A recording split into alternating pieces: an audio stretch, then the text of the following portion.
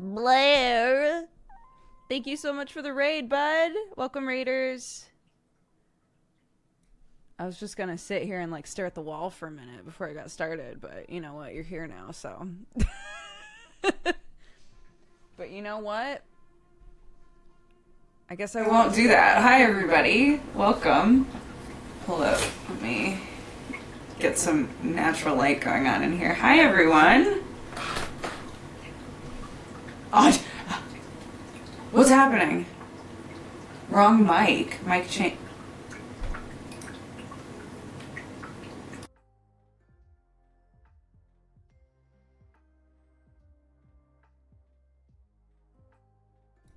Does that sound okay? Or does it still sound like the wrong mic? I think for some reason it's picking up from two mics. Okay. It was also picking up from the mic that's on the camera. So I've muted that now, but I don't know why it was trying to do that.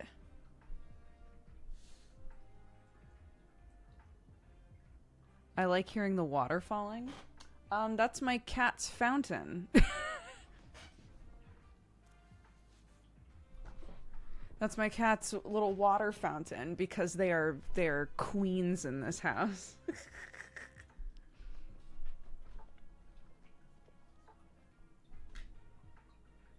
It's because you reset it, but I reset it yesterday. No, I didn't. Because when we ended stream yesterday, I was still a circle baby. And then I changed it after stream and then turned it off. Yeah, you're right. That is why. Weird, though. Thank you. Yeah, I wear a hat so often. I wear a hat so often that when I don't, people are like, wow, actually cute hair, though. Thank you. I'm no longer a circle. I'm now a rectangle, as humans are intended to be. I'm sad. I went on like an excursion to try and go to an Asian market today. And I got there and it was supposed to be open, but it wasn't. So, what a good story. Holy shit. I was like, God damn it. How do I make this trip worthwhile? I was so sad. I know. I'll try again. I'll try again next time. As a Londoner, I can vouch this happens all the time. Yeah, this is the one that's like closest to me and it has pretty good reviews. So I was like, okay. I'll go check it out, you know? But yeah, they weren't open. I was very sad. So I guess next time I'll just try going later in the day. I guess. I don't know. Yeah, I was the Arthur meme. Balled up fist. It's fine. I got a coffee. I had a lemon muffin that had... I'm trying to figure out how to say this in a way where it's not going to make a goof in chat. It's fine. I'll just go for it. I had a lemon muffin that had like surprise curd inside and I was upset about it. I don't know how many of you guys are like really into filling in donuts and muffins. I hate that shit so much. I especially hate it when I didn't know it was going to happen. So I got this lemon muffin. Hi, Manda. I got this lemon muffin. And sorry, this just reminded me. Have any of you guys seen that clip of someone who's playing? I think they're playing Valorant. It's this girl playing Valorant, and they start to like yell at somebody over voice chat, and the person they're yelling at is like, "Oh my gosh, I'm so sorry!" And immediately they heel turn, and are like, "No, it's fine. Don't worry about it." They get called out. Like, wait a minute. Your whole tone just changed there. Is it because the person who shot you was a girl? Is so fucking funny. But sorry, I just reminded myself of that just then. Anyway, hi Amanda. I hate when donuts and muffins have filling. It upsets me. That was the point I was trying to make.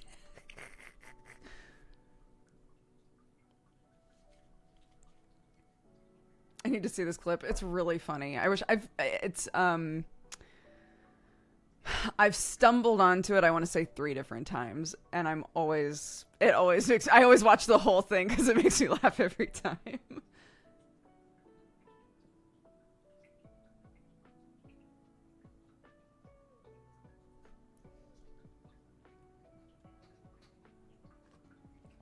You know what? The only one actually that I really like is red bean paste.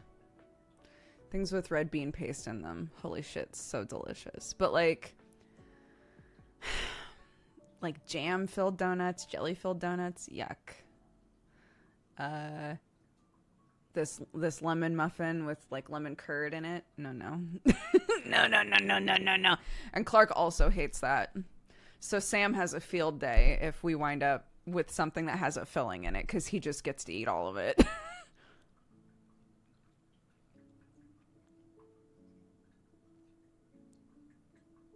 Yeah, I think it's too sweet as well. I think for Clark it's a texture thing. For me it's just I don't tend to like super sweet things anyway. So if I'm eating a donut, it's probably already like the amount of sweetness that I was looking for, and a filling is going to take it over the top for me.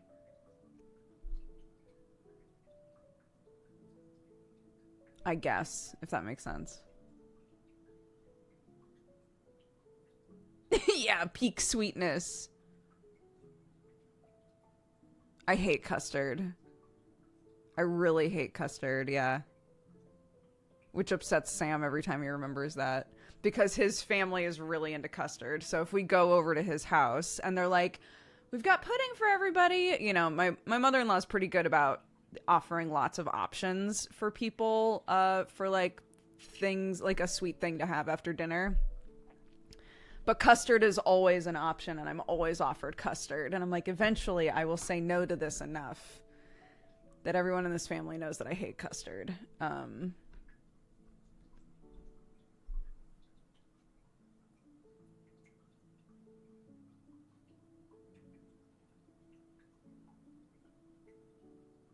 Yeah, I think that might be why I like lemon and limey type things. The balance is there with the citrusiness, yeah.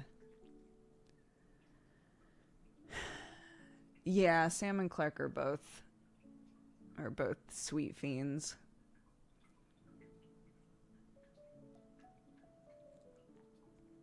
And so is my dad.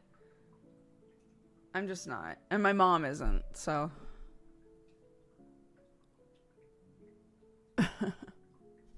oh my god, I didn't even change the title, dude. That's so funny. I kept thinking to myself, there's something I've forgotten to do, and I'm not sure what it is. And I'm just realizing it's that I did not change the title at all. I don't know, that's kind of important, maybe.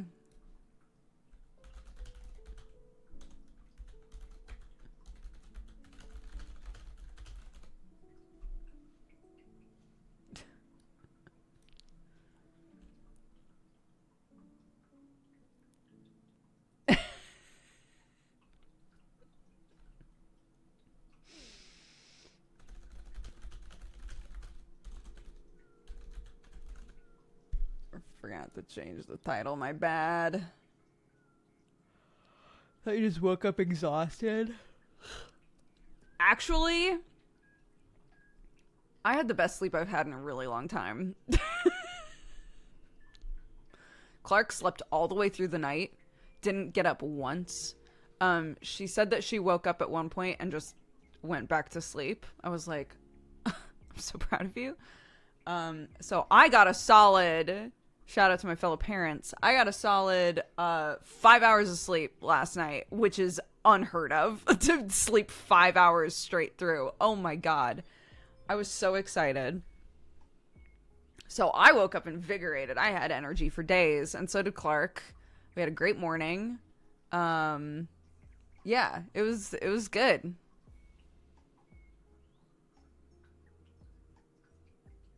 My internet says no stream for you. I go away for now. Okay, Marianne. Did you also forget to change the category? No. No, I didn't.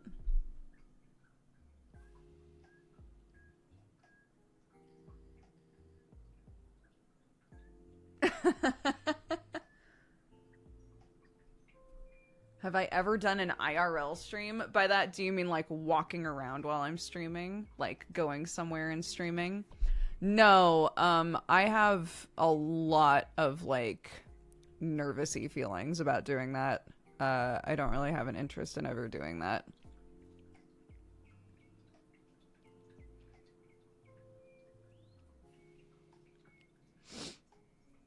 A lot of people do it and have a blast. If I was with like a big group and they were all super into doing it, maybe.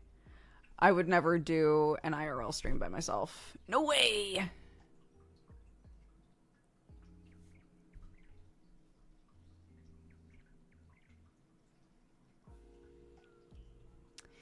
Yeah, like normally, Clark normally wakes up 2 or 3 times every night.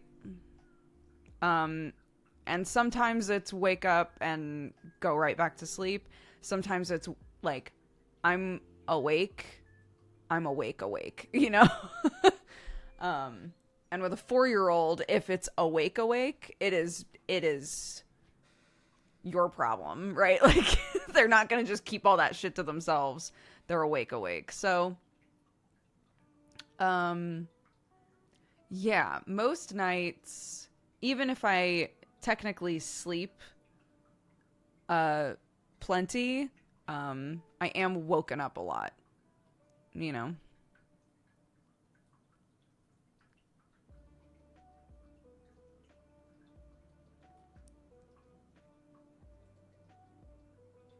So to have just like solid 5 hours locked in, loaded, oh, it was so good. So great.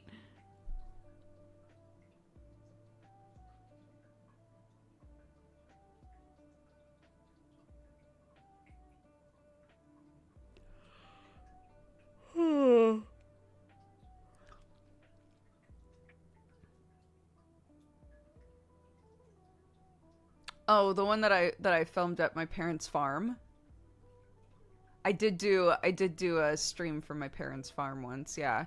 And I tried walking around on the farm, but the internet did not travel far enough for me to keep it. The stream fell apart pretty quickly.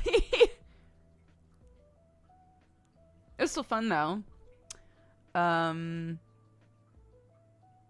yeah, and I've done vlogs when I've traveled before. Obviously, I haven't done a vlog in a hot minute.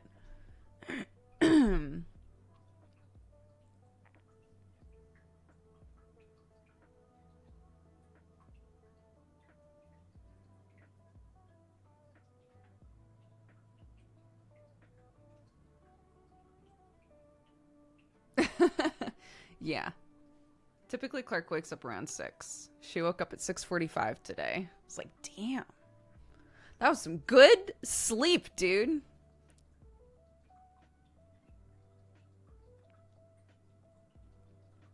Yeah, the Vlogmas stuff. Every single year, people are like, is this the year that Vlogmas comes back?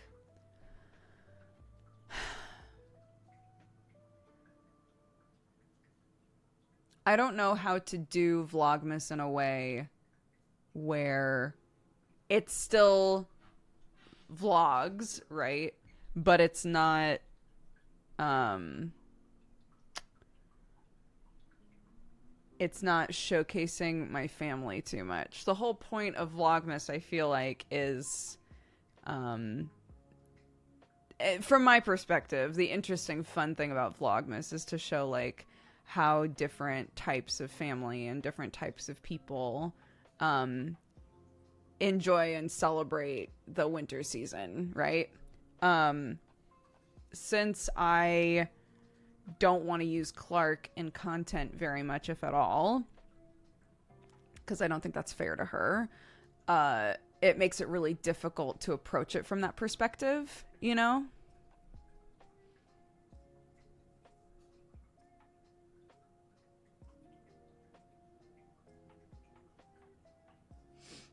I'm surprised you did Vlogmas when you're not a big Christmas person. It wasn't really about Christmas. It was that I already did vlogs. So I was like, Vlogmas is like a challenge that people do. Where they like show their lives every day leading up to Christmas. I was like, I can do that. Because I did start celebrating Christmas because I was suddenly part of Sam's family and they're super into Christmas, you know? So Christmas suddenly was part of my life, even though it hadn't been before. Oh my God. Sam absolutely lost it the other day. I was like, when is Easter?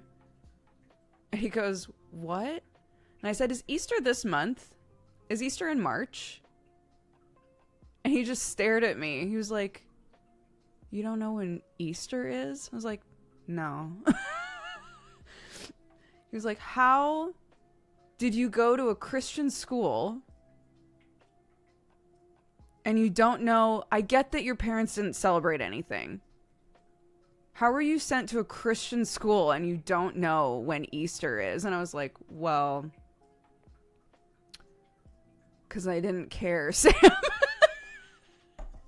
We now have a child that wants to find eggs, you know, like I have to care now. So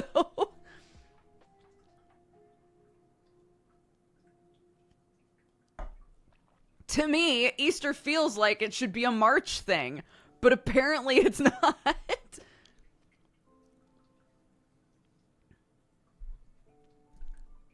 Easter's rarely on the same day. But I don't think it ever happens in March.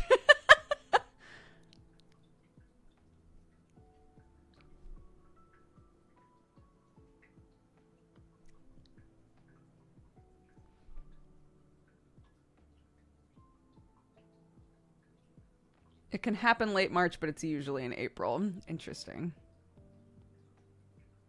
Well, there you go.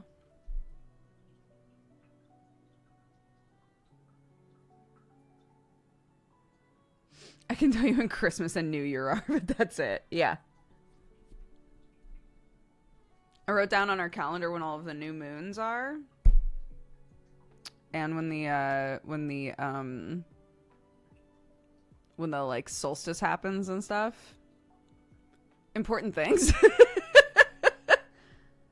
Did not write down Easter though.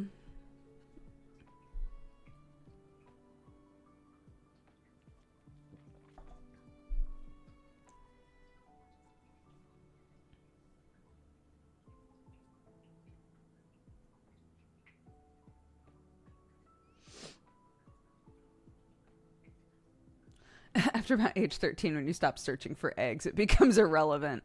And like, they start putting out holiday stuff like 2 months ahead of time. If I didn't have a solid idea of when Christmas happened, for example, I would assume it's like a November thing, given the way that they treat it in this country.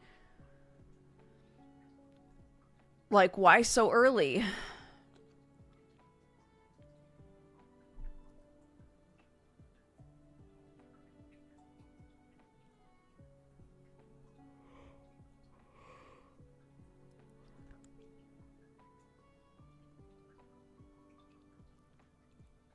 Yeah, when we lived in America, I had both the American holidays and the English holidays on my calendar. Just so I would remember things like, you know, both Mother's Days and stuff like that. Mother's Day is different in both countries, in case you didn't know that. But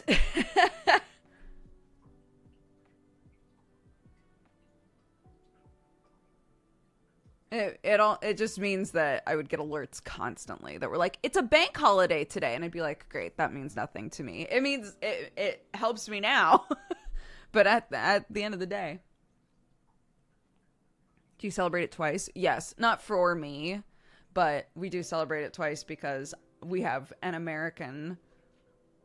My mother is American and Sam's mother is English, so We celebrate it for me on English Mother's Day, but I wind up getting a text and stuff from my family on American Mother's Day. So, you know, yeah, both are relevant, both apply.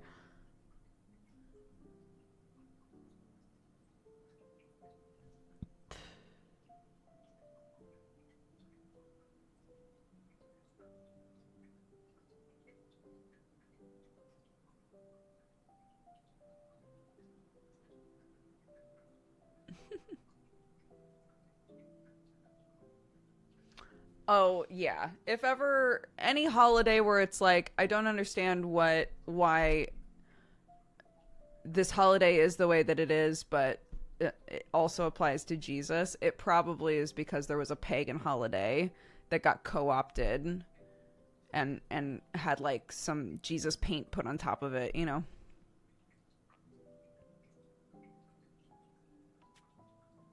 That happened a lot. You know, not knocking any religion saying this. It is just what happened, you know.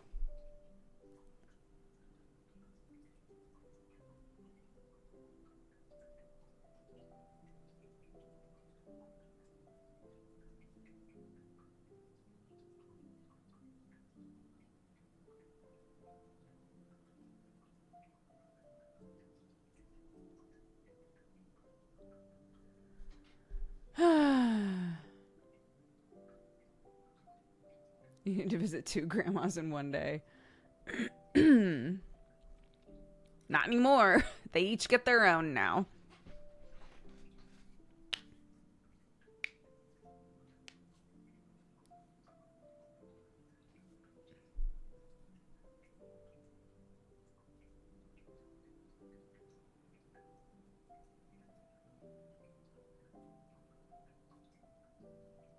Well, thanks.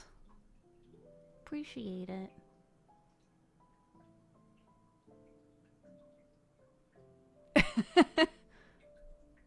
Hi, hello, welcome guys. Yeah, again, I'm not trying to knock any religions. I would not like for anybody in chat to knock any religions currently. Just to explain why Easter has Jesus-y themes and also like Ishtar fertility sort of themes. That's why.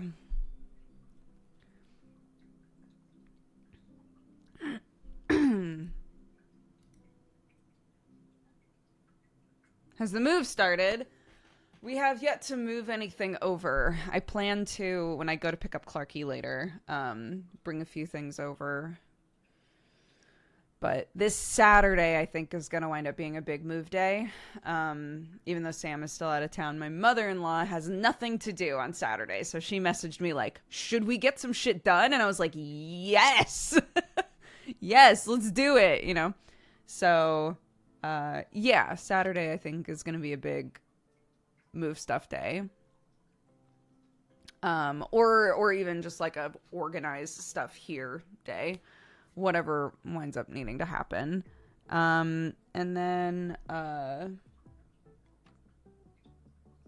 yeah, I'm just hoping to do like little bits tonight after school and tomorrow after school.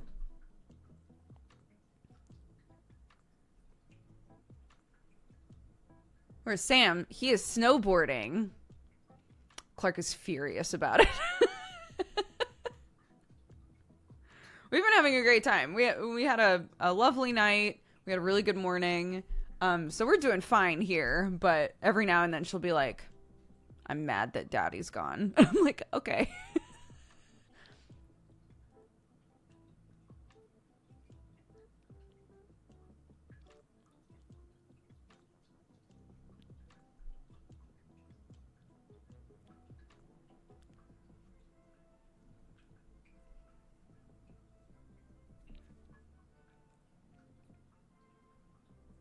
He looks happy in the photo. Did he take a picture? It might be the same one that he sent me.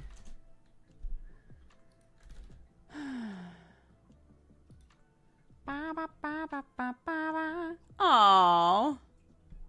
Proof that I'm wearing a helmet. Good lad.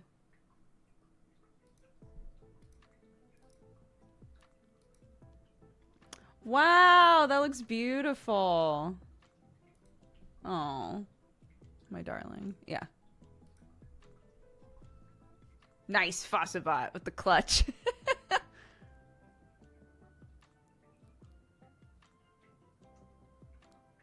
Safety bullying works. Yeah. He's wearing a helmet. He bought winter sport insurance. The bullying worked.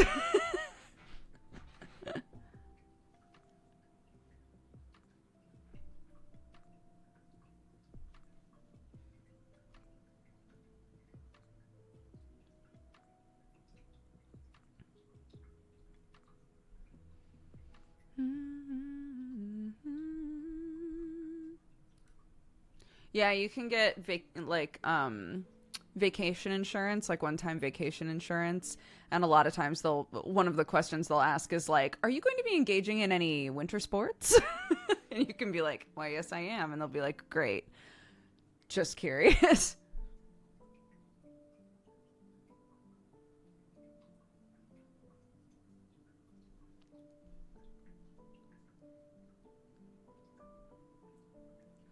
Da da da da da da da da da. Ba ba ba ba ba ba ba ba ba ba ba.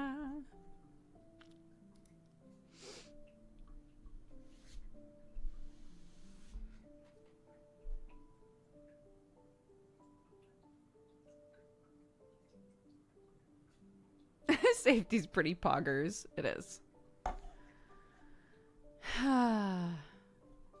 My sweet love.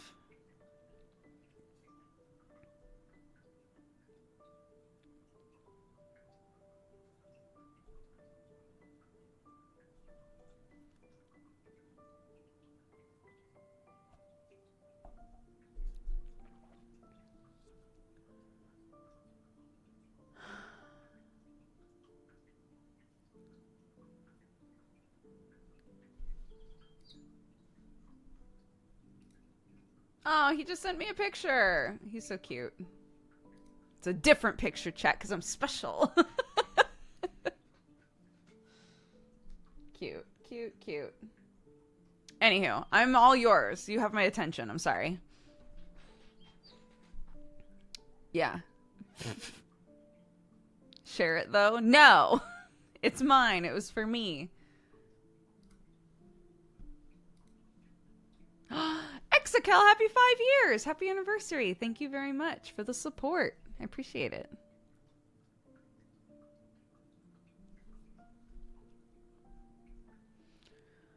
Is Clark mad because he's not around or because he went snowboarding without her? I mean, it's a combo, right? Kids don't like to be left out of shit. So she's sad that he's not around. But she's also just, like, sad that she didn't get to go. I tried doing the, like, sometimes when I'm sad about something like that, I try to, like, change how I'm thinking about it. So, you know, currently you feel sad that daddy's leaving and that, you know, he's gonna go spend time with friends without you. But maybe instead we could try to think of it like, I hope he has a really good time and I hope he stays safe and I hope he has fun. And she was like, no. I was like, okay. She was like, that is not how my brain works right now. I was like, fair enough.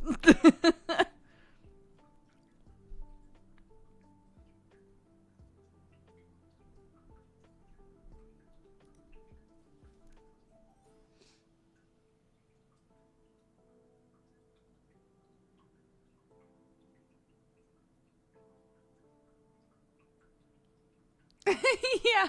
He was like, do you want me to bring you something back after I've gone snowboarding? And she was like, yeah, I want you to find me a lollipop. He was like, okay.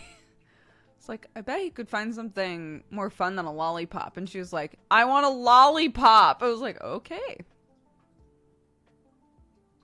Simple wishes.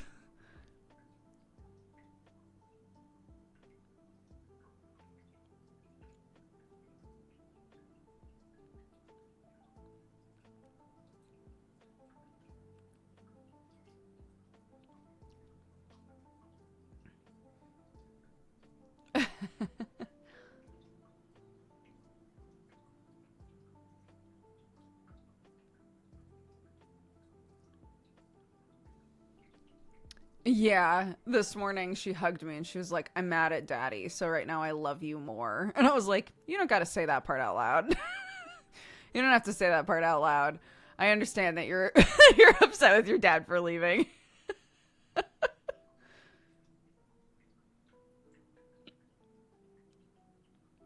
Yeah.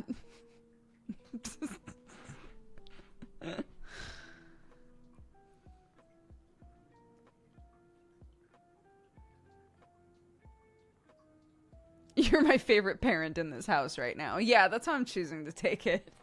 You're the one in the house, and we're doing fun things, so you're currently my favorite. Like, that's fair. Dude, we made, hold on, let me show you. We made the coolest shit yesterday. If you have ever seen Bluey, there's a dog on Bluey called Coco. Coco is a pink poodle. And Clark wanted to make a mask of Coco's face.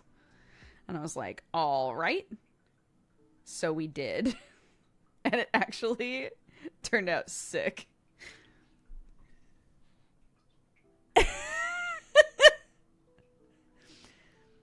Turned out pretty good, right?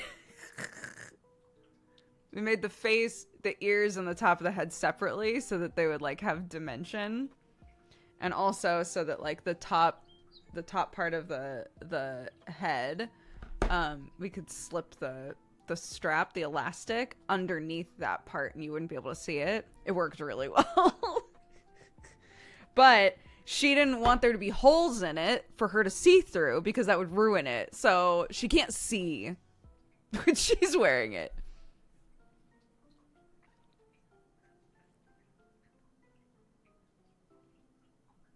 You know, give and takes.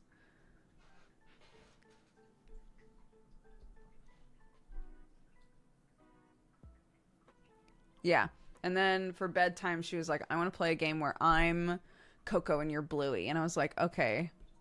And she wore the mask for about 5 seconds and was like, I can't see. I was like, yeah, that will make this hard.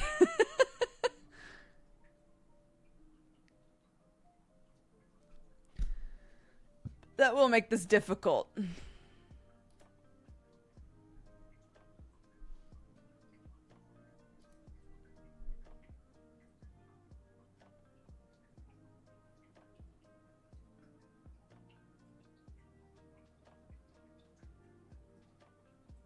Mm.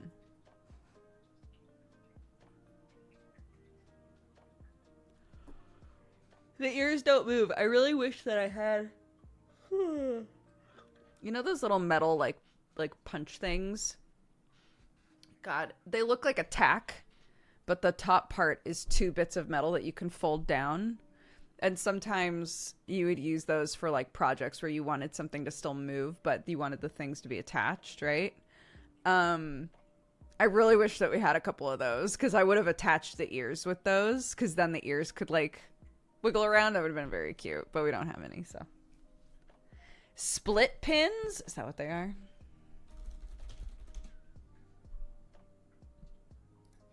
Yeah, these things. These things.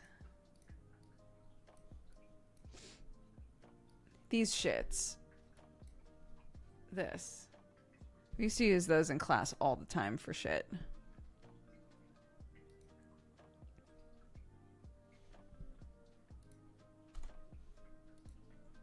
But if you use those on the ears, then the ears could still like wiggle waggle back and forth.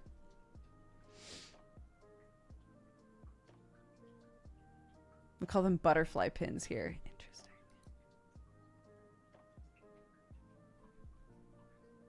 Thanks, guys. Oh my gosh, so many compliments on my hair today. I appreciate it. I remember using those to make a clock. Same! I absolutely also did the clock project with the split pins.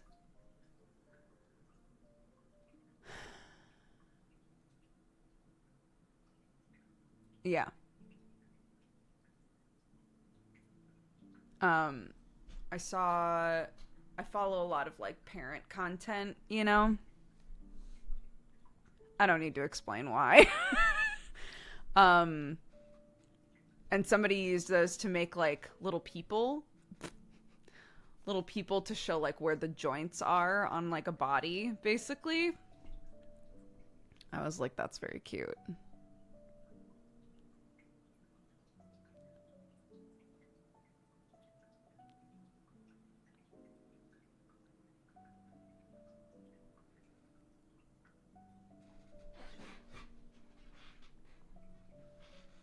I did that as a kid, but it was Santa. Cute.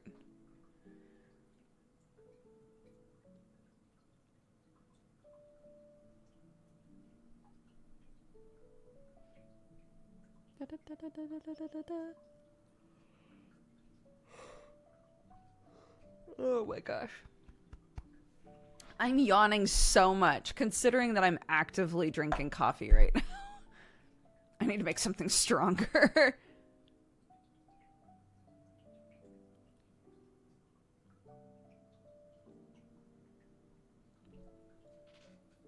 Yeah. Stronger than a latte? I feel like that's not hard.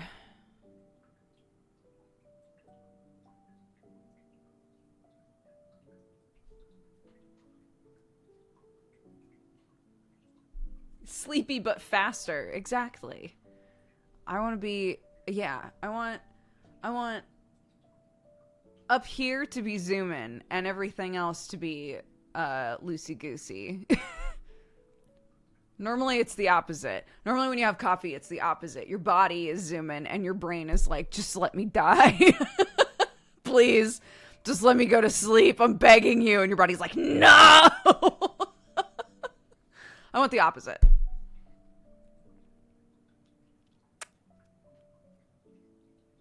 Just chew on the coffee beans. You can. I have some of the Dodger Coffee Co. Chocolate covered coffee bean. Actually, that's a fucking good idea. I should have some of those. That would make me zoomy for sure.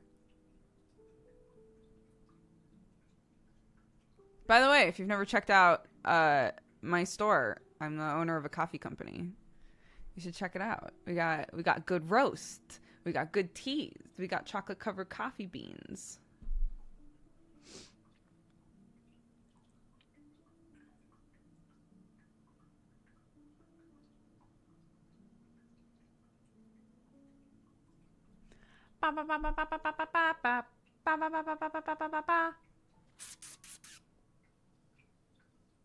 And a very cute mug. Yes, we've got a couple mugs that are also very, very cute. We actually, it sort of happened when I was out of town, so I didn't end up talking about it now that I'm realizing it, but we also launched like a favorites box. We used to have a sampler box and it didn't do very well and it required like totally different packaging and stuff, so it wound up being like not cost effective whatsoever to make it. So we decided to try something that's similar, which is a box of like some of my favorite things that are in the shop. You can find that in the store now too. It's just like a bit. I have one downstairs. I'll go grab it while we're on break and I'll show it to you.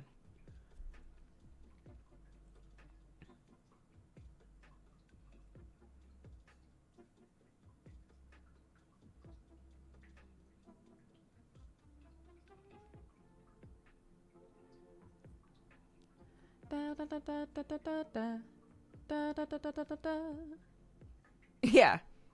Hashtag ad, I guess. But it's my company.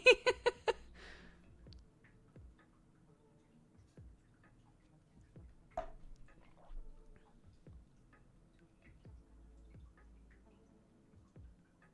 big is the art print? I think it says on there. I think it's 11 by 17, but it should say on there.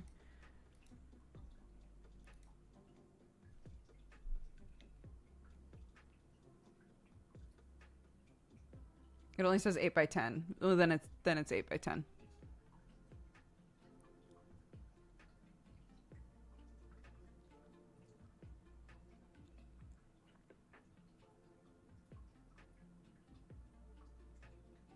Yes, we'll ship anywhere.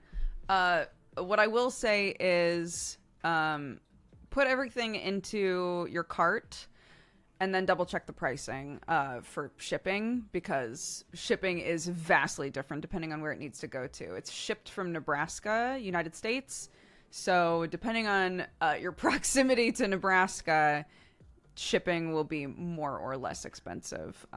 Sometimes people find that shipping is more expensive than everything that they wanted to buy in the first place, which is unfortunate. But we do our best. We have made shipping as low as we possibly can. It's hard shipping food products is the big issue.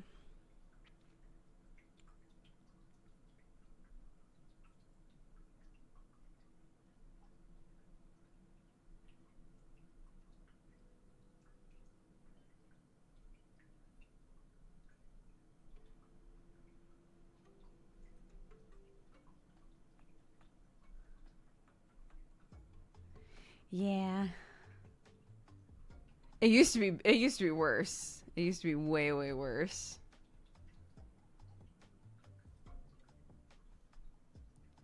Oh, she had more art prints or posters. They don't do very well, unfortunately. We wanted to do more art prints, more puzzles. I would love to do another puzzle. That sort of stuff just doesn't sell very well in the store, unfortunately. But I'm glad that we tried them. But at the end of the day, we can't like pour resources and time into making stuff that people don't generally want to buy.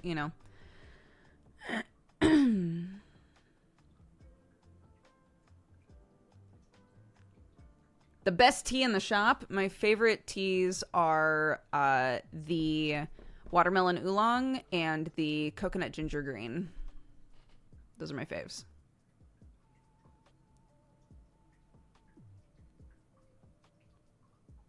We do have honey. We get it from a little old man that that lives nearby where our warehouse is. It's wholesome.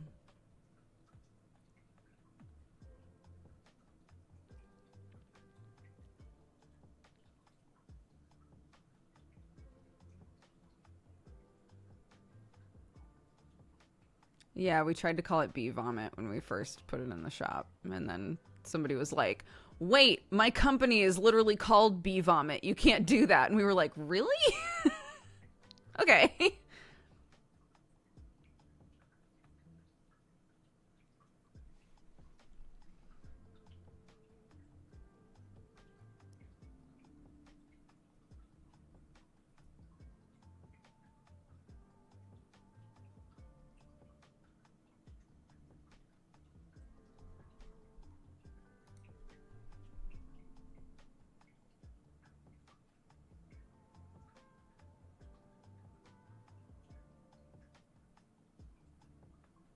Anyone know the serving size for the chocolate covered coffee beans? Again, I'll just grab them when I go on break.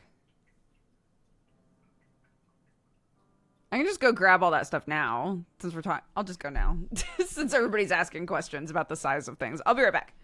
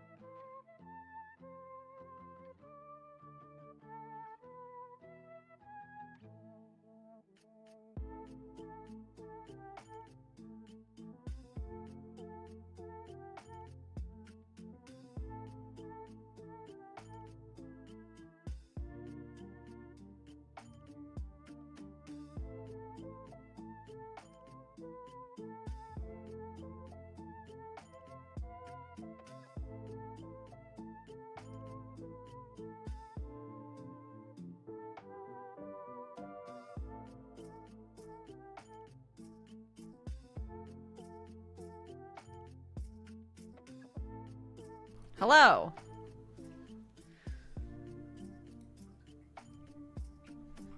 I brought things. Hashtag ad. This is my company, Dodger Coffee Co. I'm an owner of it, as well as the parent company, Akira. So just be aware of that. I'm deeply biased toward this company because it's mine. Somebody was asking about Sweater Weather. This is the Sweater Weather coffee. It's the same size bag as what all of our other coffee options come in. And it's delicious. We had a lot of really, really, really good feedback from this. It is seasonal, so I don't know how much longer we're going to have it in there. Probably a little bit longer, but yeah, it's very good. It's kind of like Irish coffee sort of flavored, but it's not very sweet or strong at all. These are the chocolate-covered coffee beans. Comparison next to my head. I'll open it up. You can see how big they are. How many sweaters in one bag? So it's a mix of different chocolate types.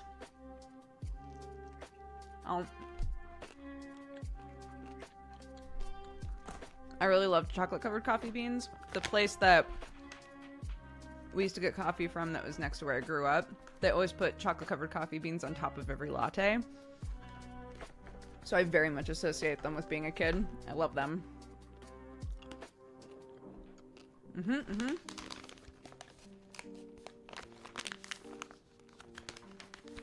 There we go.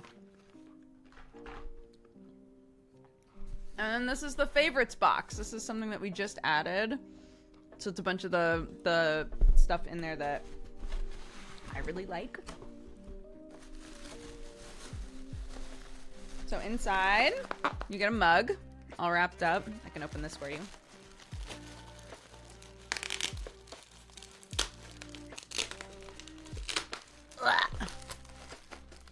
Eat a random number of beans and pray. There isn't like a only eat this many. Oh my gosh, what's up? Hello, Raiders. Thank you very much. I hope you had a good stream. Welcome, guys.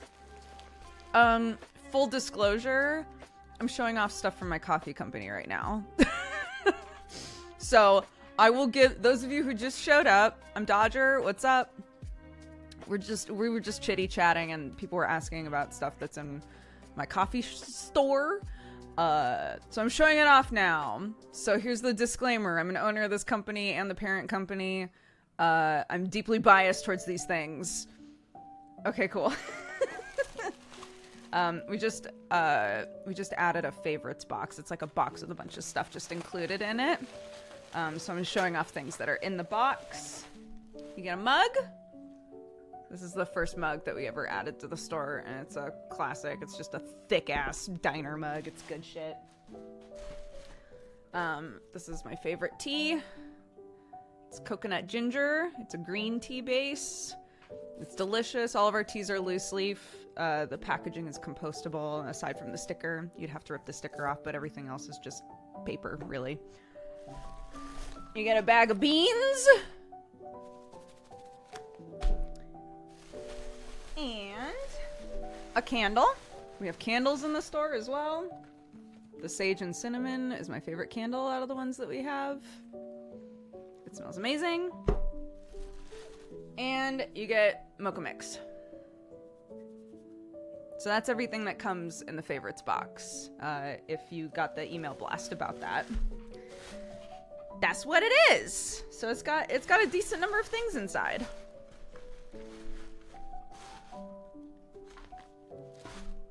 Yeah, somebody was asking what my favorite teas are in the store, and it's definitely this one, and then the watermelon oolong, which I used to have over there, but I don't think I do. Now I have the raspberry honey, and yeah, I think all of the watermelon oolong in this house has been drunk by this point. 'Cause it's good, okay? 'Cause it's good. So. But yeah, it's DodgerCoffeeCo.com. The other things that I showed before Raiders showed up, or chocolate covered coffee beans because I'm falling asleep. So I'm gonna be eating a few of those. And this was our seasonal roast that's gonna be going away eventually. But yeah, I'll put these things away now. I would appreciate it if you checked out the store, but don't feel pressure to. We ship worldwide. We'll ship just about anywhere. You just need to check the shipping for yourself. But that's the sitch. That's it. I don't know how many of these things I'm going to eat, but I will be zooming eventually.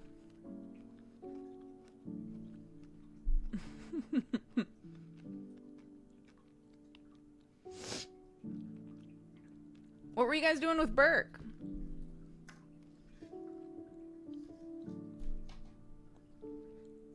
You can eat coffee beans, yeah.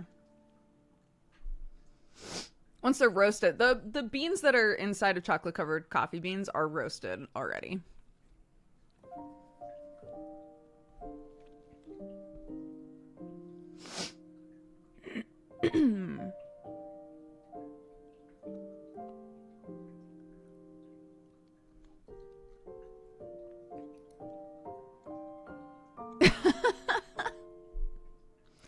Burke was confiscating contraband off of motorists in a Soviet country. Nice.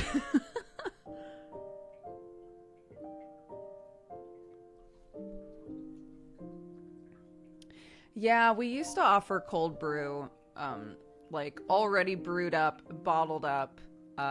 People loved it, but it was so expensive to ship.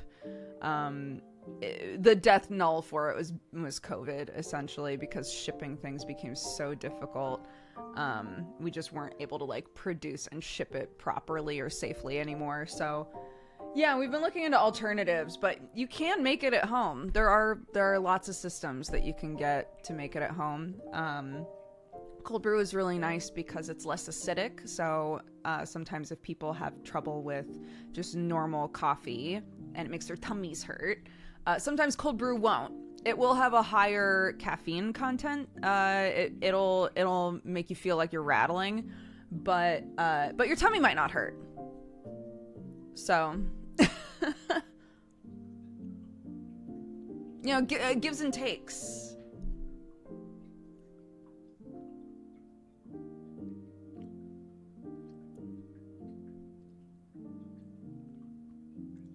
I remember the story of people at the old office just downing it straight. Yeah.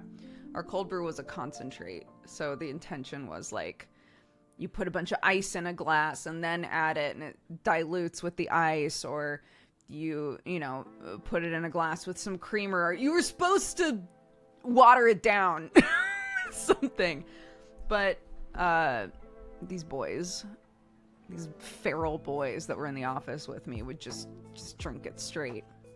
It's not like it tasted bad that way, but I was like, I don't understand how you're able to get anything done after that.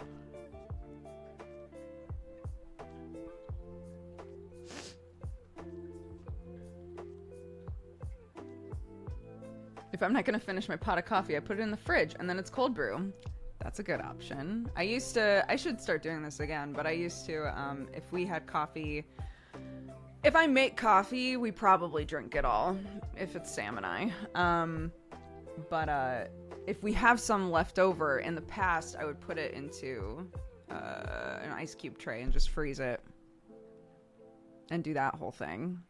Because then, if you want your coffee iced, instead of putting water in it, you're just putting frozen coffee in it, so.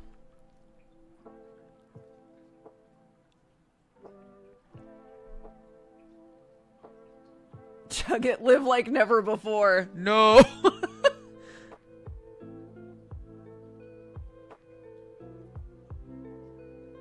Yeah, that's what I'm saying. You gotta check the shipping depending on where you live. It's all shipping from Nebraska. It's gonna be, the shipping cost is gonna be wildly different depending on where you live, so.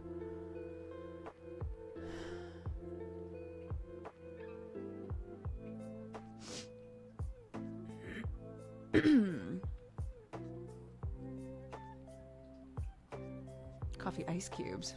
Yeah. It's a good option. It's a good option. People who like make their own like really nice elaborate coffees every day will freeze all kinds of interesting things just to make like the process quicker for themselves or to maintain the flavor as best as possible. That's one of the things that a lot of people will do is they'll freeze coffee. They'll brew coffee and freeze it. And then if they want ice in their coffee, they'll add coffee ice cubes instead of water ice cubes.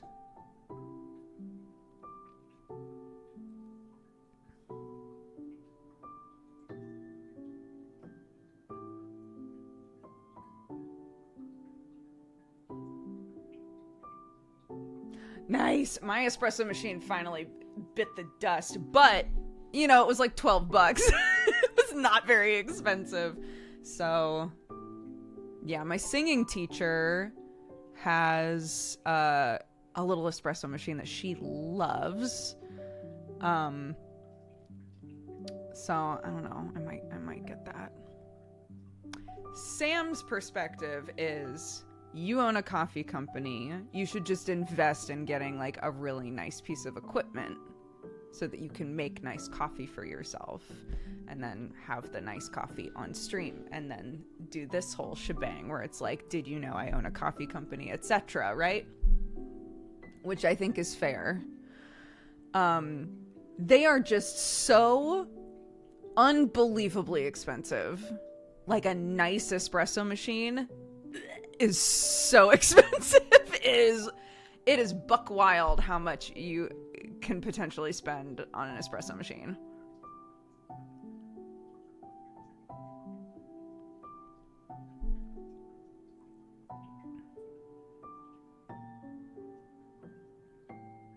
Yeah, just the cost of like a down payment on a car. You know.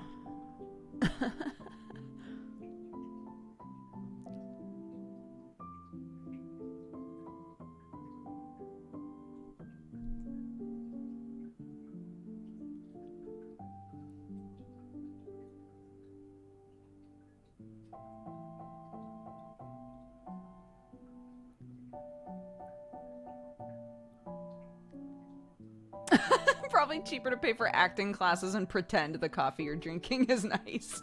I don't know. We live in a culture where if you're interested in coffee content, you've probably watched a decent number of like elaborate slow-mo videos of people making a sick ass latte, you know.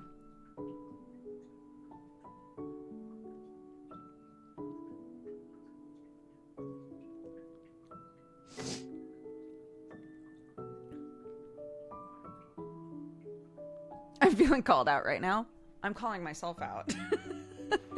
I'm calling myself out. I watch so many videos of people who are like, I'm gonna make a tea latte, but not just a tea latte, okay? It's not just a tea latte. Of course it's not.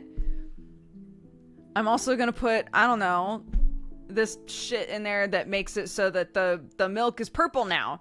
And then we add the purple milk to the and then on top, we're gonna put shiny shit so that when you stir it, suddenly the purple tea latte is now sparkle purple tea latte.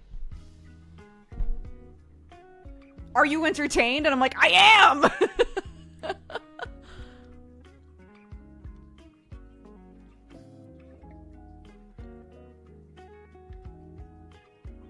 I'm addicted to those freezer restocks where they have 20 types of ice. I love the guy who makes videos responding to those. I also love those videos where it's just like my entire freezer is just different ice balls because it makes no sense. But there's a person who responds to all of them and is like, oh, do you not have lemon ice balls and lime ice balls and smoothie ice balls and ice in the shape of hearts as well as ice in the shape of roses? It's probably because you're poor. It makes no sense, but it still makes me laugh. Today's episode of I'm Rich, You're Poor. That guy, yeah.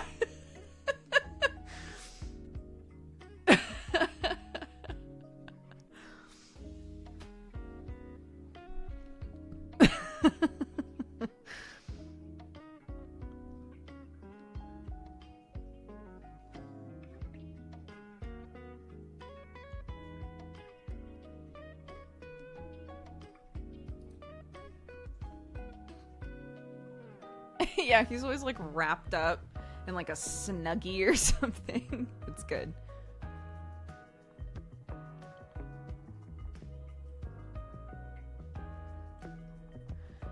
Yeah, I mean, I'm pretty open about the fact that it doesn't take a lot for me to like coffee, right? I'll have instant coffee, I'll have shitty diner coffee. I'll definitely appreciate like a really nice cup of coffee. But I can enjoy coffee in most iterations, you know. Somebody was just mentioning that sometimes the coffee community can feel very like, if you're not rich enough to get like X, Y, and Z thing, then the coffee you're making is substandard and you should be ashamed of yourself, sort of a thing. Like, a friend of mine recently was like, I need a grinder. What grinder should I get? And I was like, well, typically you want a burr grinder. If I'm being totally honest with you, though, you can get any grinder and it'll be fine. And, you know, at the end of the day, it'll still be nice coffee. It's just if you want to preserve, like, the oils and the flavor and things, burr grinders are what are recommended. You can get hand crank ones, but your hand's going to feel like shit afterwards. But that's the most cost-effective burr grinder that you can get. But look, dude, if what you can get easily in your cost range that isn't going to make you want to die is just a normal grinder, get that. You know, like,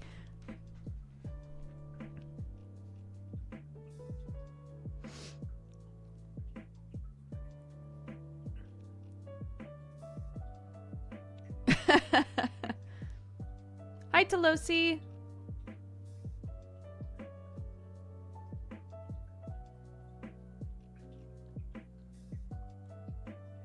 It almost sounds like you're giving out dating advice. No. I didn't know there were different types of grinders. Yeah, there's like a difference between a grinder that like crushes versus a grinder that cuts. It's going to like generate heat differently. It's going to affect the like end product differently.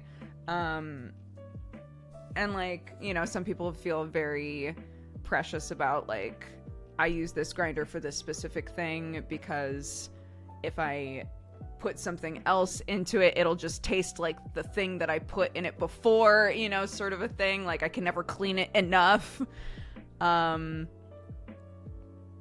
You know, I've had times in my life where literally everything that I needed to grind up for food, coffee, or otherwise went in the exact same grinder. And it was fine, you know, it was fine at the end of the day.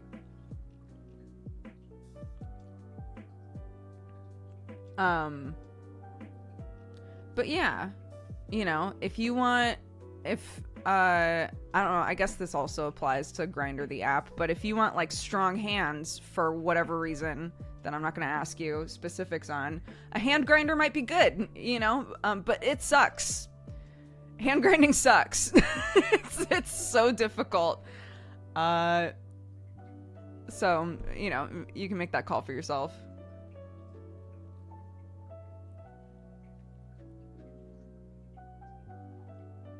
Yeah, I'm sorry, that was chat bait.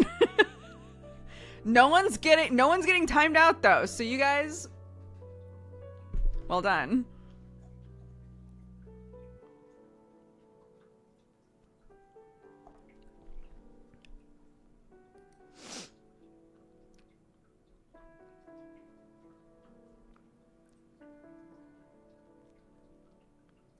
Grind garlic and then your coffee. Perfect.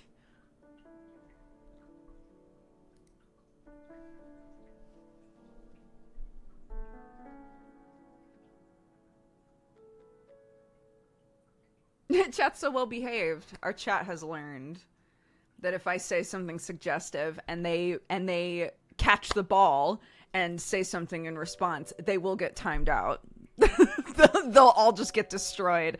So, well done. Well done, guys. That's growth. Yeah, I've never said a lewd thing in my life, says chat.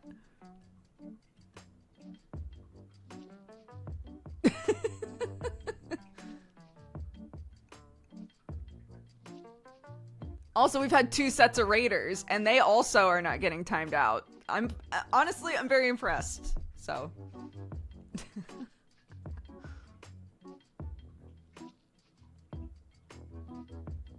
We can acknowledge but not escalate. That's the key. You can make like a face. Character development. Mm-hmm.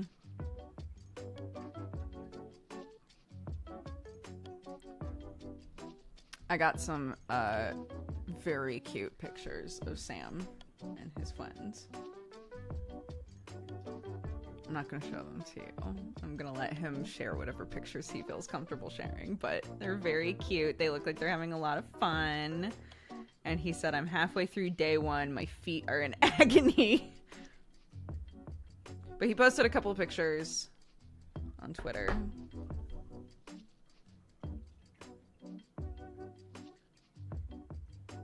We need a Duke's emote version of the meme with the kid that has veins popping out. Like a trying to resist sort of thing.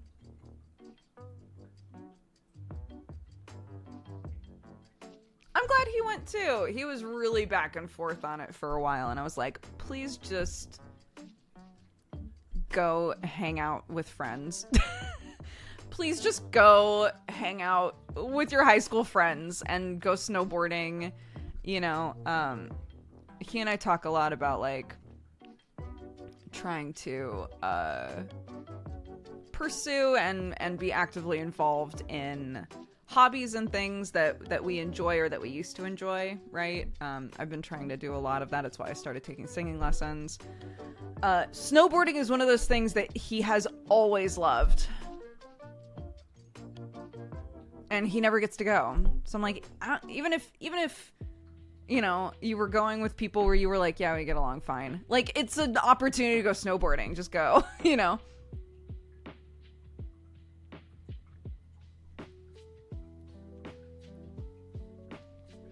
Sam used to teach snowboarding. That was his job. Sam's one of those people that has had every job under the sun. But yeah, for a couple winters in a row, he taught snowboarding in the Alps.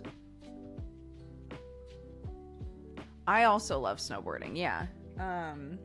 I was never as avid of a snowboarder as Sam is. But I really enjoy it, yeah.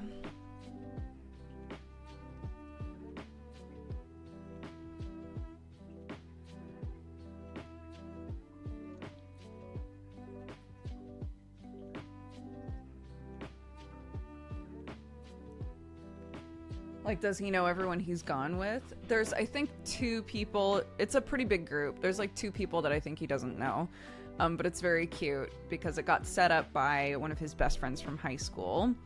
And I guess, like, every day... This is so cute to me. Sam was like, I hate this.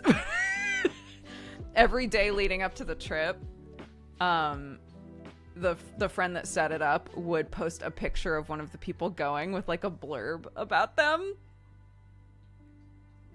So cute, because he knew that not everybody knew each other, so he did like a little blurb about each person, and I was like, that's so cute. And Sam was like, it's not cute, because what he's doing is choosing the most like embarrassing photo that he has on his phone of each of us, posting that, and then talking shit about us. And I was like, is that what it is? Is that what it is, or is that how you're perceiving it? I thought it was cute. Regardless of if that is, like, kind of the vibe. I was like, oh, but he's, like, introducing everybody to each other, you know?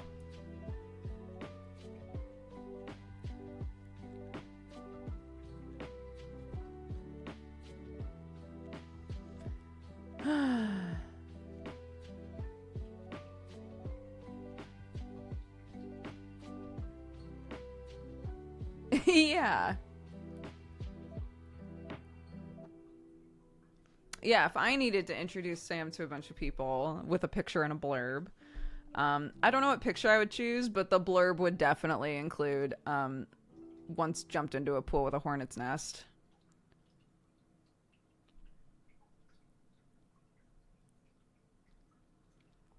Oh, yeah, that's good. And then include a picture of him wearing that mesh shirt that was see-through, but we didn't know it was see-through until people took pictures. Yeah, there we go.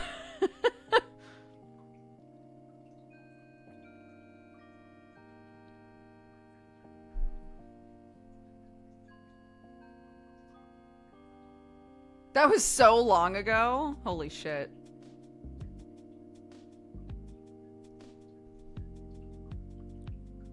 Yeah, if you scroll up, there's a command in chat that says my husband's a fearless dum-dum with a link to a tweet.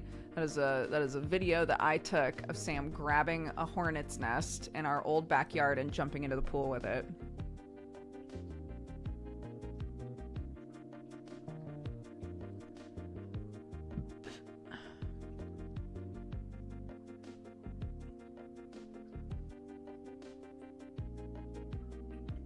Yeah, he has like a nice knit black jumper. And I don't, dude, he hasn't had that see-through shirt in years, right? We obviously don't own that shirt anymore because he doesn't want to wear a see-through black shirt. But every time he sees this black jumper, he's like, wait, is that the one that's see-through? No, Sam. We haven't owned that jumper in years. This isn't a horror movie where you throw something out and it just crawls out of the trash and jumps back into your closet. Like, it's not the same shirt.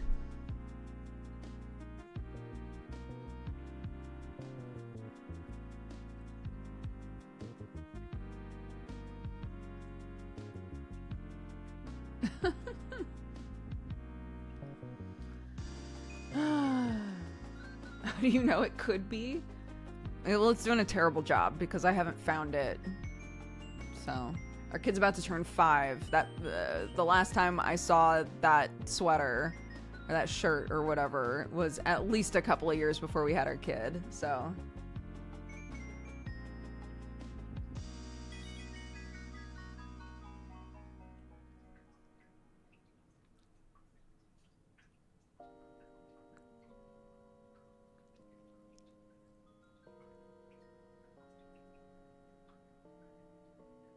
you just had her last year and now she's 5. Yeah, that's how it works.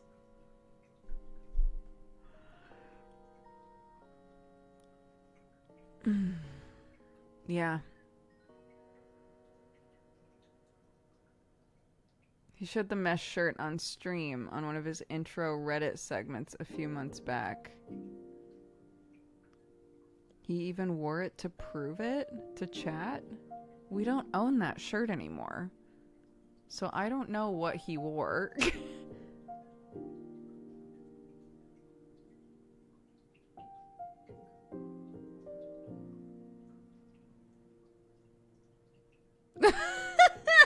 The shirt isn't real. I don't know.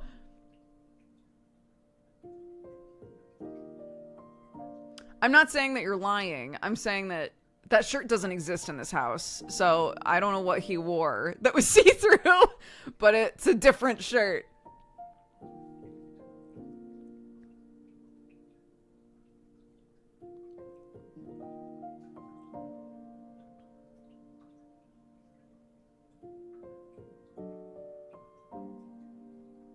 Am I wearing the shirt? I am not.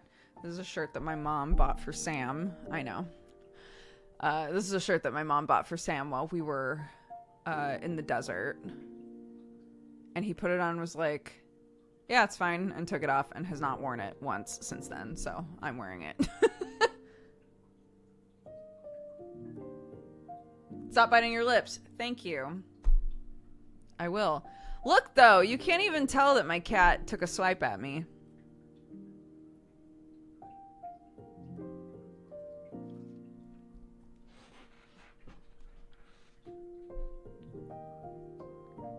The first day after, there was very obviously like a big cut here, and now I can feel where the cut happened, but you can't see it as well, which is nice.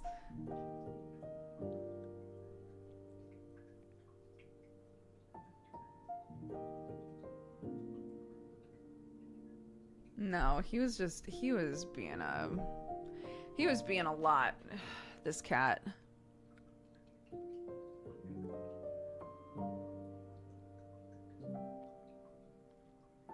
I'm still reeling that Clark is 5. Dude, she's huge, and she has opinions about absolutely everything. Kids are wild.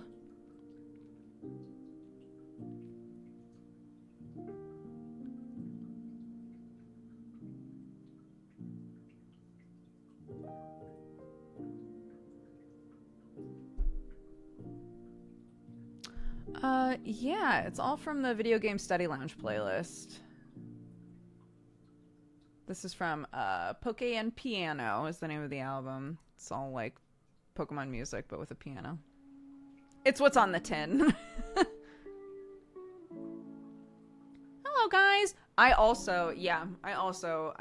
chew on the sides of my fingers. Clark has started yelling at me about that, which is great. I chew on the sides of my fingers. I chew on my lips. I tried getting those little, we called them finger condoms on stream. I had little, like, silicone things that I put on my fingers to keep myself from doing it, but they were so tight that they, like, really hurt to wear after a while. So...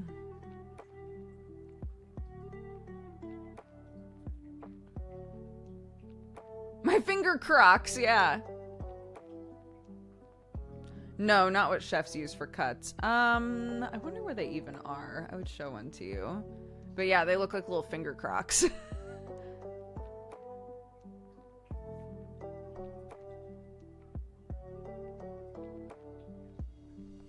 Here, I'll find you a picture. I'll just look at my purchases. I think that'll be the easiest way to find them.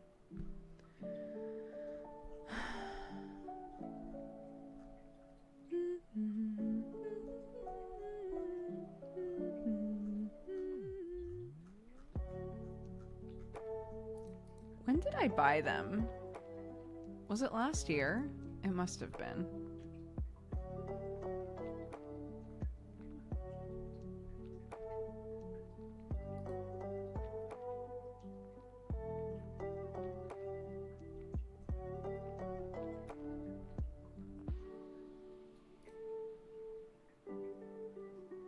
Okay, this was in June. I think it was before June. Oh, nope. Okay, silicone guitar fingertip protectors. This is what we got.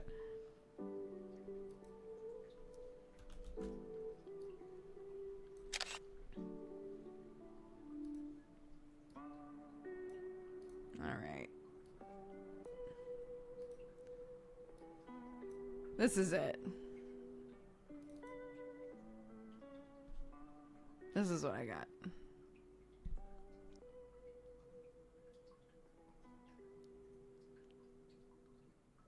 So I got these to keep from biting the edges of my fingers because I do it constantly. But they were very tight. They were very tight on my fingers, unfortunately. So.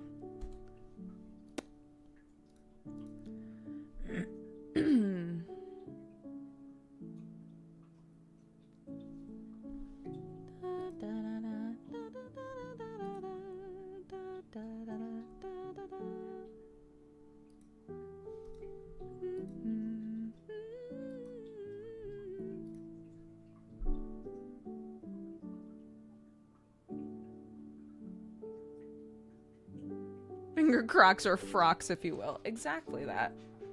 Hi, Spam Mouse. Welcome.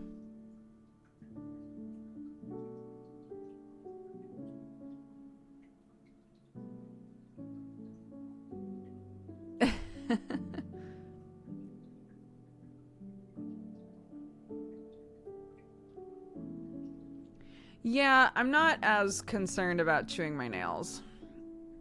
That's like an off and on like anxiety thing. I know what causes that. I know why and when I do it. It's off and on. Chewing on my skin, on my lips and my fingers, that is a constant. That's a all the time sort of thing.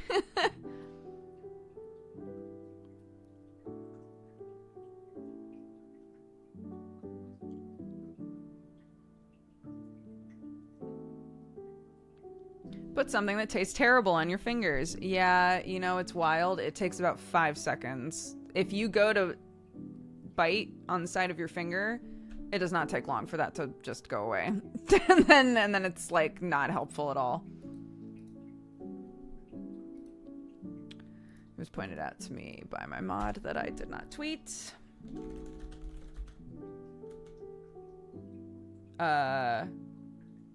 I'm bad at making live tweets. So I guess that's what I'll write on the tweet. I did it. There we go.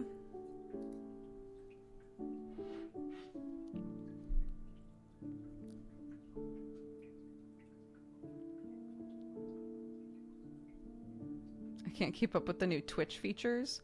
What new Twitch features?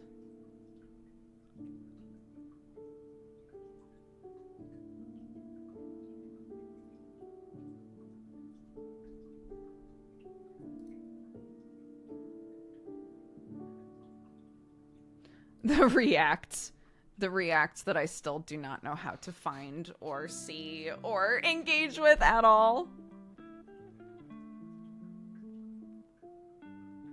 Oh, I've had chew toys.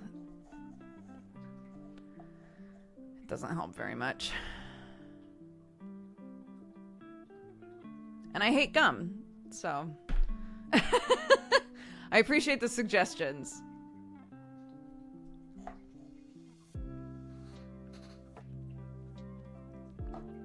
Both Clark and I got jewelry because she went through a stage where anytime she was upset, she would bite something, which was super cool because sometimes the thing closest to her was a person. So I was like, okay, we're going to get you a chew necklace so that when you get upset, you just bite the necklace, right? Fortunately, that stage didn't last for super long, but the chewing necklace wasn't very helpful for either of us, unfortunately.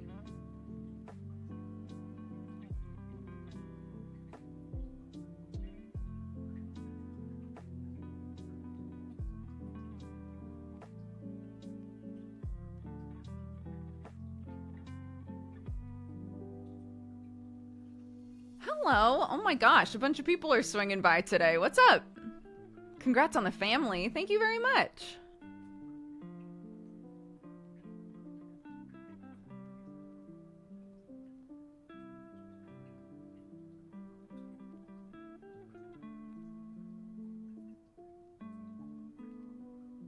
I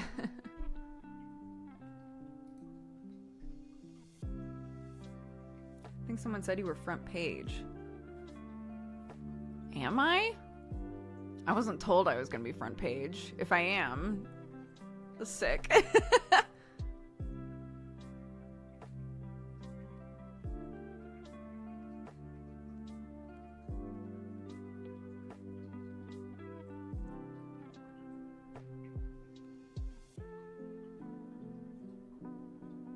Maybe because of the Burke raid. Maybe.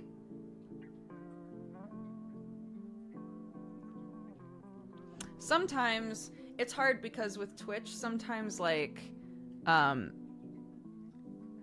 what you'll perceive as front page is actually like a recommended reel, which is different, right? Being front paged is like you are being pushed out to everybody. Being like recommended based on other things you watch is different, but they're both technically on the front page.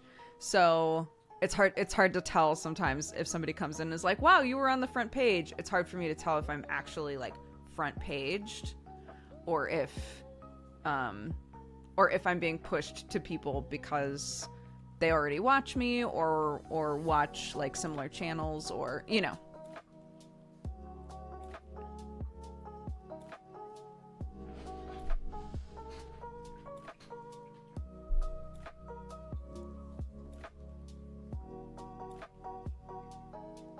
Dodger just needs a few more rings, and this would be a tier 1 Yoshi P cosplay.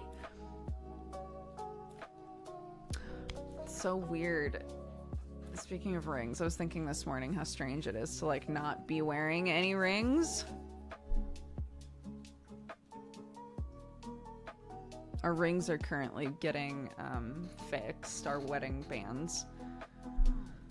So I'm not wearing one. I haven't worn one in a few days, and it's strange.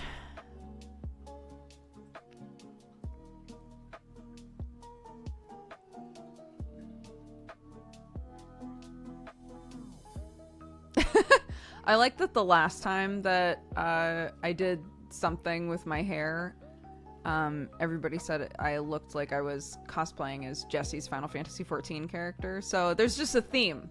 There's a Final Fantasy theme with me, I'm finding. Haven't been here in forever. Busy getting engaged, starting a family, and going to school. It sounds like you've been busy. Yeah. Thanks for swinging by to say hi.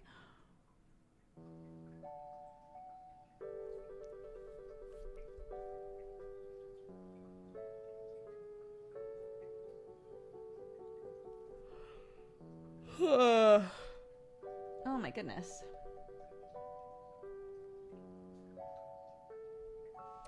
Yeah, I need to figure out. That was probably really cute. It's a stretch. I need to figure out, like, what order to start doing things in for this move.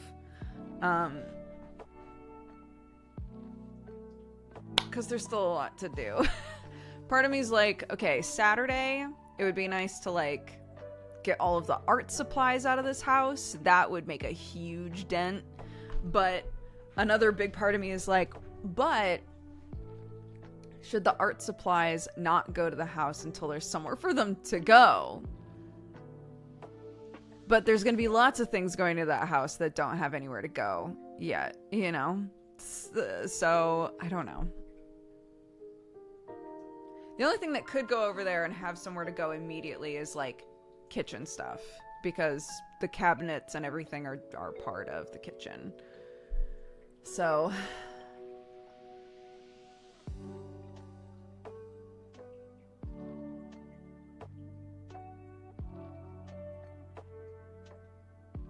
just put everything there you don't need to survive. Yeah. Art supplies are the sticking point, I think, for the house madness. Because I'm a very DIY crafty person. Clark is turning into a very DIY crafty person. So it's like, at any given moment, there are 3 or 4 areas of this house that are trying to be swallowed by craft supplies. So I'm like, I really need to get a handle on that.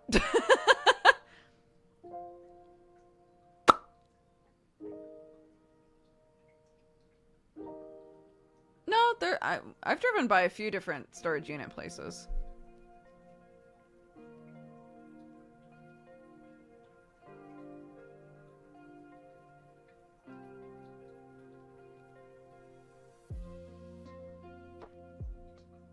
I need a proper workspace. I was cutting steel rods with a Dremel at the coffee table last week. Amazing.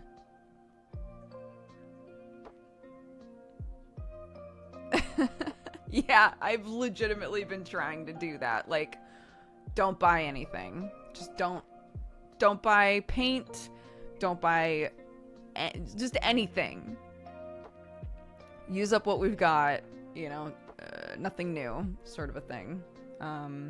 I would love for, like, basic things like craft paper and stuff to just be out all the time, or have kind of like an open place to be for her to just grab it and do whatever. But, you know, things like paint, they need a home that is not easily accessible by children, because Clark's fine. Honestly, I trust Clark to be fine with paint, because we've been using paint for so long. But we're gonna be having kiddos at our house all the time, I think. And Clark is the 3rd eldest out of 7 kids. So any kid that is younger than her, I do not trust with paint at all.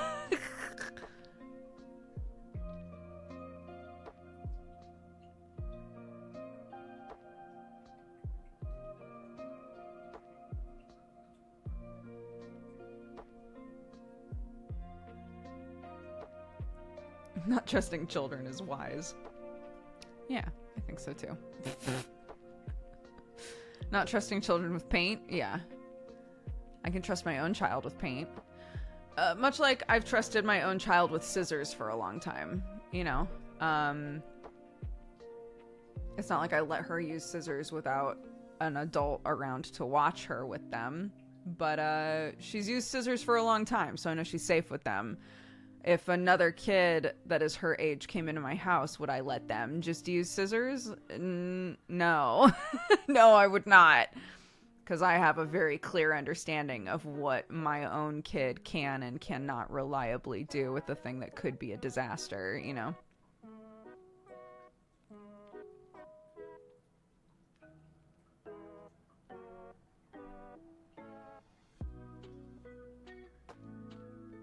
Small kids make me nervous. Yeah.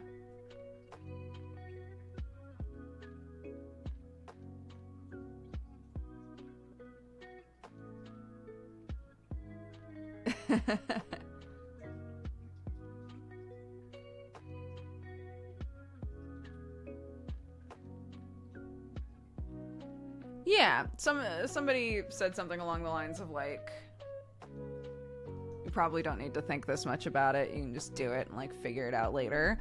The reason that I'm thinking so much about this is because I tend to be a pack rat. I am a rat. And I'm desperate to do things to teach myself to not be rat. One of those things I think is during the process of this move, trying to figure out exactly what I'm doing with the thing before it goes to the new house, right? So that I'm not just repeating the same cycle of stupid shit. And also, obviously, just not bringing anything into the house that we don't actually want to begin with.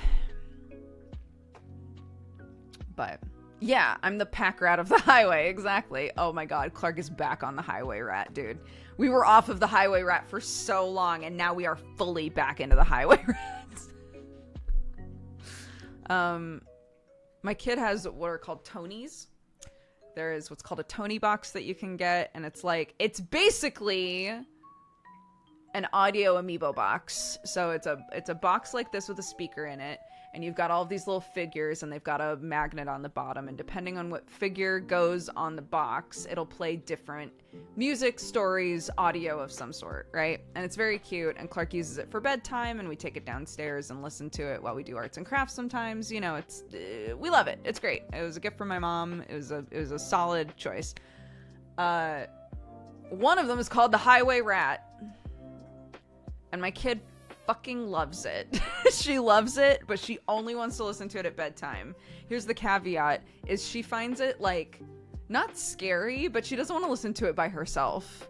So at bedtime, after we've done books, typically I'll be like, okay, do you want me to put on a Tony for you? And then I'll leave and go start work or whatever. And for a long time now, it's been, yeah, can you put on the bedtime stories one or the bedtime songs one? Because one of them literally just sings bedtime songs. But no, we've reverted now. We're back to the Highway Rat. So she's like, I want Highway Rat, but can you stay with me while I listen to Highway Rat? Because I don't want to listen to it by myself. And I'm like, sure.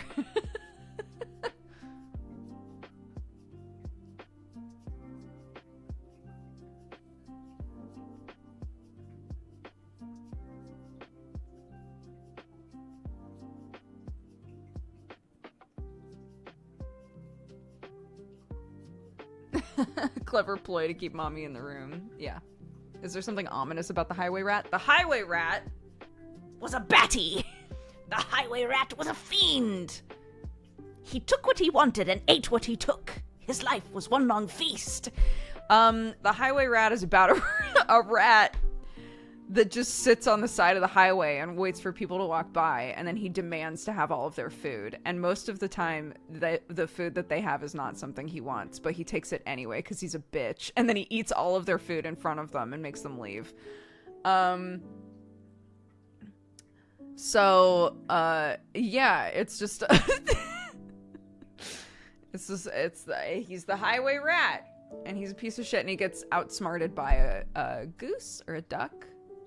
A duck, I think. A duck comes by and outsmarts him, which I love. That I'm so proud of the duck. And then everybody is free of the highway rat.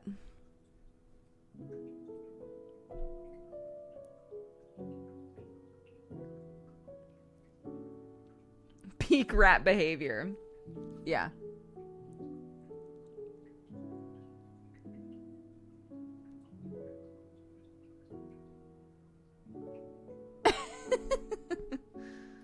Wait, let me see if I can find...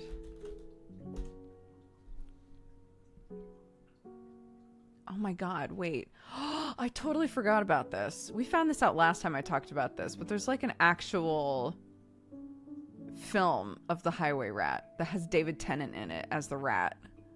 I need to watch this. I've never seen it. I've only ever listened to the audio.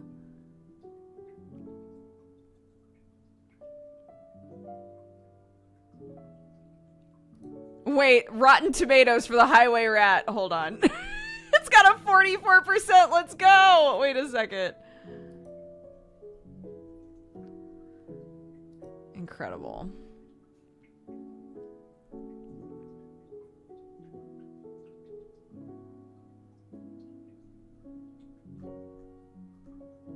This is so funny. Holy shit. Okay, sorry. Highway rat watch party? Oh my god, let's find out. Hold on. Let's find out. Can we watch party that? Start watch party. I'm gonna search for it. We'll see if it's like, yeah, no problem. No results found! No!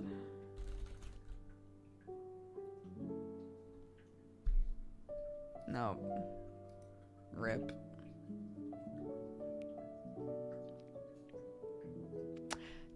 There has yet to be a movie or a show where we've said, oh my god, can we watch that together? And it's shown up on the thing. That's pretty fucked up. So this is like Vampire Dad all over again. Dude. I'm still so upset about Vampire Dad. I want to watch that. I want to watch that on a watch party so bad. And we just can't, you know?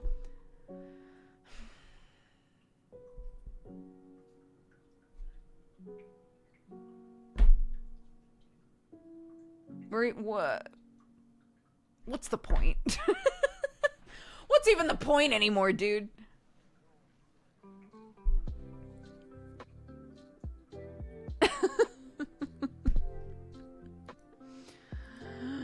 Okay, let's close all this shit.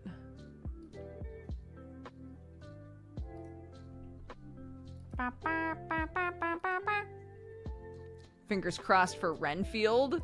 Is Renfield gonna be on Prime? Oh my god, remember Renfield? Remember how that's a movie that's gonna exist? A recommended video for me, though, is Room on the Broom, which is, they must have a... Why are so many of the... Room on the Broom is another one that Clark has a Tony of. My friend gripped for that movie and it looks great.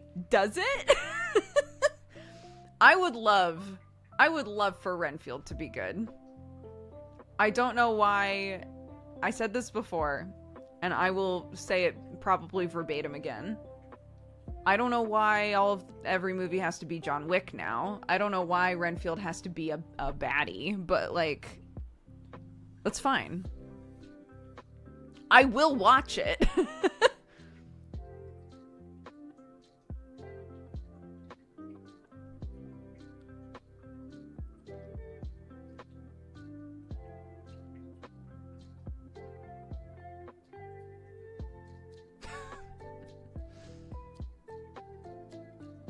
I lost 100 viewers just then.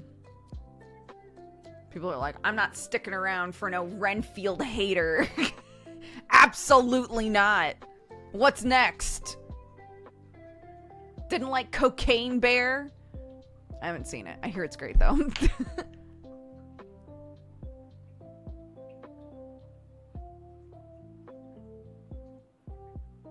I finally watched Santa Wick. The one with,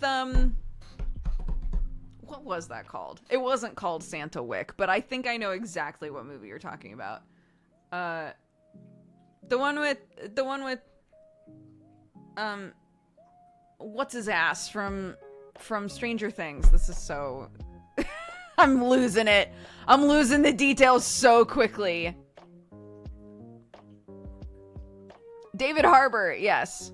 Violent Night, that's what it was. We watched that. Sam and I watched that together. What's his ass? Look! I did my best. I did my best. Give me your gun and your badge. That guy. When you went. That guy. You guys knew who I meant. A bunch of you said the exact same name at the same time, so I didn't need more description.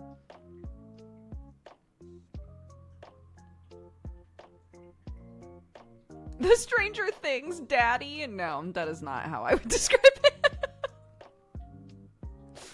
No, that's not what I would say.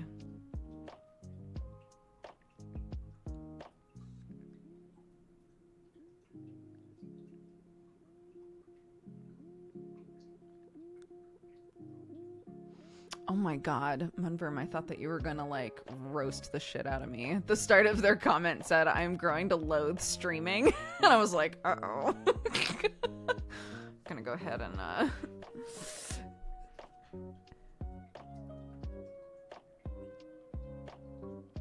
But they're talking about streaming services.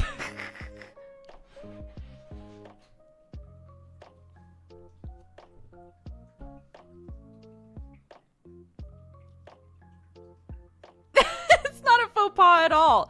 No, it was totally fine. I was just like, oh no, and then I read the rest and it was fine. I started YouTube in 2010. So I started YouTube 13 years ago and my first stream was 12 years ago.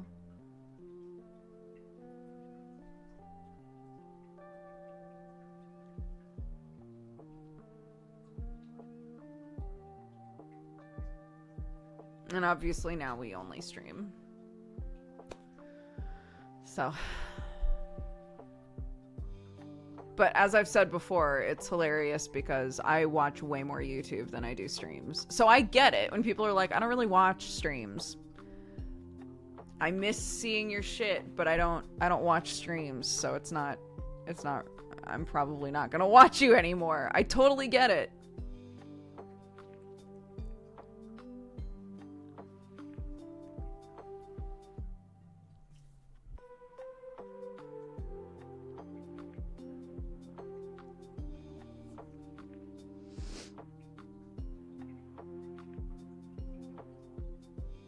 Are you putting the stream with Bree on YouTube? No, I'm sitting on it.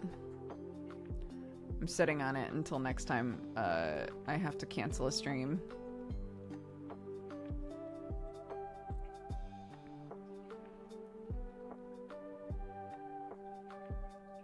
You're the only streamer I regularly watch because you stream during my work hours. Interesting. I like the chat participation. Me too. I do feel bad though because the chat participation doesn't translate into VOD. You know? Somebody who has to watch this later. On Twitch, generally the showing the chat as stream is going works. We don't put chat on stream while I'm doing just chatting for legal reasons, because that's like a weird legal gray area and I just don't want to fuck with it. So we don't do that, but that would be a way to help with that, with when chat doesn't work, is to have it on stream. It's just, you know, it's not worth it in case that does ever become an issue. So, and then if you're watching it on YouTube, you don't get the chat experience at all, so.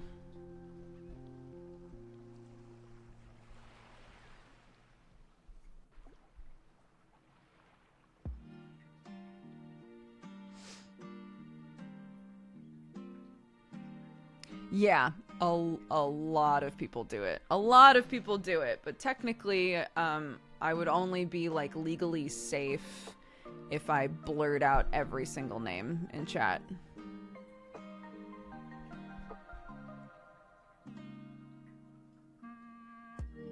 I know. I also, part of me really hates when I type something in chat and it pops up on the screen. Like, we don't all gotta remember that I was there, you know? I just wanted to say a thing. I don't need to be on the screen. So, obviously different people feel differently about it. First time catching a stream. I'm a longtime fan. I used to religiously watch Coffee Time in uni. In 2013, it got me through a rough mental health period. 2 days ago, I got married and I'm super happy now. Oh my gosh! Congratulations! I'm very happy for you. And I'm glad that you got to swing by. That's 10 years ago? That's wild. I'm glad you're doing so well.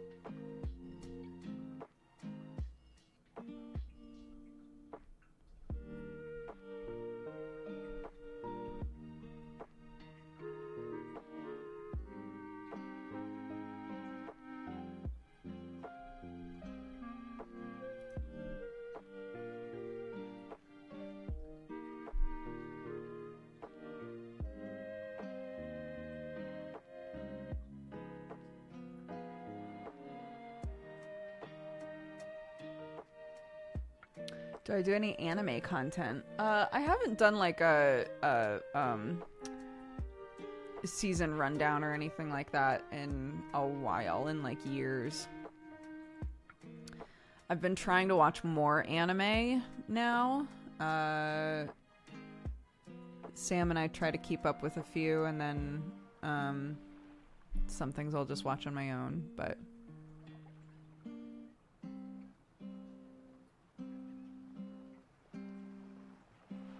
Yeah, gaming news? That was forever ago. That was a lifetime ago. Jesse does gaming news now. We've swapped. We're in an AU. Jesse was always the gaming news guy. I've never done gaming news in my life.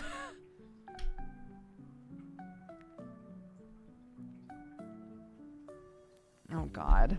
I have no desire to keep watching Attack on Titan. Sorry. After finishing the manga, I don't care anymore. I just don't want to. I'm not gonna go into why.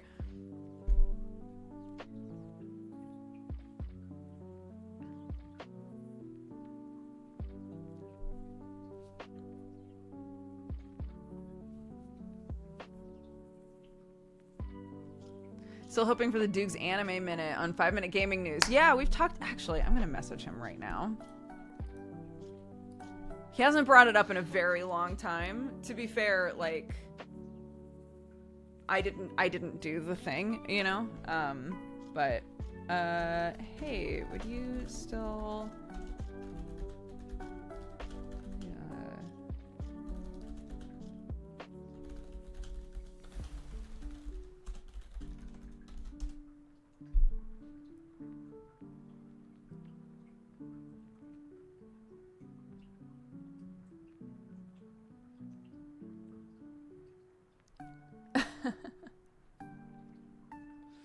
It's also been many years since I dropped by. I used to watch the co-optional all the time. My first child was born just before yours. It was cool to see that. How's she doing? And are you still in England? Yes, we just bought our first home in England. We just bought a farm. We're gonna be moving there over the next month or so. Yeah, if your kid was born basically at the same time as mine, then both of us are looking at almost 5-year-olds right now, which is wild. Yeah, I'm very happy. I have a very good life.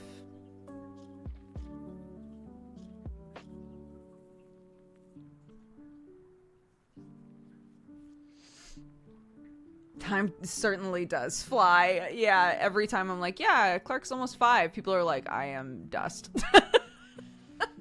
This is like when I was talking with DJ Wheat on last call, and I was like, wait, how old is Mini Wheat now? And he was like, oh, he's 17. And I was like, it's just, what the fuck do you mean he's 17? Absolutely not. I am aging as we speak.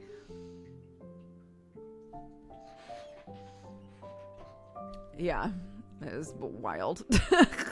I could not believe that kid is 17. Not so many anymore, for real.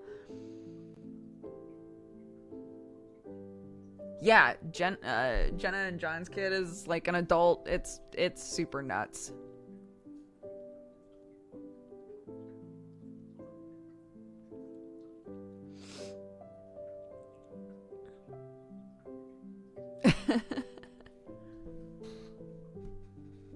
Clark's gonna be in high school before you know it. Yeah, for sure. Anytime I talk about like what my life is like parenting a 4 or 5-year-old, there's always like 8 different people in chat who are like, just wait till she's a teenager. I don't need that energy in here, okay? I get it. I'm gonna blink and she's gonna be an adult. I know. You don't have to tell me that. And we're gonna have a whole new set of shit that we're like trying to work through as a family, as people who love each other deeply. I know that. Let me live in the moment. She's almost 5, okay?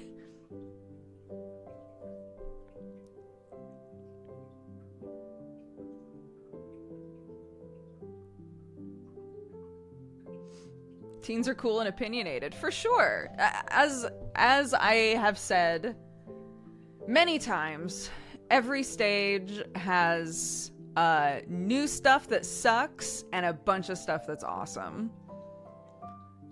Clark is awesome right now, but she's always been, right? She's always been awesome. There's just, you know, been 1, 2, 3, 4, 5 different things that also make me want to scream into a pillow. That's just, that's how it goes, you know? But the good, awesome, amazing things about watching like a little human grow up and supporting that and loving her way outweigh the pillow screaming moments. So yeah, I think when she's a teenager, I'm gonna want to scream in a pillow. Yeah, for sure, you know? Teenagers are, that is like the second huge brain shift that happens is when you're a teen. I hope that I can be understanding, that I can remember what it was like to be a teenager. You know, I hope that I can be a good parent to her when she's going through all of that shit. But I know that there's also going to be a bunch of cool shit that she's doing and figuring out about herself and expressing, and my goal is to be the sort of parent where I can be part of that, you know? Where I'm not kept in the dark fully about it. Obviously she deserves her privacy, but like I want to be part of it, you know, all the cool stuff that she's going through and thinking about.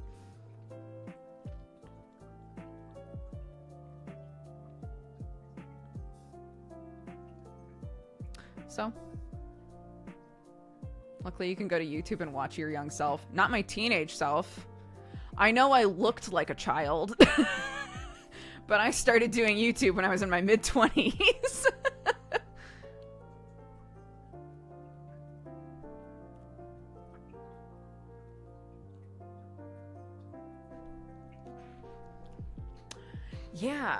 Yeah, our living situation is going to be multi-generational, which is super cool. Clark's very excited about that. I'm very excited about that. I think it's going to be really neat. I get along very well with my in-laws. I get along very well with my sister-in-law. At this point, those are all of the people who are going to be living on the farm with us in their own, you know, living spaces. But yeah, Clark is very excited to annoy the shit out of everybody.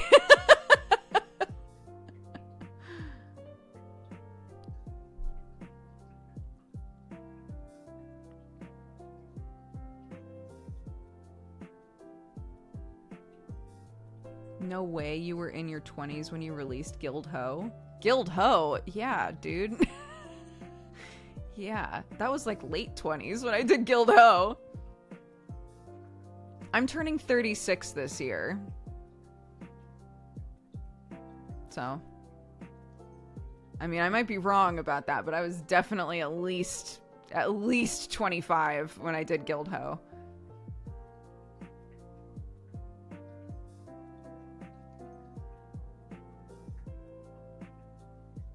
Yeah.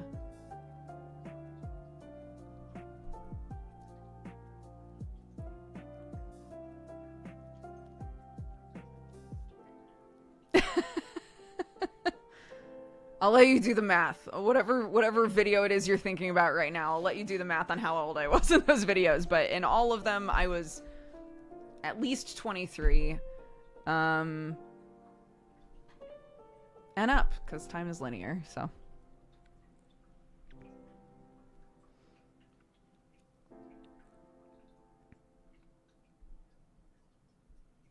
I'm turning 30 this year. I still get asked for ID. I get asked for ID in England, where the drinking age is not 21. It's lower than that.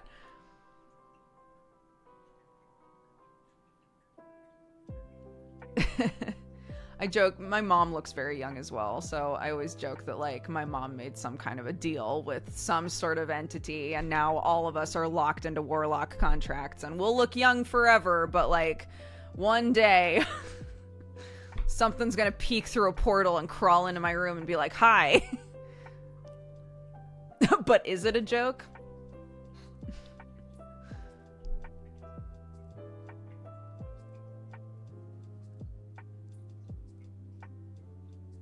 It's a great deal until the other shoe drops. Exactly. Yeah. It's really worked out well for us until, you know, they need something.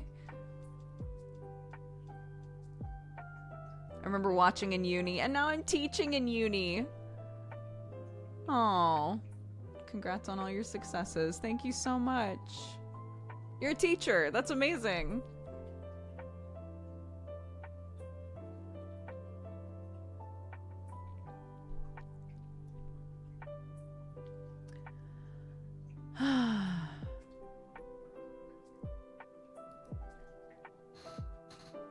If something opens a portal in my room and comes through, me and it are gonna have a very intense moment.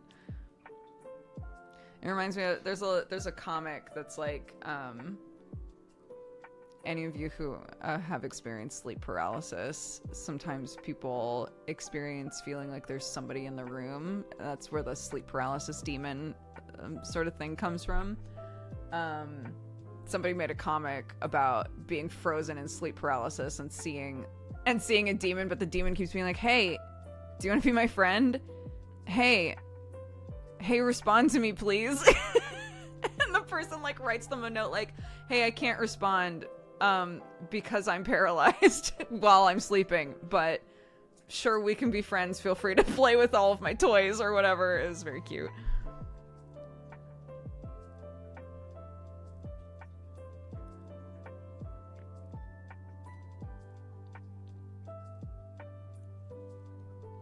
Demon like, hey, you up? Yeah, it's that.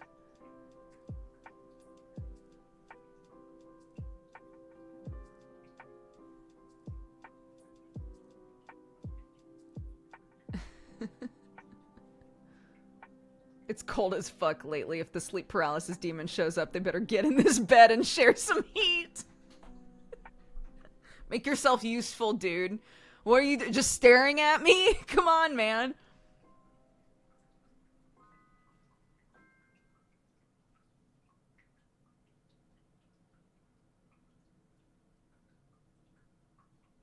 Yeah, I can't remember what it's called.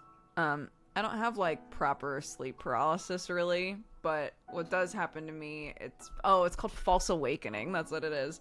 What happens to me is I will live through my day. I'll get up, I'll brush my teeth, I'll get dressed, I'll eat food, I'll take Clark to school. And then I'll wake up. And then I'll get up, get dressed, brush my teeth, eat breakfast, take Clark to school. And then I'll wake up. And it happens over and over and over again, and I, like, relive the beginning of my day over and over. It's gotten to the point where I now have, like, a totem type thing. Yeah, it's called false awakening. Eventually you realize that you are sleeping, right? And it's obnoxious. It sucks, because you keep waking up and you're like, fuck. So I have a totem now, basically, that helps me know if I'm sleeping or not, because there's a point in the middle there where you're not quite sure. I've found, in case this helps anybody else, I've found that if I go to look at my phone to see what time it is, I can't see numbers. I can't see numbers while I'm sleeping. So if I look at my phone and I can't tell what time it is, I'm like, cool. I'm asleep. And I'll just lay there. And I'll just like lay there in the dream because it's annoying.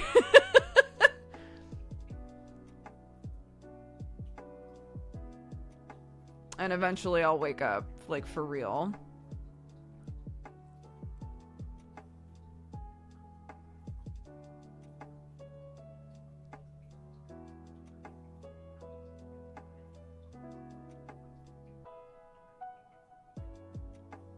Mirrors are another thing that get fucky in dreams.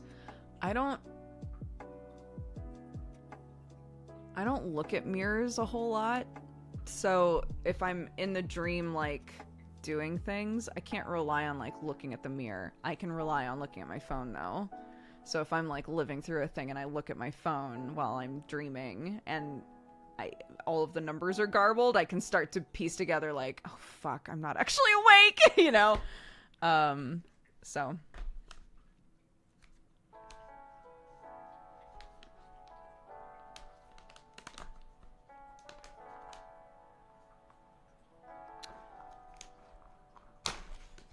But yeah, sleeping is weird, because our brains are weird, you know, so.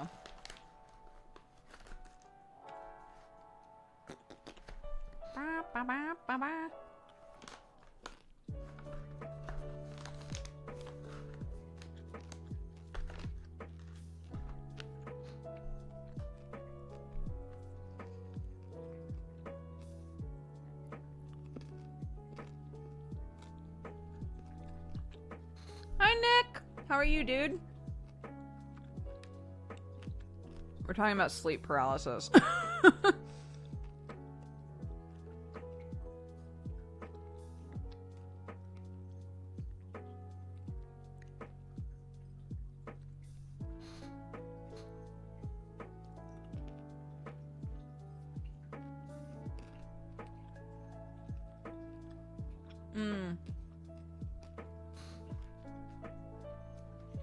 There's also a house that I never lucid dream. I'm never aware that I'm dreaming, except when I'm doing this false awakening thing.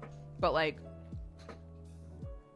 looking back at dreams, I'll be like, why wasn't it obvious that was a dream, you know? There is a specific house from my childhood. It was not a house I lived in. It's Thierry's old house. I have dreams where I'm in that house all the time. I don't know why. That house had, like, a huge impact on me. For some reason, I just loved the layout. It was so cool. It had all these, like, really cozy places in it. There was a bathroom with, like, a super weird wallpaper, and I would just go to the bathroom and stay in there because I wanted to look at the wallpaper. Like, I don't know. There was just a lot about this house that I loved. I have dreams where I'm in that house all the time. And I haven't been to that house since I was, like, a child, like 10.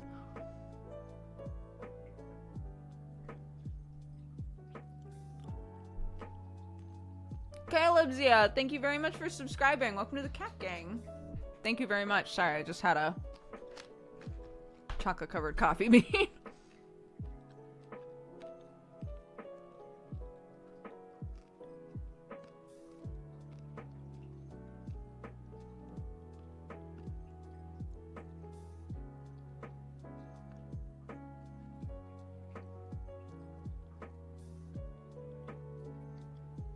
Congrats on getting the keys to the new house. Thank you! Yeah, we're very happy. We're hoping to take some things over today after stream. So that'll be fun. But we're gonna do a big, like, moving-ish day on Saturday. Sam is off snowboarding with some friends for the next few days. So it's gonna be me, Clarky, and my mother-in-law.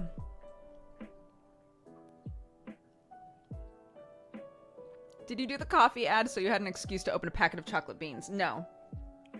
It's because the reason we even got here is because I was talking about how I kept yawning. I was like, I keep yawning, but I've had a coffee, so what the fuck am I supposed to do? And somebody in chat was like, you should just eat some coffee beans. And I was like, oh my god, I have a packet of chocolate-covered coffee beans downstairs that I haven't opened yet. So I went, because of that, we started talking about other things that are in my store. So hashtag ad. I own a coffee company. And I ran downstairs to grab some things that people were asking about and wanted to see the size of and stuff like that. But yeah. So I took their advice. I'm literally just eating coffee beans, and it has helped. I haven't been yawning as much. Yawning less and yelling more. True life goals. These are the last ones I'm gonna eat, though, because otherwise I'm gonna hate myself.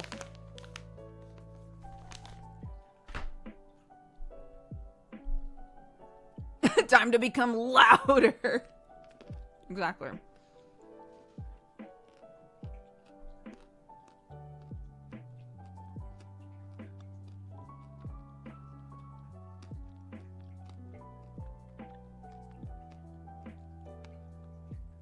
Ceremonial grade cacao? I have not.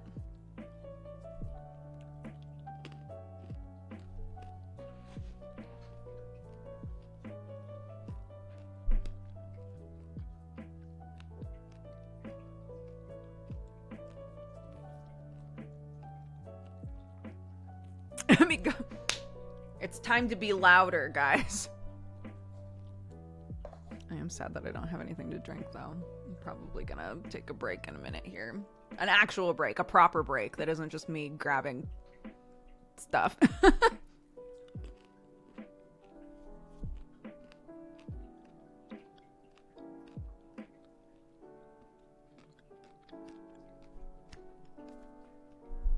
Thank you, SB. I hope you have a good day.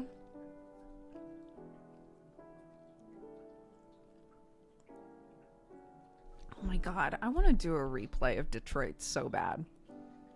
I actually really loved that game. I want to do a, like, fuck humans, robots forever run.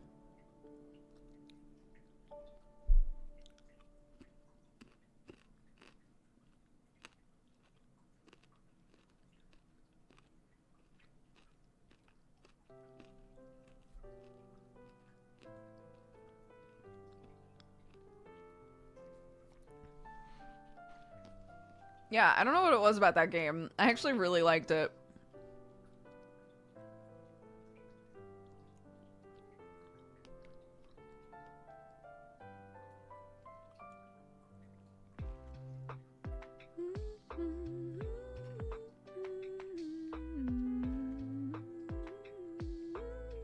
Yeah. Humans suck. Nod, nod.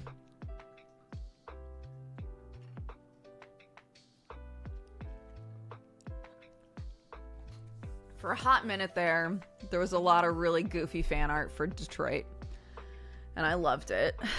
I've truly been living a great life because I didn't expect to get so into Disco Elysium and still to this day have new Disco Elysium fan art come up on my feed all the time. That's great. I don't know why people are still making fan art for that game, but I love it. I'm so happy, you know? The Detroit fan art didn't last very long, but it was, while it did, it was fun.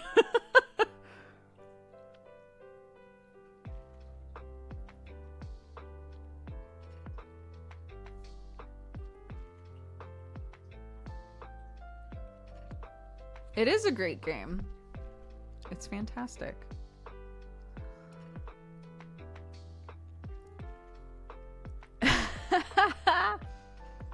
Yeah.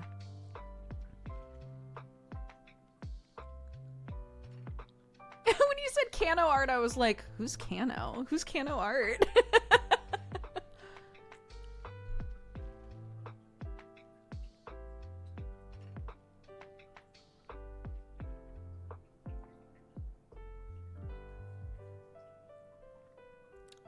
Yeah. I've pared down my social media feeds on most things to mostly just be art at this point. So that also helps.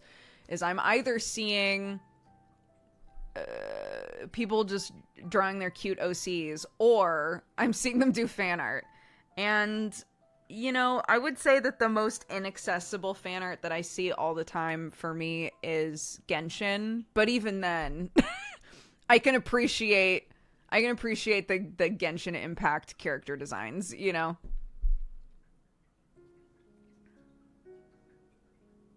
I did. I played all of Disco Elysium on stream. We did a run where I was just a big dum-dum. And then I tried playing on my own where I was smart, and it wasn't as funny. I know that game's not supposed to be funny. Well, sometimes it's supposed to be funny. That's the thing, right? The character designs, they have to be good. Because how else are you gonna get people to gotcha, you know? I will say sometimes I think characters come out for Genshin and I don't see the actual character, I just see a bunch of fan art of the character and I'm like, wow, that character looks great. And then I see what they look like in the game and I'm like, the fan art was better. That happens fairly often.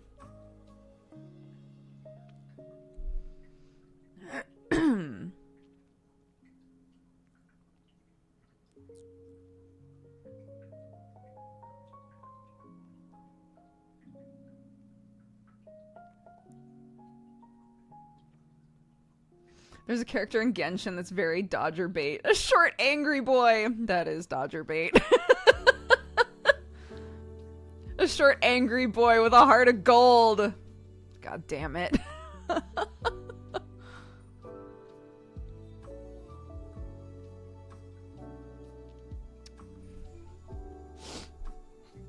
do love it.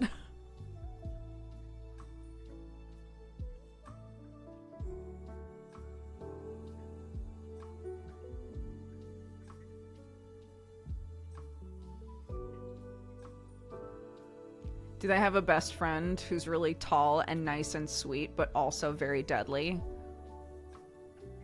Because then it's truly, then it's truly the shit I live for.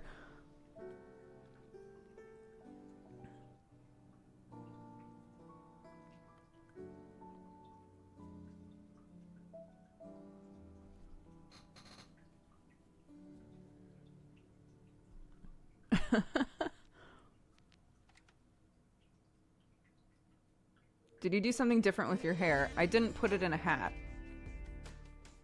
Which I would say is pretty good for me, you know? No, normally I wind up doing some of this shit. Normally I sort of like floof it away from my face. So we didn't floof it away from our face today.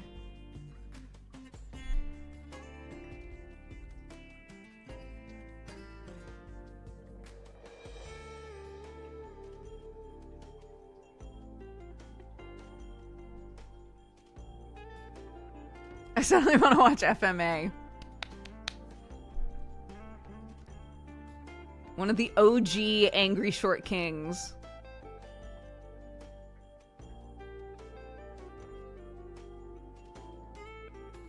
Buff, tall, cat lady waifu went out of the character rotation in Fire Emblem Heroes before I could get her. No!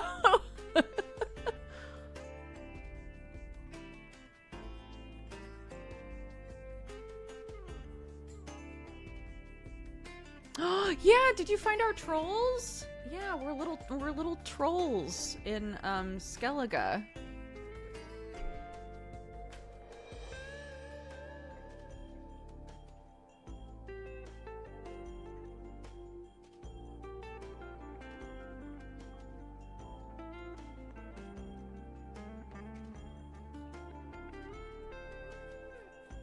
To find the fan art. It's literally just called fan art. If you go to, yeah, the Discord should be called World of IO Ioverse.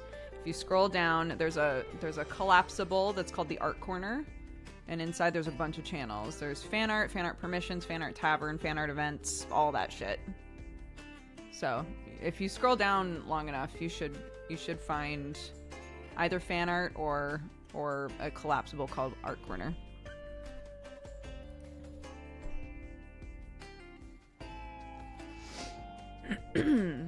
Yeah. It's a lot, by the way. before you go looking in there. There's a lot of shit going on in there.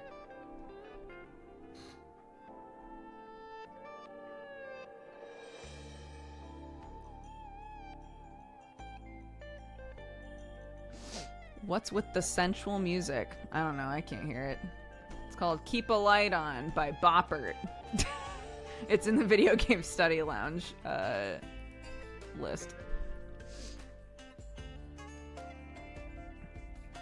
I found the trolls. I thought I was losing my mind when I heard your voice, and I kept trying to explain to my husband why I was excited, and he was like, okay, honey, that's nice. I wish that there was a way to, like... Those trolls get aggro really fast, but it would be funny if you could, like, talk to them. But it's okay.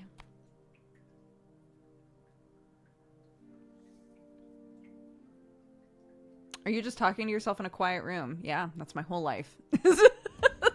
That's my whole job most of the time, yeah. Because the music comes through the headphones, and I don't want to wear the headphones all the time, so...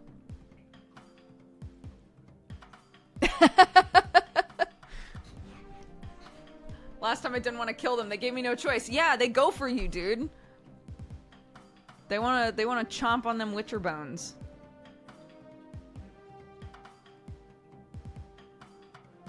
And there's a water. There is, yeah. There's a little fountain down here for my cats to slurp. And then all this shit. It's fine. I don't need to be concerned about it.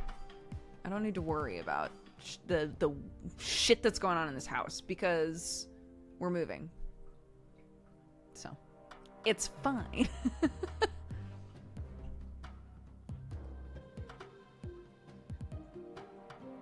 Occasionally there's a small human, that's true. We don't show her on stream very often, though. You weren't kidding, there's so much fan art. There is so much fan art, yeah. We have deadbeats tonight, and dude, every session now, I'm like, I don't think we're gonna get through it all. Mm-hmm.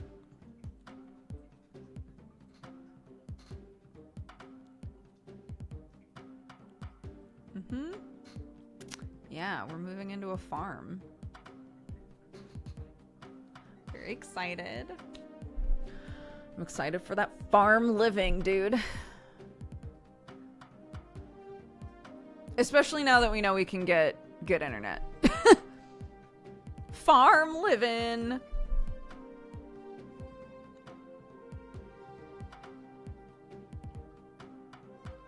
Yeah, here's the blanket animal statement because people always have a million questions about animals. No, I'm not abandoning any of my animals here. They are all coming with us. We're gonna make sure all of the animals that we do have are set up and happy before we start talking about getting other animals. Sam and I would both really like to get a pig. Pigs are a lot of work. We're aware of that. We're gonna do a lot of research before we get a pig. We're probably gonna get more chickens, yes, because my mother-in-law really wants another chicken. My sister-in-law is gonna also live on the property, and she has like 8,000 animals, so we're gonna make sure that all of them are good to go. So no, getting new animals is not an immediate thing that we have intention for. Do we have the space to have more animals? Yes, we absolutely do. And I plan to be there for a very long time. So in the future, could this change? And could we get a bunch of animals? Yeah, probably. But like, it's not going to be an immediate thing. So there you go. Why would you abandon the animals? It's a farm. Dude. Every time I'm like, yeah, we're moving to a farm. The frequency with which there's somebody who's like, are you taking the chickens with you? Yeah. Yeah, of course. Yes, of course we are.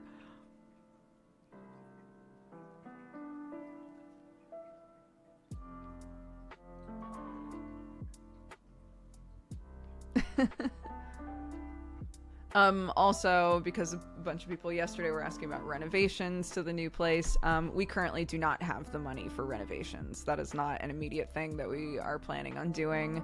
We're not changing anything about the house before we move in. We're just going to move in and then slowly change things as we go and as we have the funds for them. But currently, the house is totally fine. It's good to move into. It's just old. It's just outdated.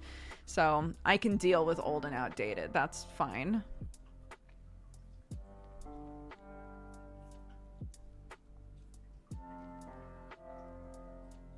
Yeah, my in-laws have 3 dogs as well. So we will have... plenty of animals on this property.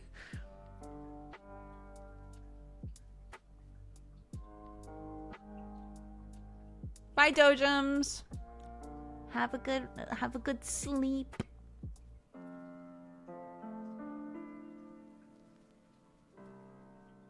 I keep going back and forth on the... I really love the kitchen. Inside of me are two wolves.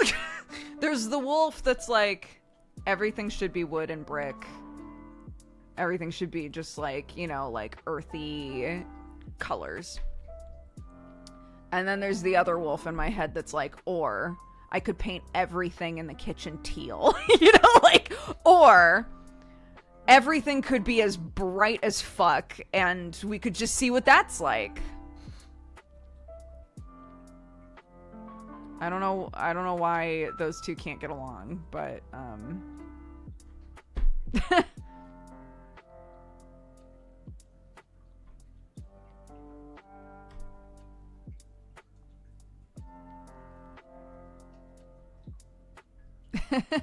yeah.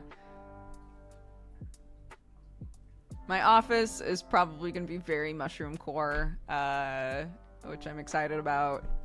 That's primarily what I'm trying to do with it. Clark's room is going to be a rainbow vomit nightmare, and I'm so excited for her. She cannot wait. And then everything else... I think I was talking about this on stream, but like we've started doing family style eating for dinner always. It's helped a lot with like the just like food power struggle sort of bullshit. I don't want Clark to have a weird relationship with food. I don't want to be the guy that's like, you need to eat more vegetables, right? Like fuck it, right? So we eat family style every night now. We put all of the food on the table. She can grab whatever she wants. So we grab whatever we want. We talk about the food. It's fine, right? But one of the things that's been really fun for me, for whatever reason, is I also make sure that we just have like a big thing of water and that we don't have to get up to get more water. But the big thing that I have in the house is a French press. So it's just an empty French press that I put water into for dinner.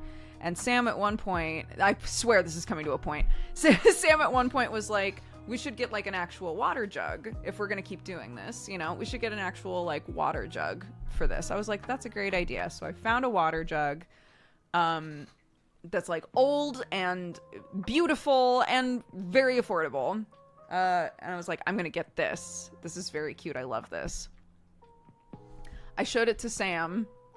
I was like, what do you think about this one? Because he was the one who said we should get a thing, we should get like a water jug specifically for dinner, right? I was like, what do you think about this one? Do you like this one? And he was like, does it hold water? It's like, it does. Yeah, it does do that. And he was like, then it's great. So our specifications for what is needed out of this are different, you know? But I think about that a lot now as we're talking about moving into this place, because I think most things that I think about doing to this house are things that Sam is, here's loving it, here's hating it, he's right here, could not give less of a shit, you know? So I figure I'm just gonna start doing stuff. I'm just gonna start doing things, and if he has a visceral reaction, then I'll know, okay, this is the thing you care about.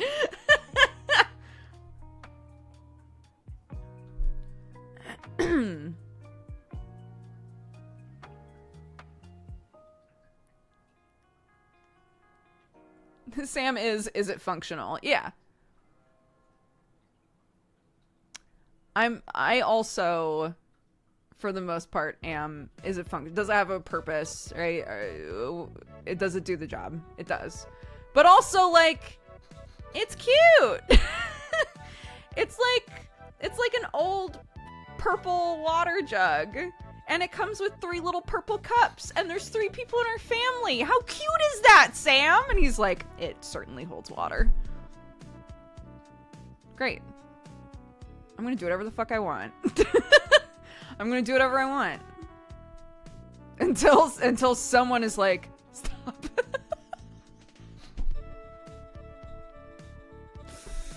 So.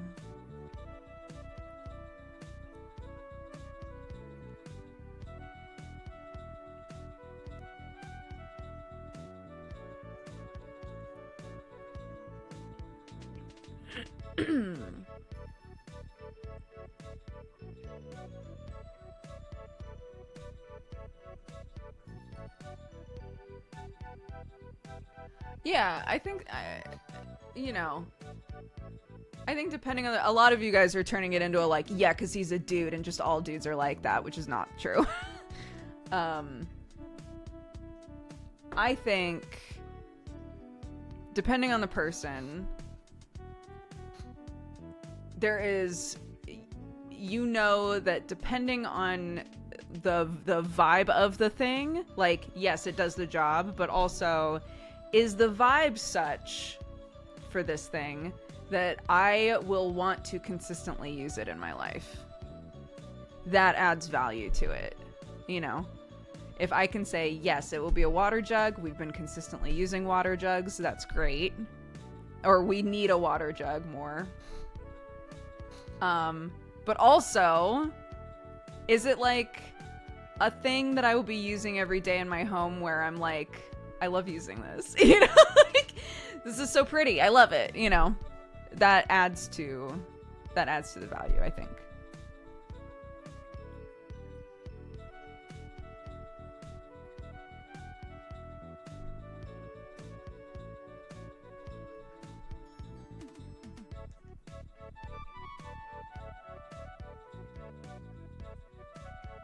One moment, be right back. Okay, well, whoever it is, they're gone now. So, I am gonna go grab a coffee. We'll do a proper break. I'm gonna run some ads. And then when I come back, God, what time is it? It's 2 o'clock. We got another couple hours. I will leave it to y'all if you want to play a game or if you want to just keep hanging. I'm fine either way. Okay, cool. Hello, I'm back. Oh my god, I'm so hungry. I'm so hungry, but like, we don't have a whole lot in the house. I might pull a Sam and just order food. While I'm streaming, I never do that. I normally just pick and nibble at things that are in the house, but I'm trying not to like buy a ton of groceries when I don't know how long we're gonna be in this house. Does that make sense? So I think I'm just gonna, oh my gosh, I'm gonna order food, I think.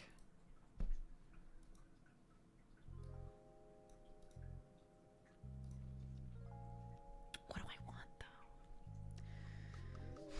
What do I want? I could just get fast food. The ideal thing would be something that I can get where it feeds me for lunch and then also comes with, like, I also order stuff that Clark and I can have for dinner later.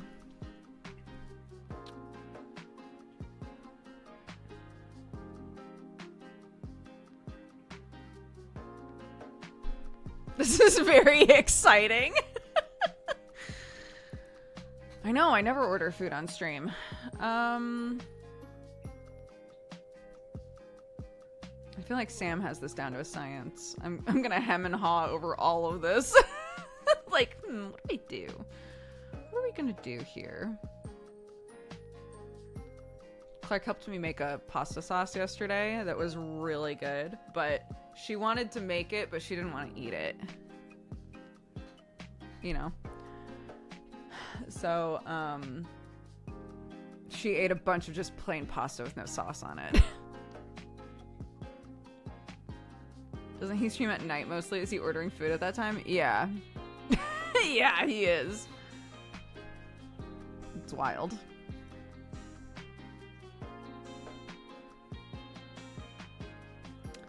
We have, because we're rural, the options for us are like pretty limited for like delivery.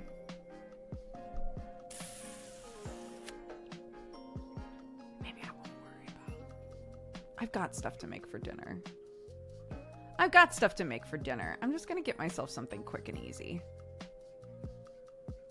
Like what? Like what, though?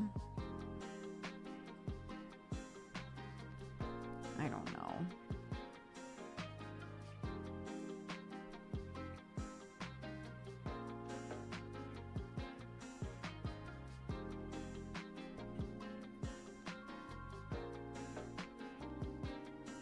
Pizza. I could get a pizza. Truly pull a Sam and get a pizza.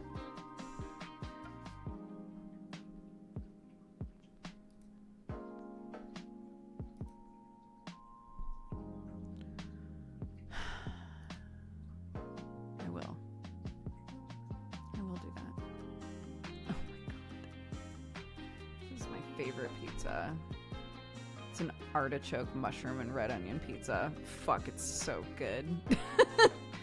It's so good, dude.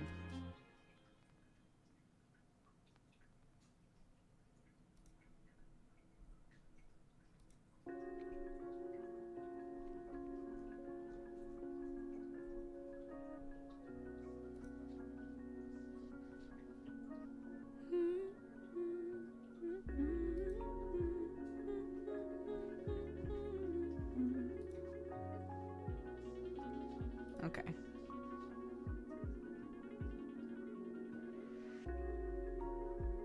Is this what I'm doing? Ew, anchovies in the Caesar. No, thank you. Nope. We'll just get the pizza.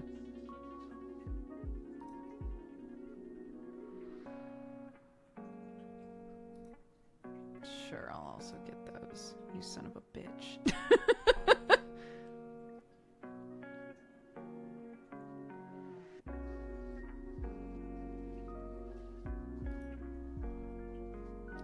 Yeah, we've got everything to make, like a lentil curry thing tonight, which I don't know if Clark's gonna go for, but that's fine, you know? Again, it's all about just, like, minimizing the, like, eat this. I just make things as, like, the number of things that are meant to be combined, but I just leave them uncombined and put all of the pieces on the table. It's a lot of things. But it works out just fine, you know? It works out just fine. Let me buy it, dude. Thank you.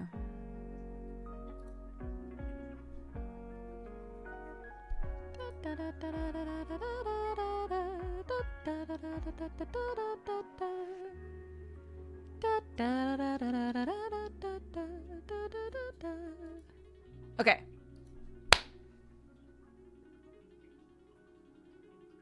Yeah. Should be. Wait. Oh my god, that's actually so fast. Sick! I will have time to eat it before I have to get my kid. That's great.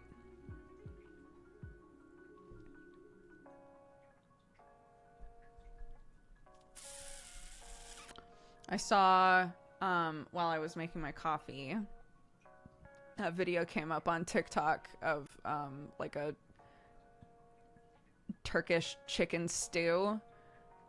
I've never felt more hungry in my life. It looked so good. I was like, stop this. Guess I'm gonna make stew soon.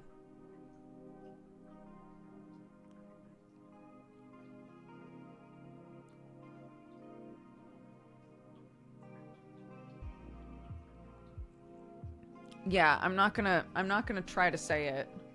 I will not try to say it, but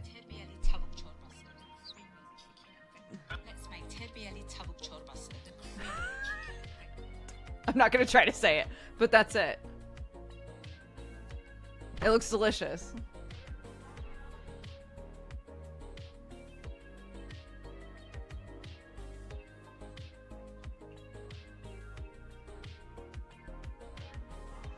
It's very delicious, yes. Nice.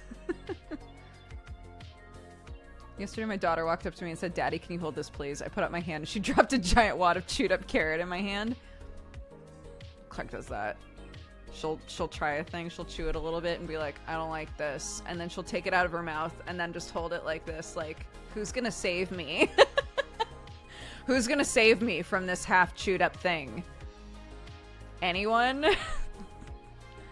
And most of the time we can be like, you could go ahead and put it in the bin, dude.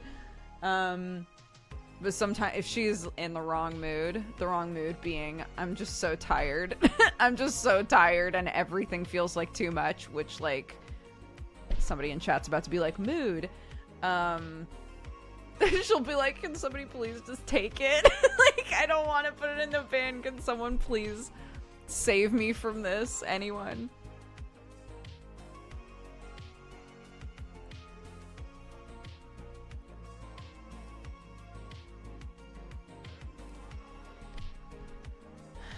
Nothing will change. This is why you need a pig. I mean, things like most vegetables the chickens can eat, which is nice. But yes, a pig would also be a good dumpster for food.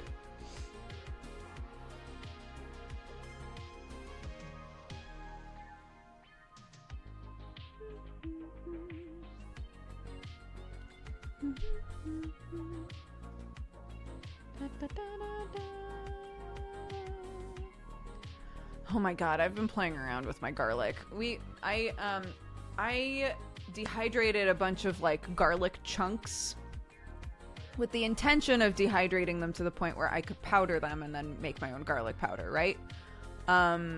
Which would work fine. I could totally do that. But instead, for whatever reason, I just decided maybe I'll just keep these weird little dried garlic chunks and see if I can use them in something.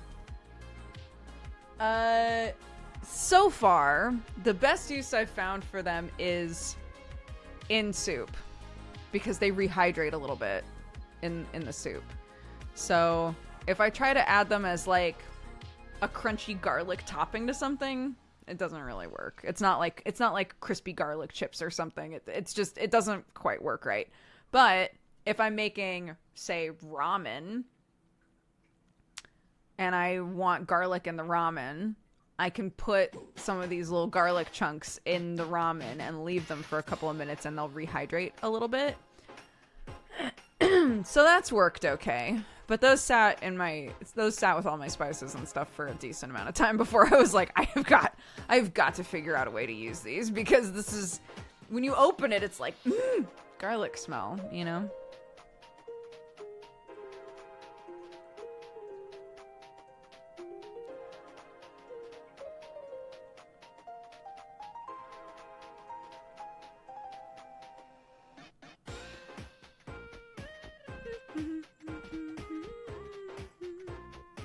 Yeah, for whatever reason, most animals don't do well with things like onions, garlic. So we're careful not to feed those things to the chickens. We're careful to keep those sorts of things away from the cats.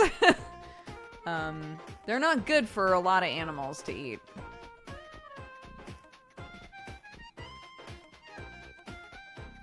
It's like if you minced up garlic, not crushed it, but if you minced up garlic, so they were like itty bitty bits, right?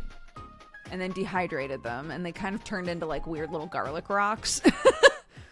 So I thought maybe they would be a good like crunchy topping on stuff, but they just don't work that way.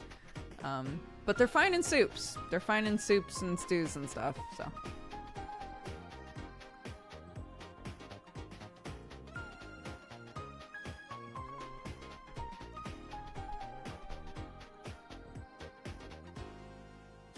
Like sugar cubes, but garlic, yeah.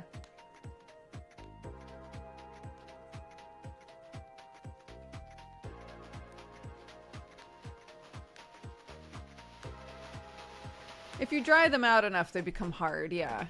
If you don't dehydrate them all the way, they're still a little bendy. So I had to dehydrate them for a really long time. I think if I was gonna do garlic with the intention of turning it into garlic powder, I would pulverize it, like absolutely do everything I could to make it as small as possible before I started the dehydrating process, because it took so long to dehydrate the garlic for whatever reason.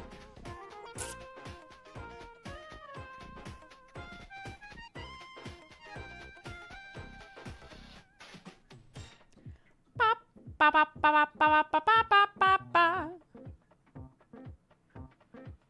Yeah, I saw somebody who was like, "Did you know that you can take garlic peels and onion peels, which I normally save for broth." They're like, "Did you know you can take garlic peels and onion peels and grind them up and turn them into a powder and use them as like a seasoning powder?" And somebody was like, "That is cool. That's a good way to use those things. Does it taste like onion and garlic? Like, is it good?" And the person responded with, "It's not really a question of whether it's good or not. It's a question of whether or not you have the intention to do it." I was like, "So it doesn't taste good," is what you're saying. So it's not worth our time to do this because it doesn't taste good. Is that what you're trying to say? I can't tell. It was a very strange response.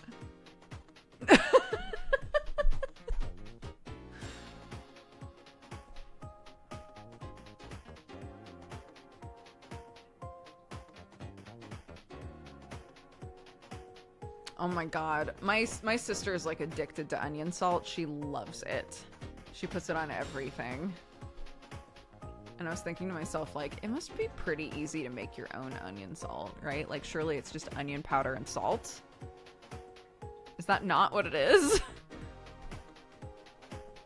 I'm gonna look it up right now. What is onion salt? It's a blend of powdered onion and salt. Great. We did it. We use garlic salt for goddamn near everything. Yeah, garlic salt, onion salt. It's just it's a twofer, you know?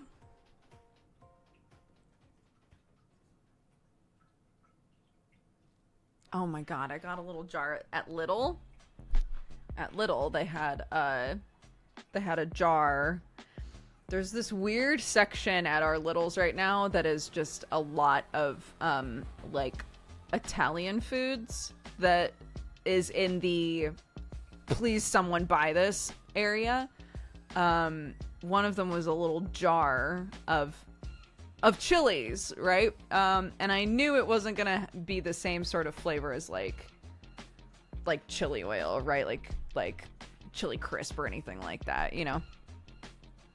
But I was like, I'm gonna take this home. I'm gonna see what this is like in like a pasta sauce, because the number of times that I make a sauce and I think I would love for this to just be a little bit spicy, but Sam's body will scream and Clark's mouth will scream, so I'm not gonna make it spicy, right?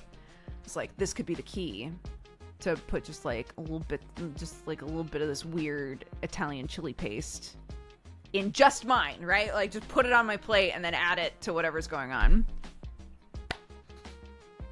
It's been so great. It's been so great. I don't know what type of chilies are in there. The flavor profile is totally different from like a Korean chili oil or something that you might get at the store. It's so good. I'm adding it to every sauce. I'm adding it to every sauce now for the rest of my life. You know, until I run out, and then I go to Lidl and they're like, "Yeah, we were desperately trying to get rid of that shit. It's gone now." And I'm like, "That's fine. It's fine. I don't need it. I don't want it. It's fine." The please someone buy this area. Yeah, that's a lot of what Lidl is, you know. The once it's gone section. A lot of weird kids food there, lots of weird drinks, and currently tons of pasta. Tons of pasta that are in shapes I've never seen before in my life. Little jars of chilies.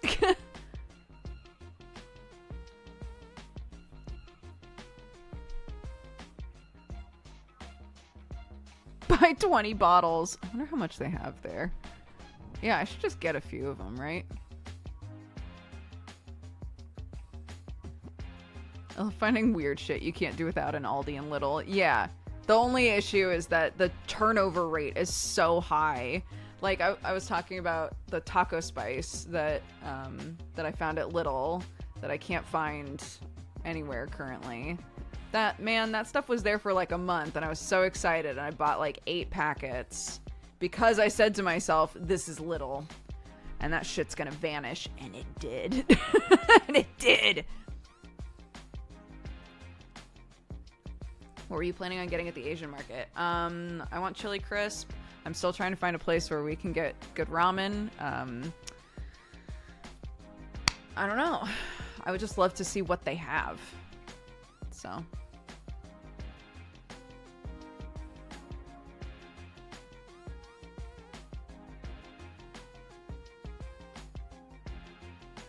Have you looked at ordering from Amazon for those spices? I have, but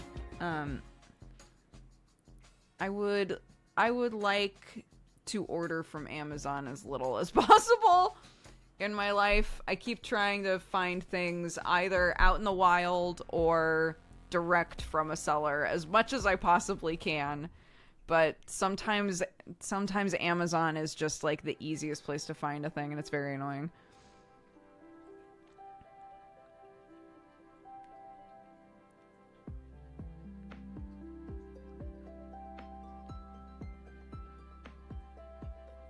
Since the nearest IKEA is over 2 hours away, there have been times when my parents bought like 12 jars of lingonberry jam. I've never bought their lingonberry jam before. I don't go to IKEA very often, but when I do, I get the meatballs for sure. I've never thought to myself I should get food here. Like, just take home.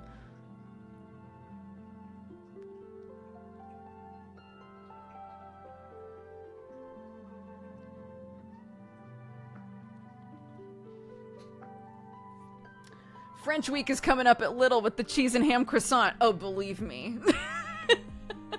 I go to Lidl maybe 3 times a week just to get a cheap croissant and walk out. And that's like, that is most of what I do at Lidl. And dude, the marketing they are doing being like, guys, ham and cheese croissants. They're happening. They really want people to know. It's amazing.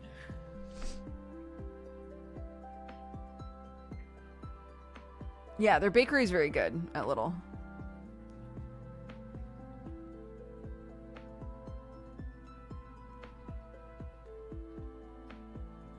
Are the cheese and ham croissants good? I have no idea. I've never had one. I've never had one, but...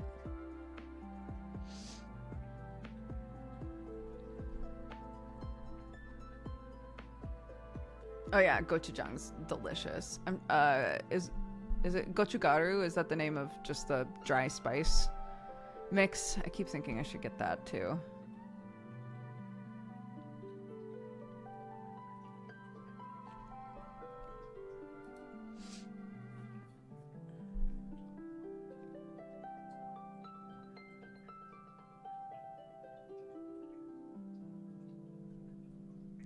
Yeah, I saw there was this last Christmas.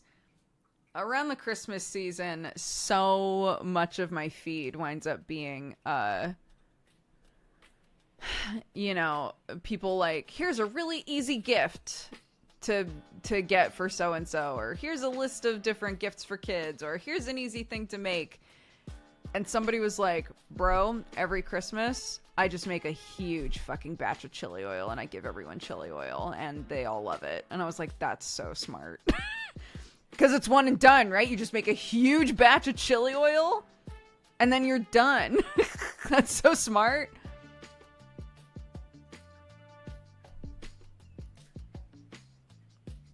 Bring me my food. Bring me my food.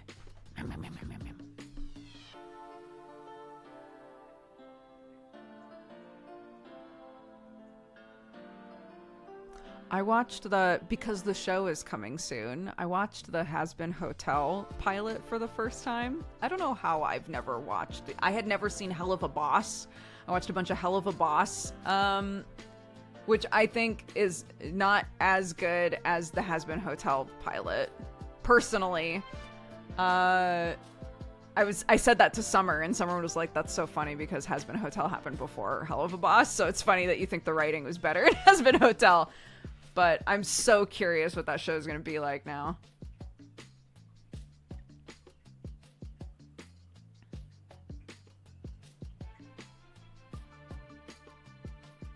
You're right, though.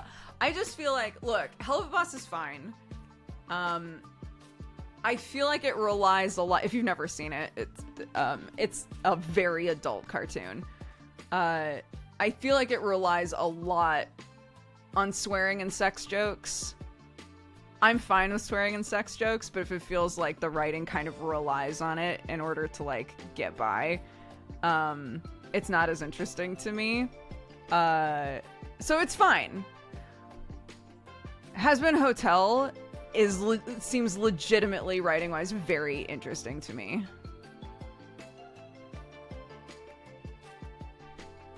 To be fair, I also rely on swearing and sex jokes. You know what? That's fair enough. Hi, Octo.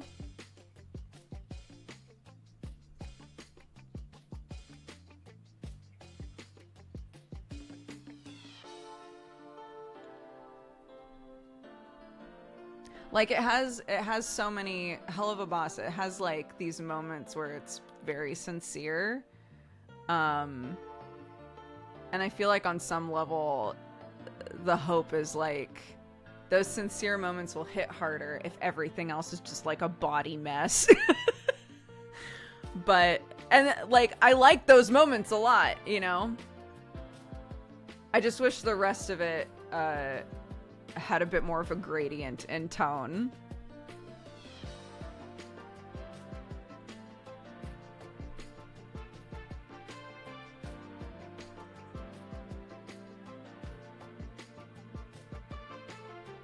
Yes, Octo Gang. Anyway, I had never seen any of that shit before. Somehow I had accidentally avoided all of it.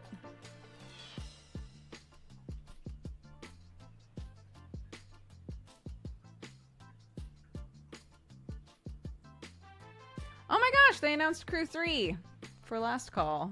Dan's Gaming and Burke Black. Oh my gosh. I know that guy.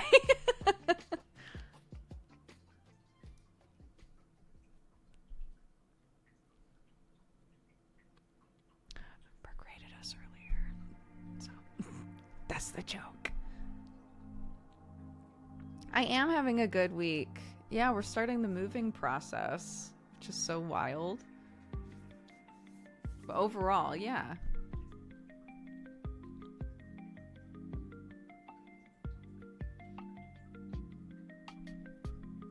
So whenever you're able to visit Octo, we have the farm. It's official.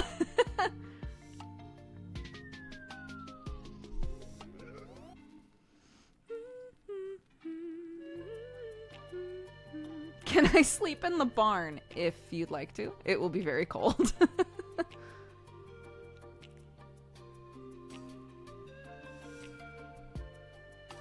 You could smell like Sonic in the farm.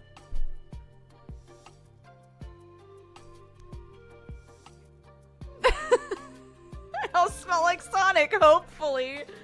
Oh my god. For any of you who don't know, there is a Sonic cologne that, I don't know, an eternity ago, Octo came to me about and was like, hey, there's this Sonic cologne. It cannot ship to me. Can I ship it to you? And then you forward it to me. And I was like, absolutely. Go get it. It's still in the box, dude. I have not opened it at all. I've kept it pure for you. I'm not going to unpure it. He was like, I'm going to send it to you, and then you send it to me. And I was like, great. That sounds like a great idea. It showed up, and I every day black out and forget that I have it and that I need to send it to him. And it's been, I don't know, months. Sonic the Hedgehog. Sonic the Hedgehog, dude. It smells like fast. It probably does smell fast, yeah.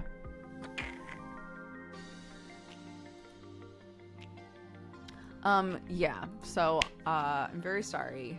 I do not mean to be, such a neglectful friend.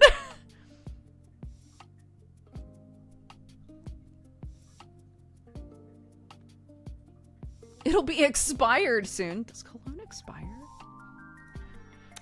Does cologne expire? This is an important question because we have cologne in our house that's quite old. How long they last depends on the scent's chemical composition. So if it smells like chili dogs, it lasts as long as a standard chili dog does. I'm kidding. Is cologne still good after 5 years? Most fragrance manufacturers recommend throwing away the bottle anywhere from 1 to 3 years. Most fragrance experts recommend 3 to 5.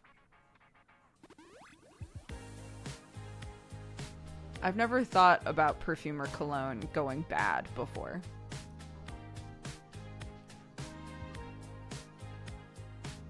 Who uses that much in so little time? If you're using it every day, I guess. I have one perfume in my house. It's definitely at least 3 years old.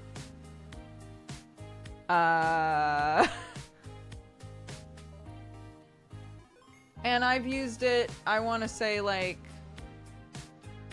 maybe 10 times max. Because I just don't... I would love to find, like, a scent that I felt was, like, an everyday, like, nice smell for me. Whenever those videos come up where people are like, are you looking for, like, a petrichor-esque, androgynous, woodsy smell? Here's 18 recommendations. I'm always like, I would like those, yeah. Too bad they're all $1 million, so I will not be buying them. And especially if you can spend that much money on it and it just goes bad in 3 years. Dude, I can't.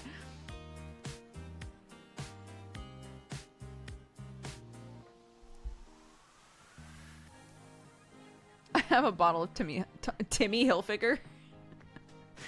Sorry, that was me. They spelt it right. I just said it wrong. That's at least 10 years old. Yeah, I feel like if you don't wear perfume or cologne super often, you don't think to yourself like, oh, I've had this for 3 to 5 years. I should probably throw it away.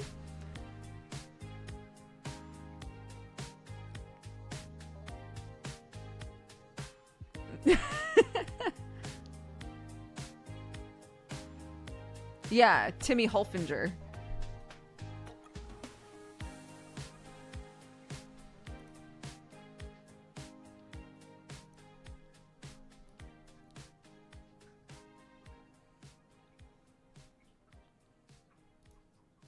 It's big perfume, trying to get people to buy more. I mean, it's oil-based, right? And it's not just pure oil. It's oil mixed with a bunch of shit. I can see how it could go rancid or get weird after a while. It's just not something I had ever thought about before. So...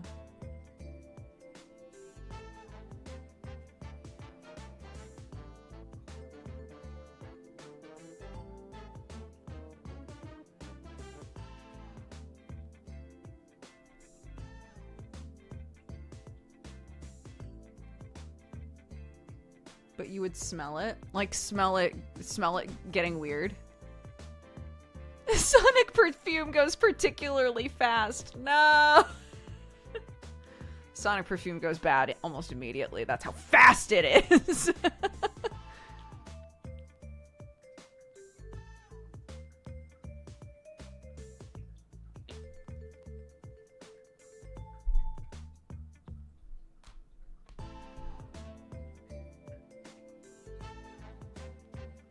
They do make a Yakuza cologne. And I thought about getting it for Sam. Because I remember when you were showing me the Sonic one. And I was like, oh, there's a Yakuza one as well. And it looks awesome. Might make a good present for Sam. Look at us. One brain cell rubbed... 2 brain cells rubbed together. I fucked it up. It's fine. This is what friendship is.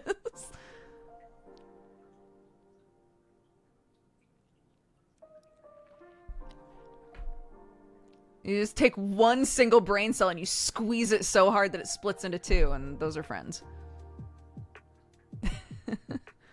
I want to smell like Kiryu. I cannot confirm or deny if this perfume makes you smell like Kiryu.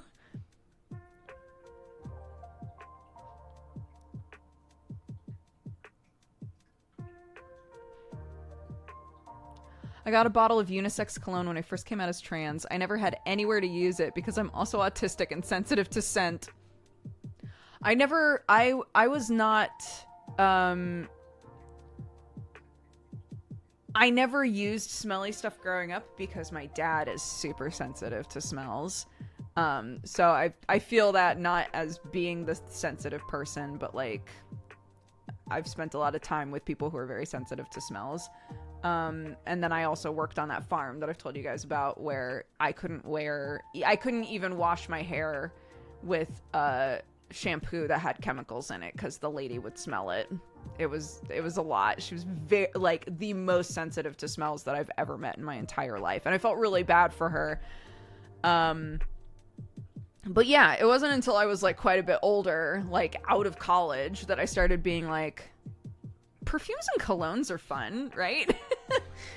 And I think it's really neat the different types of smells that people are able to replicate in perfumes and colognes. That's so fascinating to me. But yeah, if you want something that's like more unisex or androgynous or whatever, it sometimes takes like quite a bit of research to find a thing that smells right to you. And I think that's why people are so resistant to like online shopping for perfumes and colognes, because it's like, what if it shows up and I hate it? You know?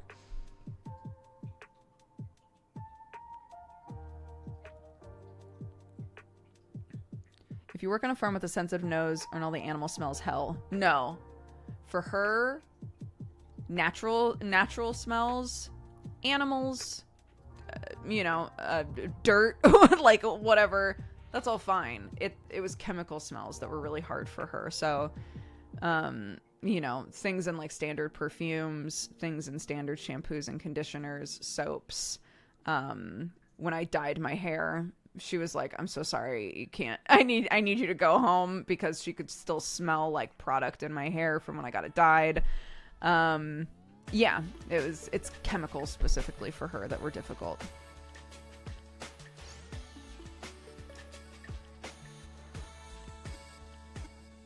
And what's interesting is after working there for a while and having to change my shampoo, conditioner, not using dryer sheets when I dried my clothes, etc., like all of these things that I never would have thought about as, an early 20-something were like laden with chemicals. I started to be able to notice them really quickly as well. I would smell shampoos and I could smell if there were chemicals in them. It was weird. Like artificial smells, I guess. Chemicals is, I think, sort of a misleading word to use, I guess. But yeah, like artificial smells. Yeah, everything's a chemical. Yeah, exactly.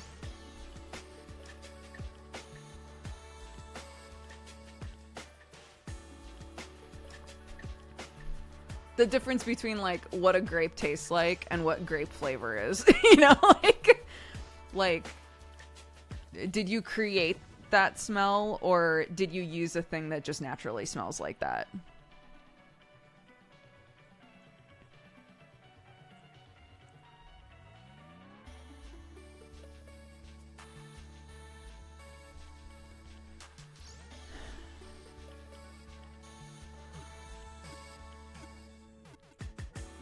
If you like Vanilla Eilish by Billie Eilish is fucking incredible.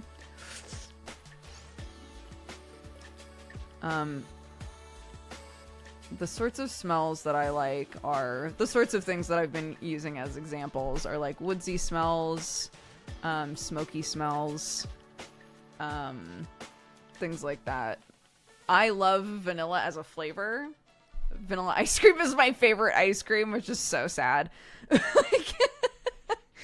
But in terms of like smells, herbs, weed joke, earthy smells, woodsy smells.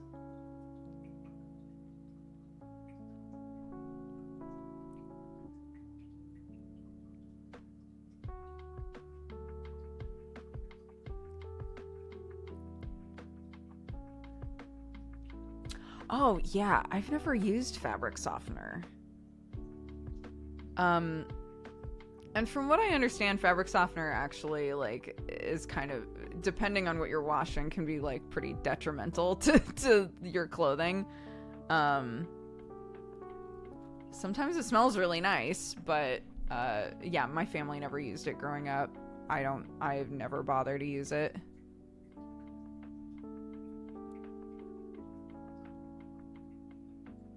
I love rose smell, but it's hard to find and have it not be too much. Yeah. There was, I thought that I just really hated things that were made with rose water, like foods, until I went to a place that had rose ice cream, and my friend was like, you have to try this, it's so good. And I did, and it was delicious. And it was definitely one of those moments of like, okay, somebody figured out the right amount of rose to use in this, you know? For me, at least, for my palate. Yeah, I'm sure with smelling it's the same thing, where it's like, I like that smell, but if it's too strong, I will hate that smell, you know?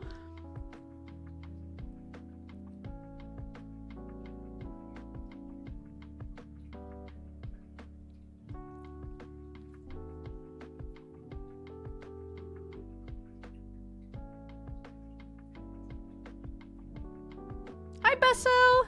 Hey, bud. I know rose ice cream is a thing now. I need to try it. It's good. Yeah, it was really good. But I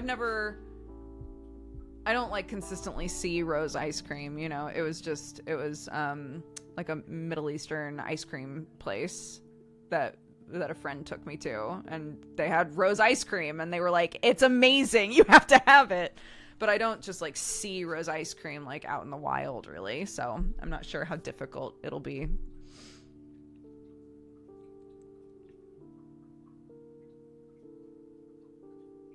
Have you ever had Turkish ice cream? Maybe not. Maybe not. I don't know.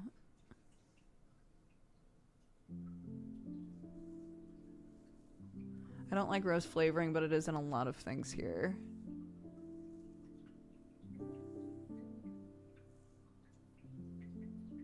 It's like a gummy texture. Interesting.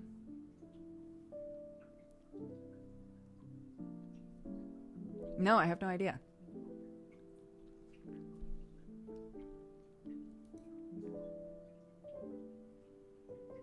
This is quite a nice topic that came from smelling like Sonic. I agree. Ooh! I think my food's here. We did it, gang. Be right back. I'm just grabbing my food real quick. Mmm. It's here, and it tastes so good. It's here, and it tastes so good.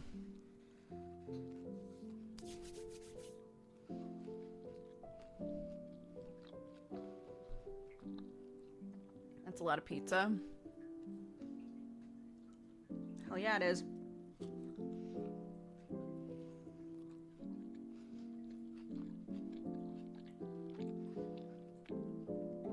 It's red onion, artichoke, olives, mushrooms, vegan cheese. It's so good.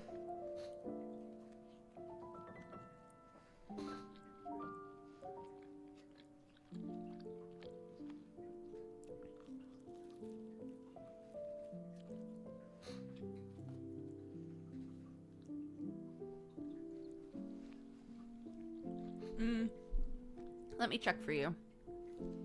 It's the Lost Woods theme from Zelda.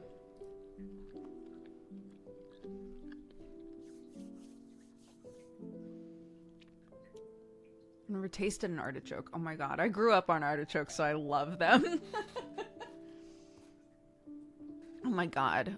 My mom and I used to just buy artichokes when they were in season and just eat them on their own. Oh, they're so good.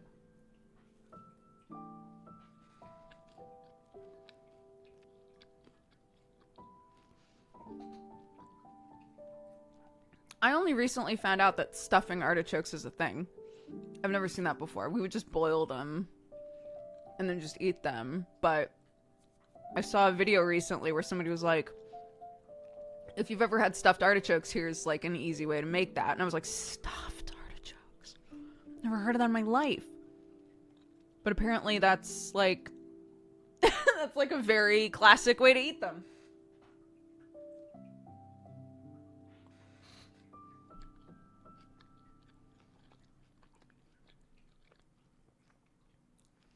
It's weird. I was listening to a podcast and they were talking about artichokes right before I came here. It's in the consciousness, dude.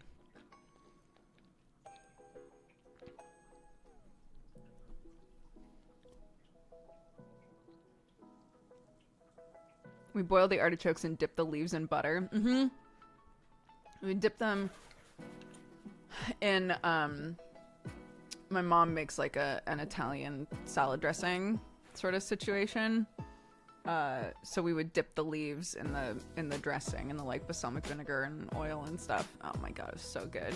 Or mayo. It's really good dipped in mayo as well, actually.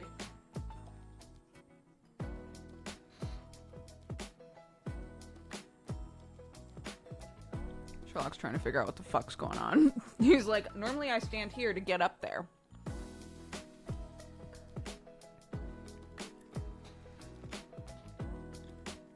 Thank you for walking away instead of trying to jump. I was worried.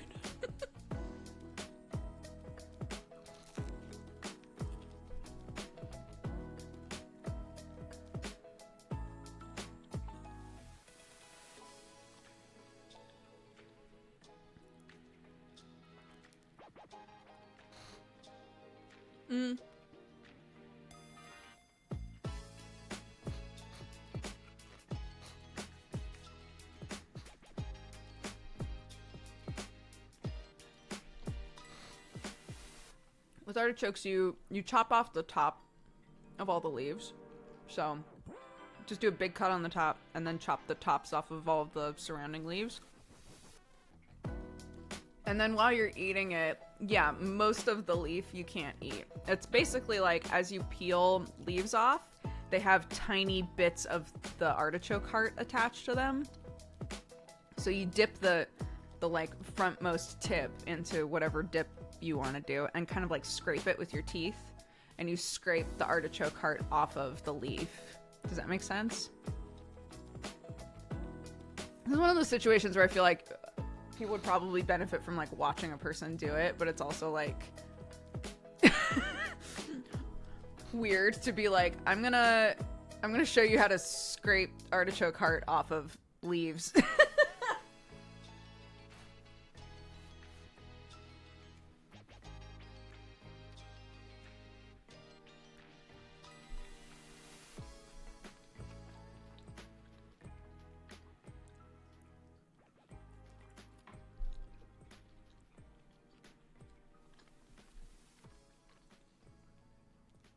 Mm-hmm. That's how my dad always felt. He was like, yeah, they're good, but like, it's so much work. It's so much work to eat the artichoke heart at the end. To get there, you know? But I love them.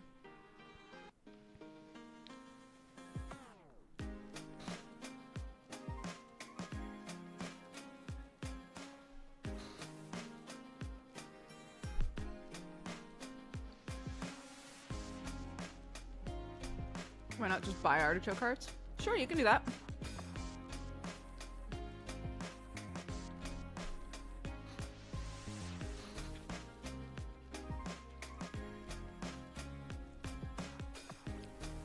That's a really easy way to just get artichoke heart. I enjoy the process of eating a full artichoke. It's just fun. But again, I grew up eating them, so I find them fun because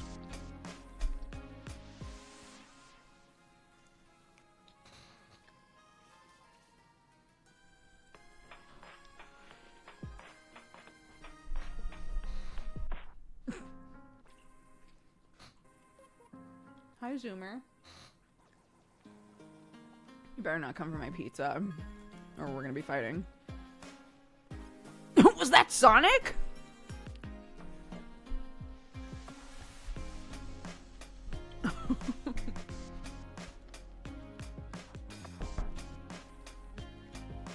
Bye, Besso.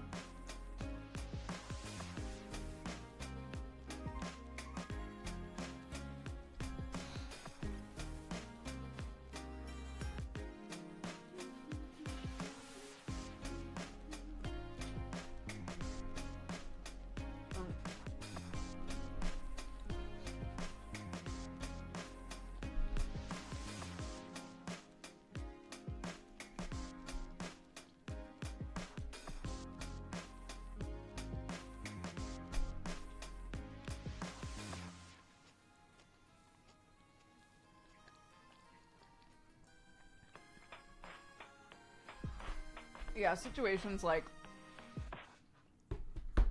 crab, crawfish, all that sort of shit. That feels like too much work to me, but I didn't grow up doing that, you know? So yeah, I think there is an element to sort of finicky foods like that of like I just enjoy the process, you know.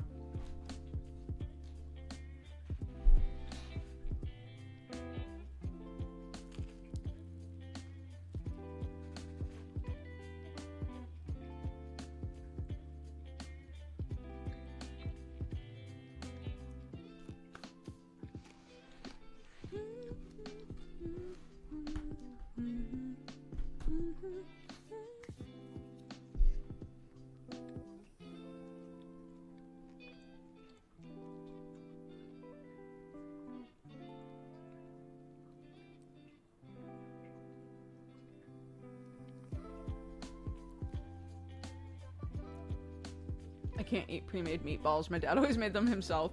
We never had meatballs growing up. Meatballs is a weird one for me. Where you would think that I would have grown up eating meatballs, but I just didn't.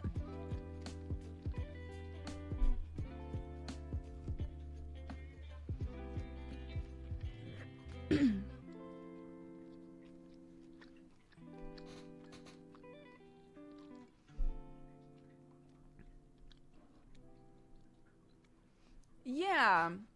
If there was gonna be like mince, like ground beef or something with pasta, it was in the sauce.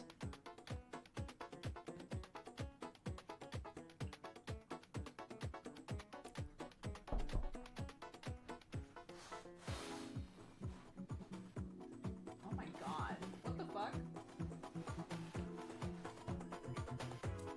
The slice is massive. I think it was meant to be cut, but it didn't get cut.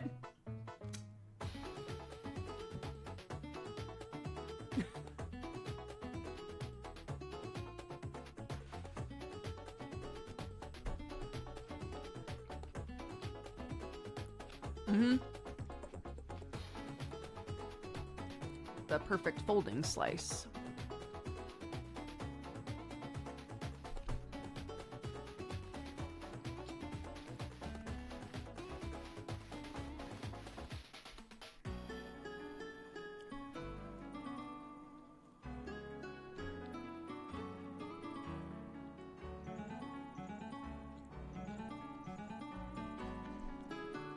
Worn contacts today for the first time. I might not have paid the best attention when I was told how to take them out, so pray for me. So for me, I literally would just put, sorry for anybody who has eye stuff, but I would literally look up and take my fingers and just pinch, and I could pinch it out of my eye. There are tricks. There's a lot of people online who like claim they have the perfect trick for taking contacts out. You can, if you have trouble, you can look up like other methods. There are a bunch of different ways to do it, but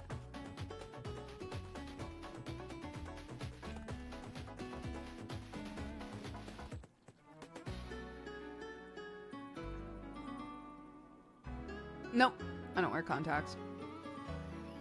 I had glasses and left them on a plane, so oops.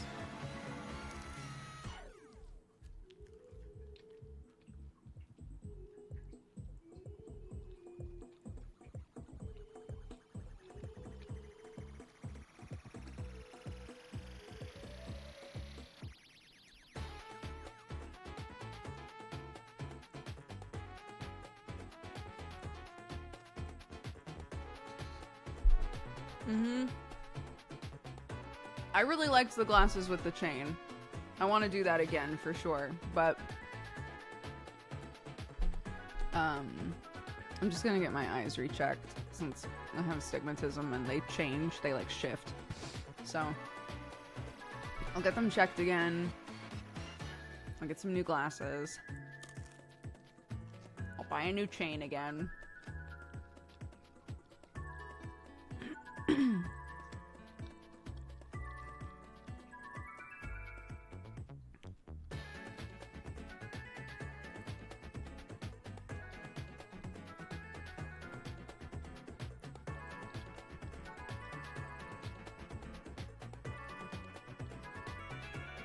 Oh my gosh, Skyrim rap. Out of all of the Hi, I'm Ron rap things that I did, that was the one I was the least prepared for.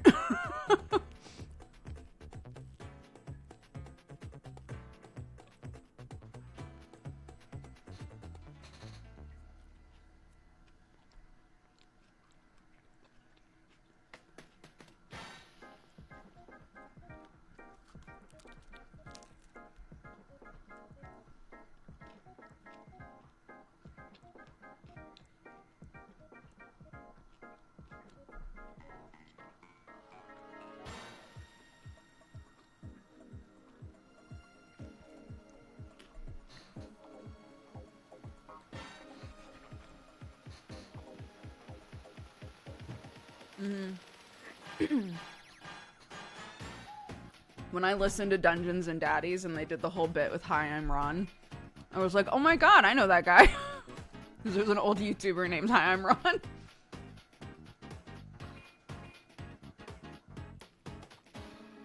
Yeah, I was just really hungry, so I pulled a Sam and I bought food while I was streaming.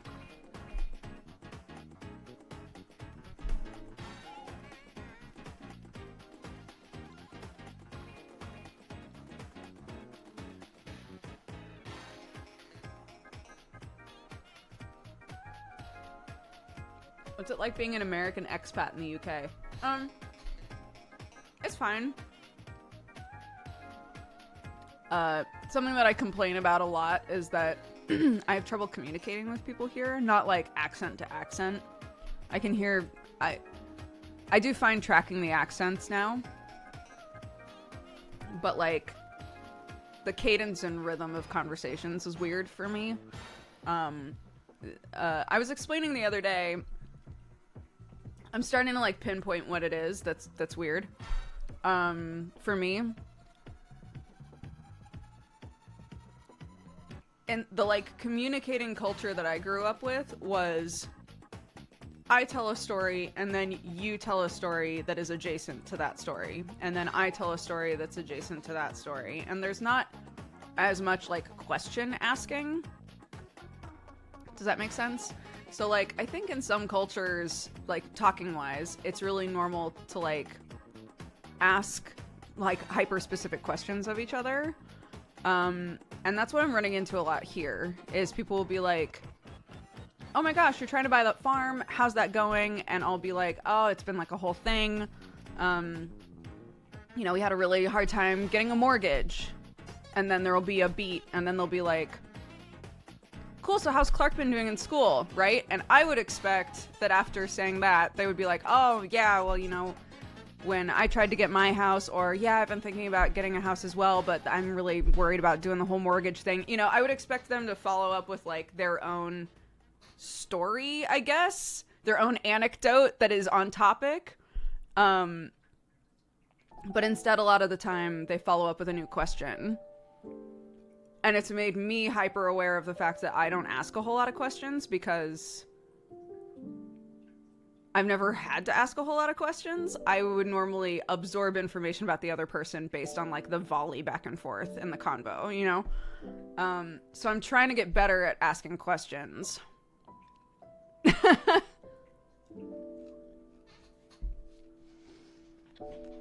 Because I don't want to be the guy who's like sitting there like being interviewed by a friend.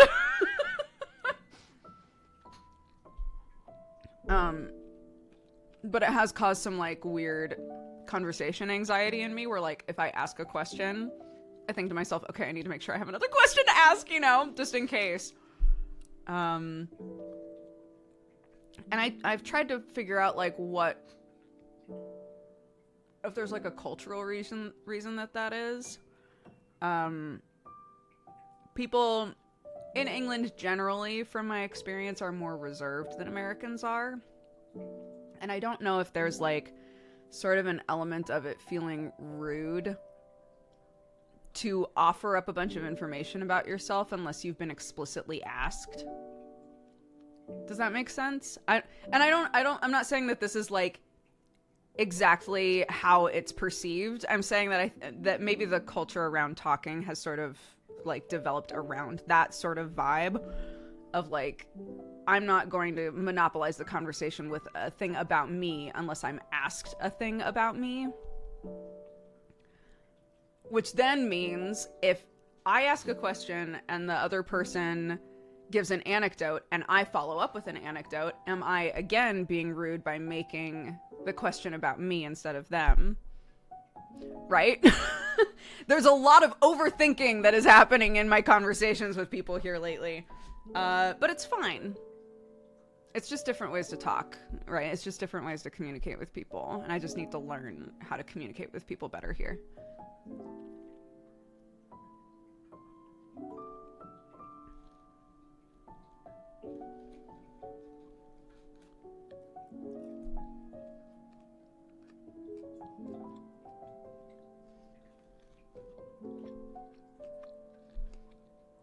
I think it's definitely anxiety we have in England is coming across as self-centered. I've noticed that. People like to talk about themselves if the other person has shown a genuine interest in, like, please tell me this thing about yourself.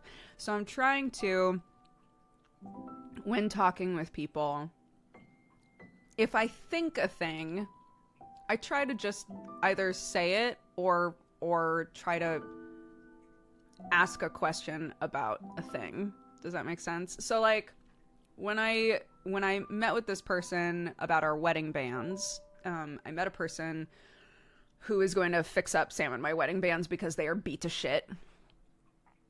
And she picked up Sam's ring, and based on the weight of the ring, and I found this out by asking the question, right? Based on the weight of the ring, knew what type of metal it was. And so she picked it up, knew immediately what it was, and started, like, talking about, you know, potential, like, problems she was going to have fixing it, and, like, things to expect, you know, from the process and stuff like that. And I had to, like, think to myself, I should tell her that I thought that was cool. You know? Like, I should tell her that I thought that it was neat that she could just pick that up and know what type of metal it is. Because I shouldn't expect that she's gonna offer up that information to me.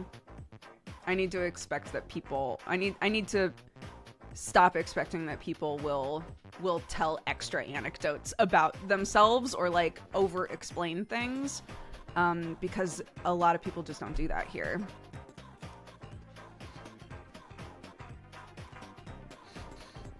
It's interesting. It's very interesting. And again, I don't think that there's a right or a wrong way for people to interact with each other.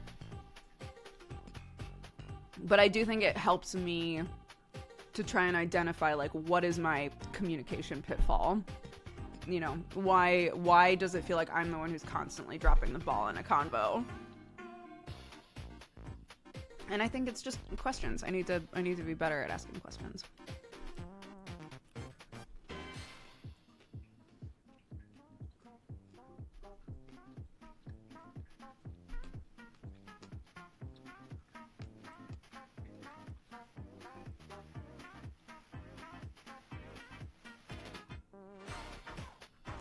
Silence is also a kind of conversation. There are two types of silence. There's deeply uncomfortable silence, and there's perfectly fine silence. If I'm meeting a person for the first time and we're having a conversation, and silence happens, no, something happened, right? Something went a little wrong there. The rhythm was off.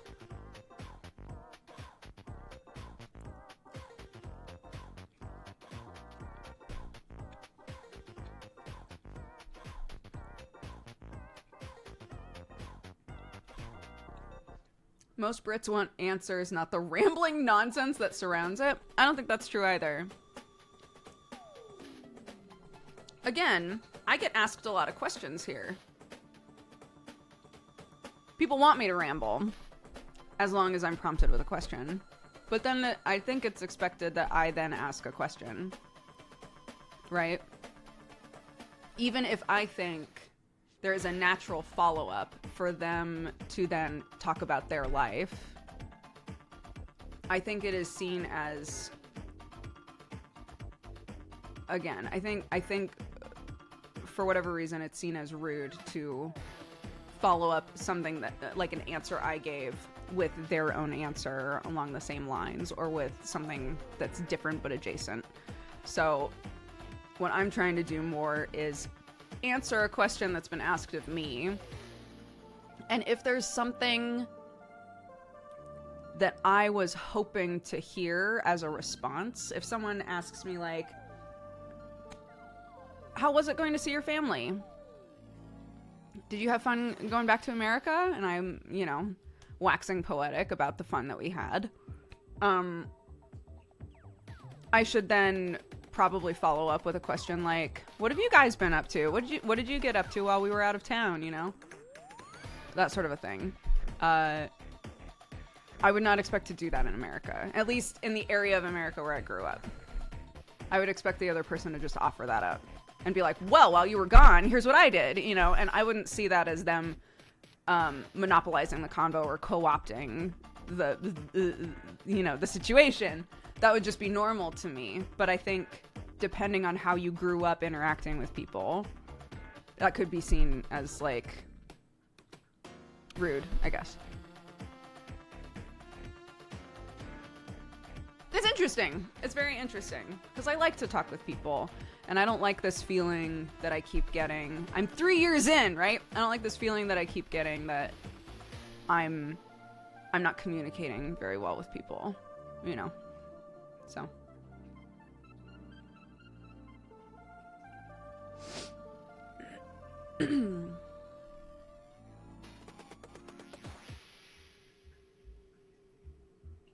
As a Brit, it's hard to talk with Brits.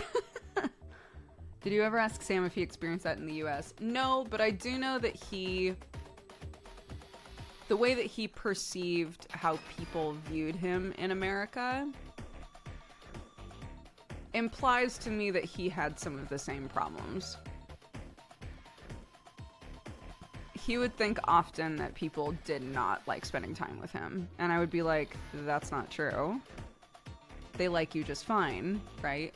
But there is a sort of built-in, inescapable self-consciousness that comes from planting yourself in a totally new country, even when they do speak the same language. And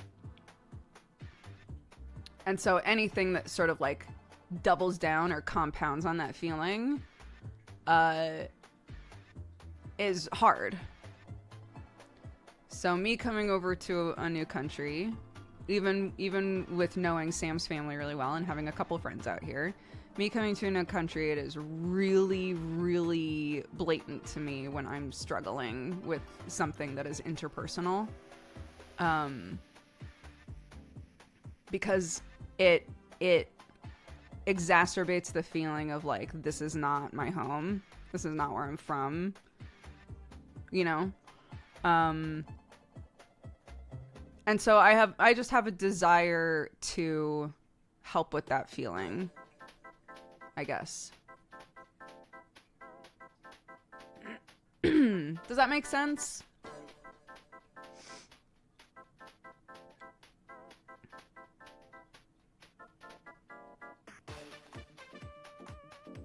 I like this Learn to Converse segment. Tell me more. So here we go. We're doing it, guys.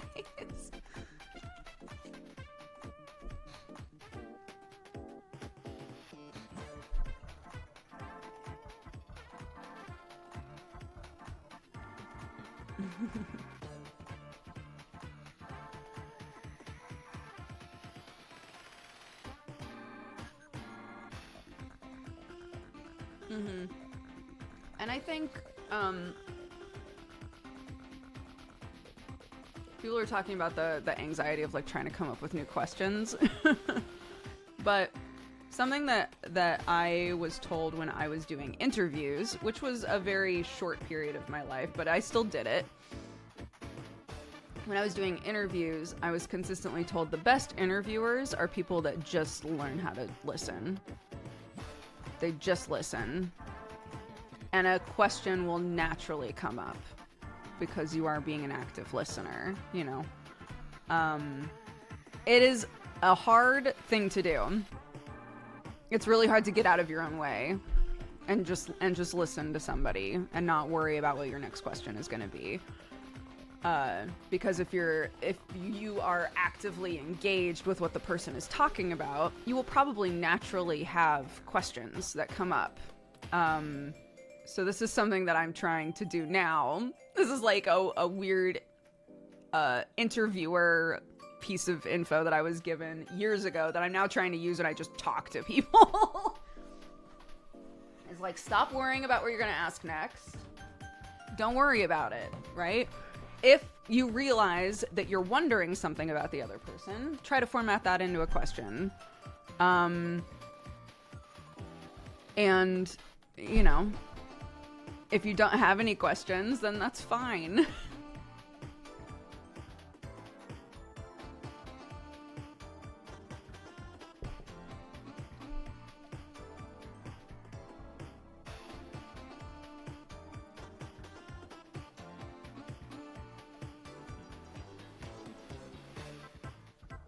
There's a specific friend. There's a specific person that I really want to be friends with. Here, this is this is like making friends as an adult is hard. This is it right now. There's a specific person that I really want to be friends with. She is eternally sweet to me every time. Like, just so kind, so sweet.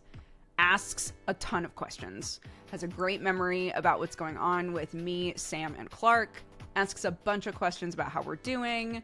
Like, and the more that I've thought about this, about like how my communication style is different from a lot of people here, the more I'm like, okay, next time I hang out with this person, next time I'm around this person, I have to make sure that I am like being an active, engaged person in the conversation and ask her questions, right?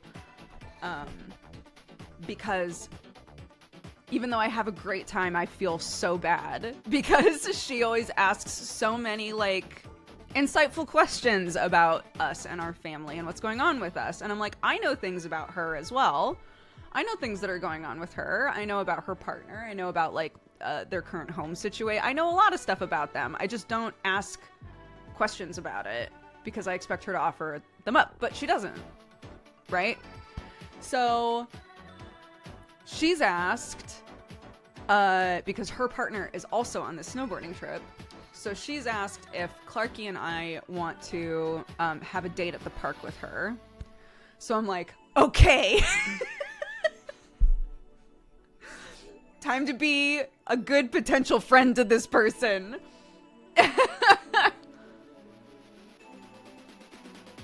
Let's go. I'm gonna do it.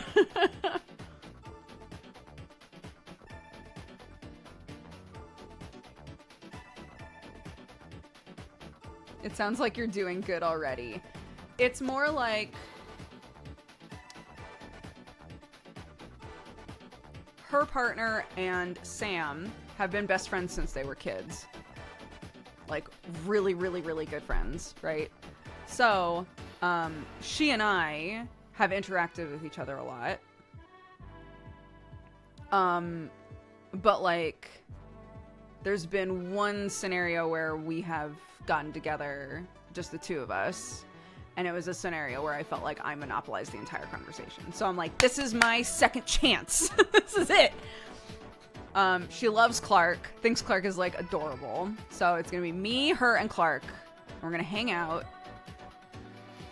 And I'm gonna do better at asking her questions. Cause I want her to know that I have an interest in how her life is going and that I want to be friends with her, you know? So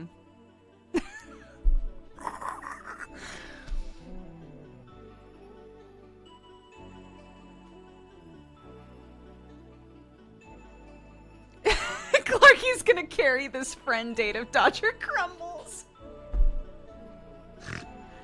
Yeah, I have to bring Clark. She's the fallback plan. If I start struggling, I'll be like, look at this funny thing Clark's doing.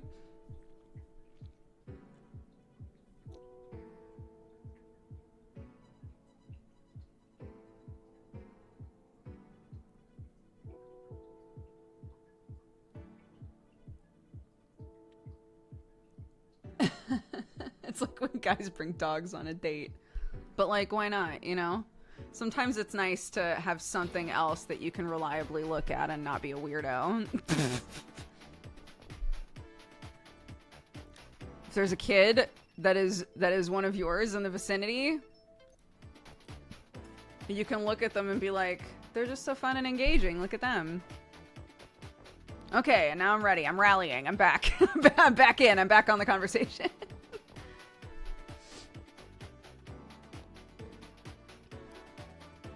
I got the contacts out. I didn't even need the Hoover. I'm proud of you. Well done.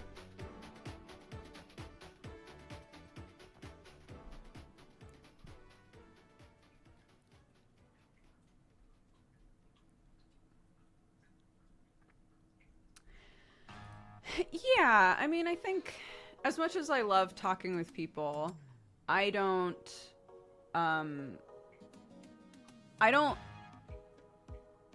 seek out social situations often enough to say that I am oftentimes in a social situation where I feel like kind of like extrovert exhaustion, you know? I'm home enough that I typically can go into a social situation with a full battery. It's just how I use that battery. Am I using that battery overthinking shit? Or am I just like having a nice time with another person? It depends on how the conversation's going typically, which I think is why it stands out so much to me if the conversation feels weird.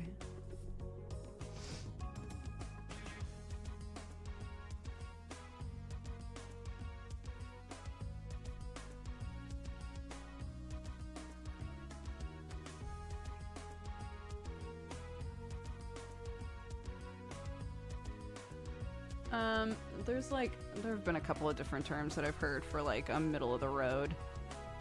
Someone asked if I'm an introvert. I love being home. I love being by myself. It's great. The second you have a child, you're almost never alone. So just like keep that in mind.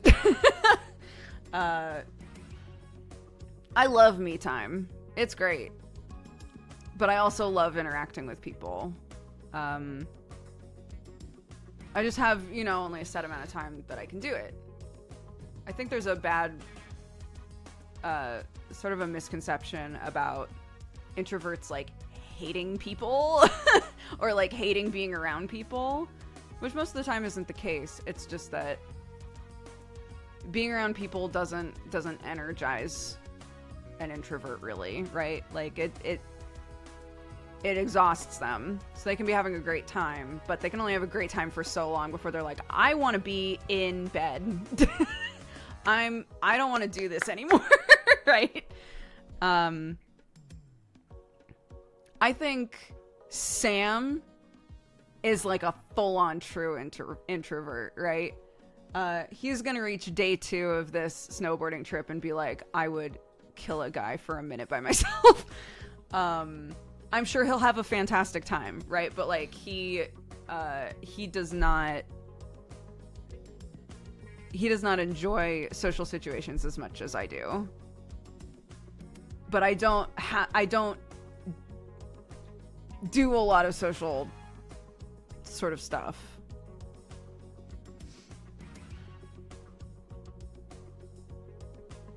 And it's nice because Sam's family knows that about us. If Sam vanishes, everybody's like, oh yeah, he's probably just like sitting by himself in another room, you know? And it's like not a big deal. They just leave him alone. The same thing with me. If I vanish, unless there's an emergency, I generally just get left alone wherever I've gone to like hide for a minute to just like, you know, because Sam's family's really big.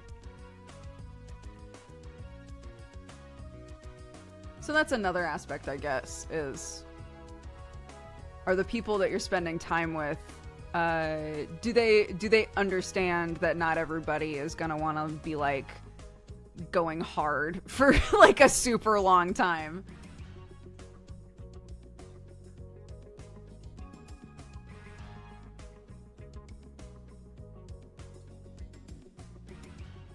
If a person in our family is missing, we assume they left to go poop.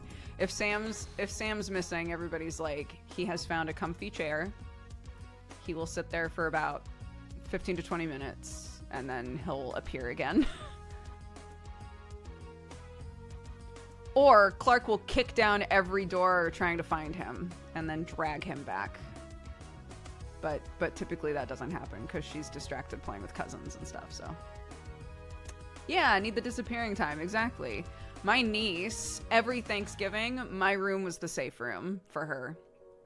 So she'd get told the second that she got in the house, she'd get told, like, if you need a minute, go into Brooke's room. And I think every Thanksgiving, pretty much, she used it at least a little bit to just zone out by herself for a little bit, you know?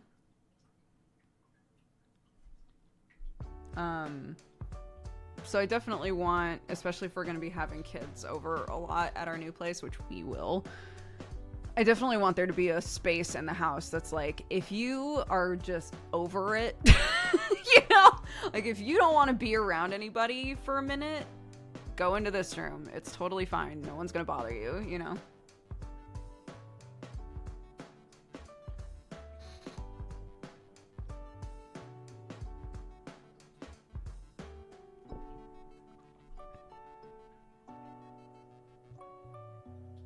I find these conversations interesting. I'm perfectly happy being left alone. I also have no problem thriving in a social situation, but my wife is very much not a people person.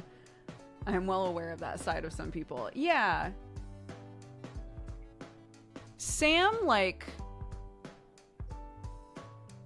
in some situations, Sam fully takes the lead on social stuff, which I find so fascinating because it's not every time.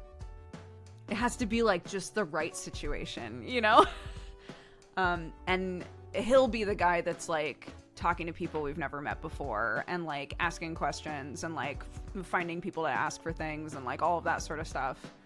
When we went to Warwick Castle for the King of the Castle event, I was like, until the event starts, I'm probably just gonna like chill in this corner because I'm freezing and the radiator's here. So I literally got all dolled up and then sat next to a radiator for about 20 minutes.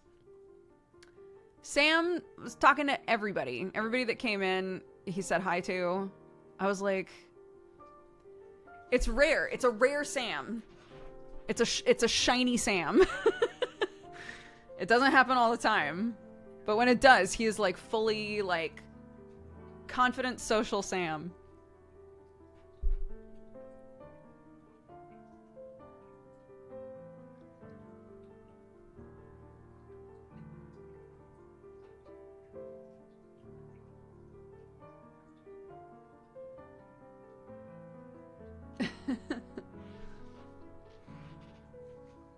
Maybe it was the castle. Maybe it was the castle.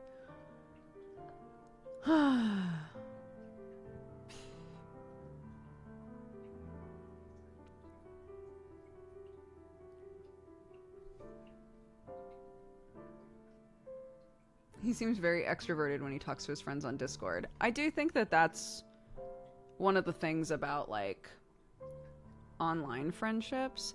I was talking about my job with an old friend of mine that I met in college, because he was like, yeah, I like talking with people. There is nothing that makes me happier than making people laugh, which is very much me. He was like, I love making people laugh. I love entertaining people. But I hit a wall. I will hit a wall where it's like, I need to go home, you know? And I was saying, I realized talking to him about that, this was a while ago, but ambiverts are a thing. I know, we were talking about that earlier. And I was saying, that's, I think, one of the reasons that I love doing this so much, is that I can do all of the, like, goofy, entertaining, silly shit. But there's a part of my brain that knows I'm home, you know? There's a part of my brain that's like, if I hit that wall, which I rarely do anymore because I'm very used to doing this, like, long distance streaming, right? But, like, if I do hit that wall, all I have to do is press a button. And I'm safe, and I'm home, and it's fine, you know? And I think there's an element to that for people who struggle with social situations or struggle being like leaving the house to seek out like face-to-face friendship sort of shit. Is we have so many options now to be able to be at home, be safe, be able to hit a button and say, I need to be by myself, but still interact with and foster relationships with people. You know? Like, that's some, like, previous generations didn't have that, but we have that. So we're able to, like, exercise those social muscles with people that we're comfortable with, while also knowing, like, I don't have to worry about how I'm getting home. You know? I don't have to think to myself, like, God, it's going to take me forever to, like, I'm going to be stuck in traffic or whatever, or, like, so-and-so drove me here. What if they don't want to leave yet? You know, you don't have to do any of that. You're already home. I think that takes some of the, like, mental weight off of, like, the battery draining stress of, like, a social thing.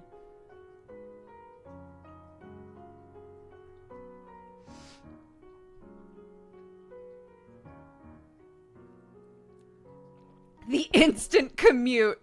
Boop! Did it. The instant commute. That's funny.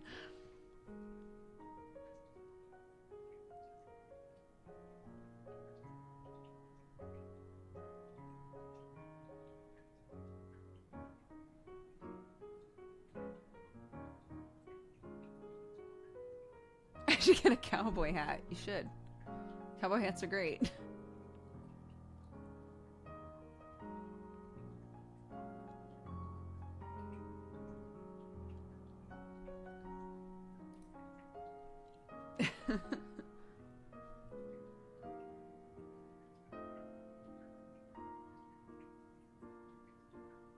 I wonder if OG introverts leaned toward pen paling. Maybe.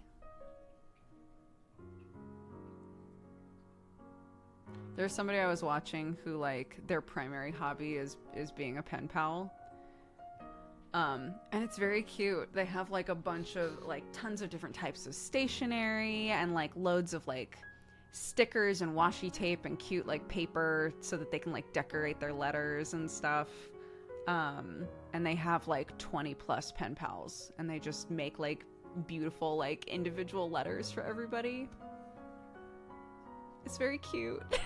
It's very cute. I love it.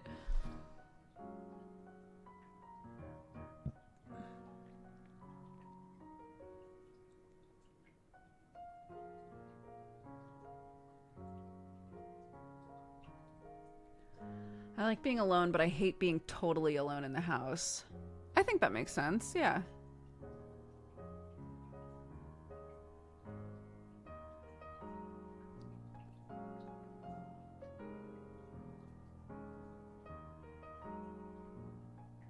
I know, me too. I love stationery. I love stationery. I love, like, pens, like different types of pens. All of that sort of stuff. But, like, do I have a practical use for those things? Not really. Not really. I'll buy those, like, packs of lots of different decorated papers because Clark and I will use that for all sorts of shit. But, like, actual stationery, I don't ever bother getting.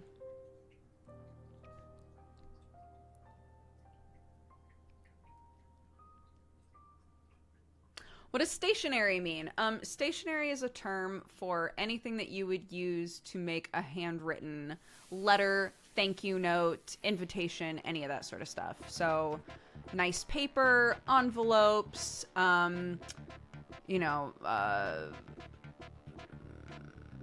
pens, all of that sort of shit.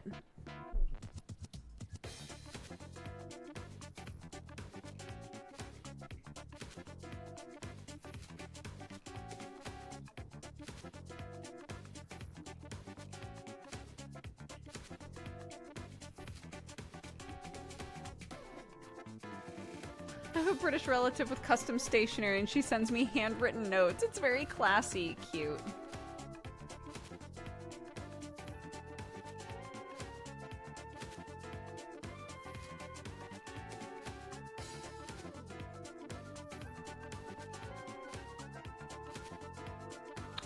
My pen pal is a character artist, and I've been practicing drawing, so we use blank stationery and draw art on the covers.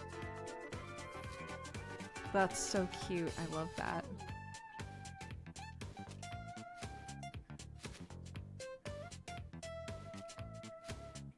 I used to laminate leaves with my parents' laminator. That's also very cute. I like that as well.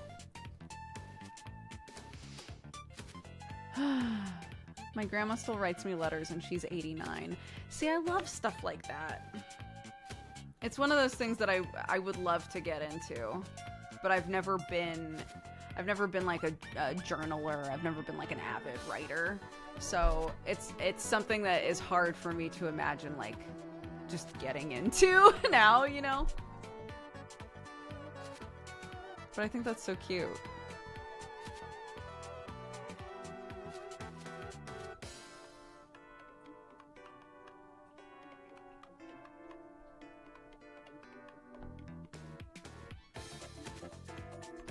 I love your hair. Thank you. I've gotten a lot of compliments on my hair today. I appreciate it.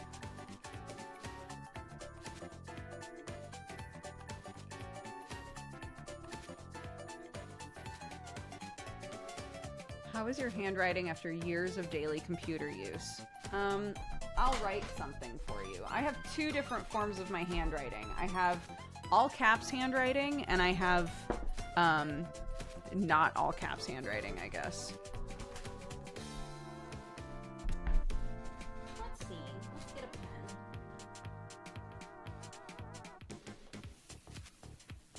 What would you like me to write? I'll write it in both ways. Give me a stupid sentence. No, those aren't sentences. Those are words. Peppa Pig is a toxic community. Fantastic. See, someone figured it out. Okay.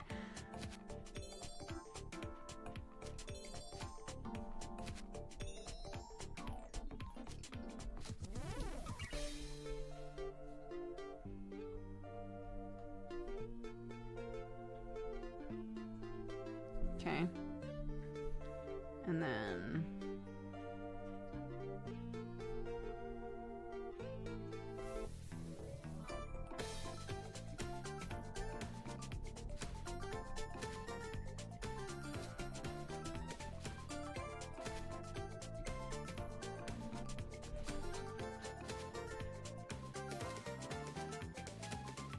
Those are the two different ways that I write. So one's all caps, and one is like a mix. Yeah, it ain't bad. I wonder if I could do this, and I don't know that I remember cursive well enough.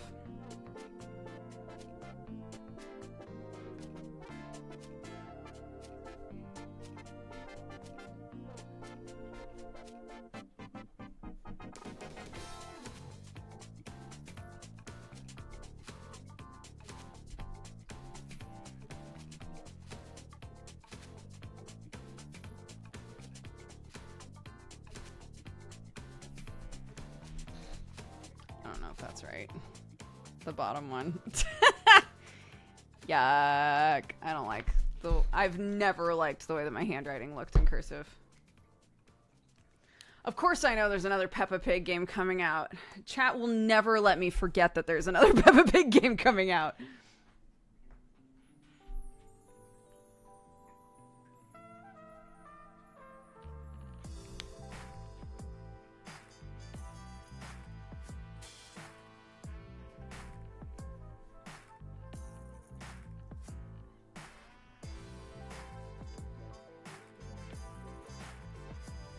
Have you been to Peppa Pig World? I have. We took Clarky to Peppa Pig World right before she started school. As like a, yay, you're going to big school sort of thing. And now occasionally we'll be like having breakfast and she'll be like, can we go to Peppa Pig World today? And I'm like, no, dude. No, we can't. That's a thing we have to plan. Yeah, there's a Peppa Pig section of an amusement park here. So it's kind of like I'm trying to think of a non-HP example. It's, like at an amusement park, if there's a section that's like themed in some way, there's a theme to an amusement park out here. There's a whole section that is just Peppa Pig.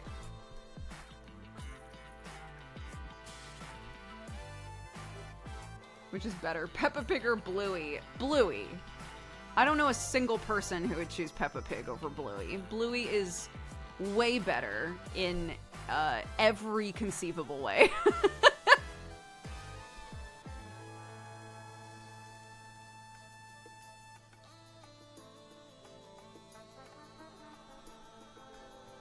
Why are you whipping me with your tail? What's happening? What are you trying to tell me?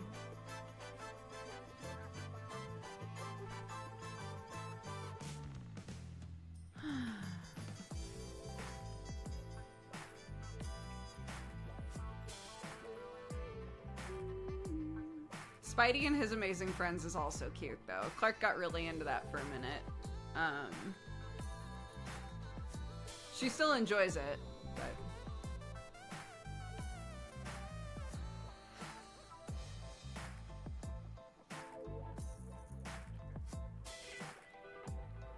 Dude, yeah, like, Dave came over, right, to hang out with us. He loves Bluey.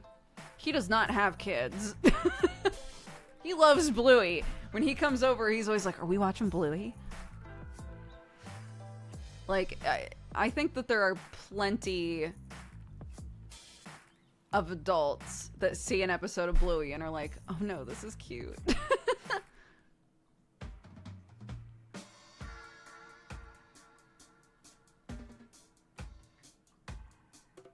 My sister and I recently decided to get Bluey bingo or muffin socks tattoos, and it's dumb but cute. That's not dumb, that's so cute. I love that.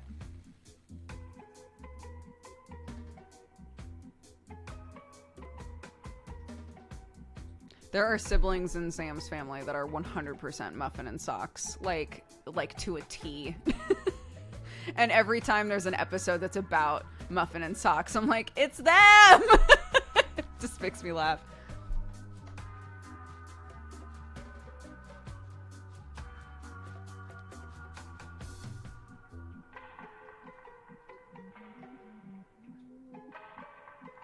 Yeah. The other kids show that I can say with 100% certainty Sam and I like more than Clark does is Bread's Bakery. We love Bread's Bakery. Clark tolerates it. She's fine with it. She enjoys it. But Sam and I are like fully in.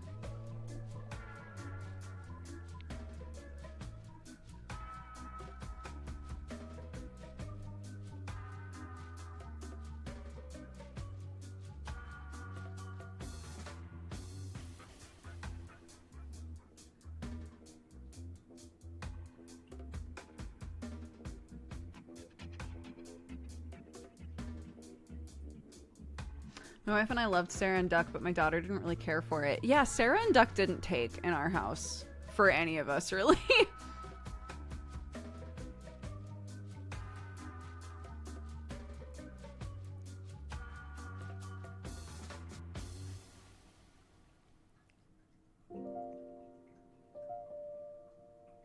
Oh my god, Max and Ruby. Max and Ruby infuriates me. Where are their parents?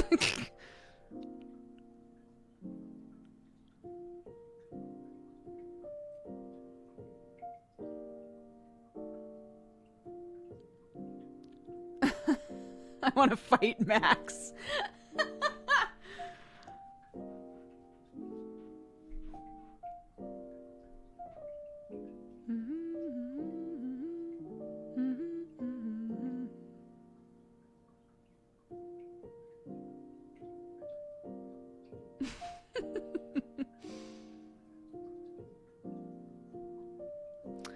Yeah, Clark hadn't asked to watch Bluey in a long time. And then there was a Bluey marathon happening while we were at the desert. And so Clark was watching so much Bluey while we were at my parents' house. And when we came home, she now asks to watch Bluey constantly. And I'm like, yes. Yes, let's go.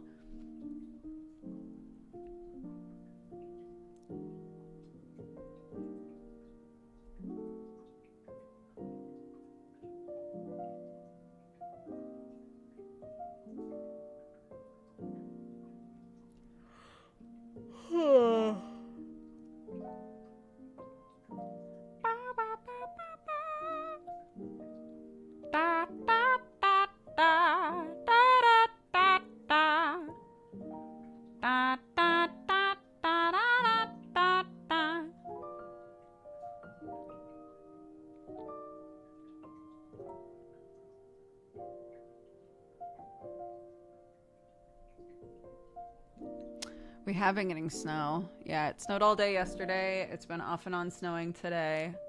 A lot of it's melted, I think, now. But it was snowing all morning.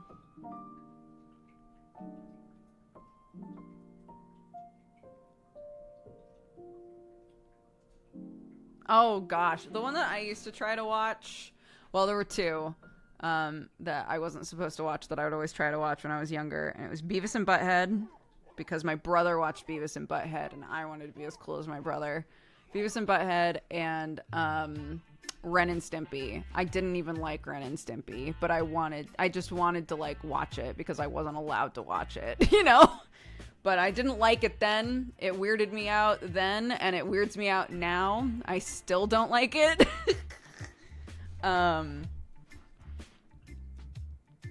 Yeah, but it's funny how kids' brains work sometimes. When you're like, you aren't allowed to do that, the only thing in the world you want to do is the thing you were told not to do, you know?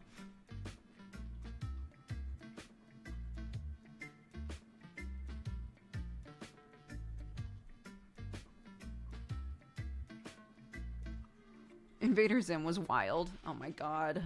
Invader Zim was out when I was in high school, and I loved it. I loved it. I was fully an Invader Zim kid in high school.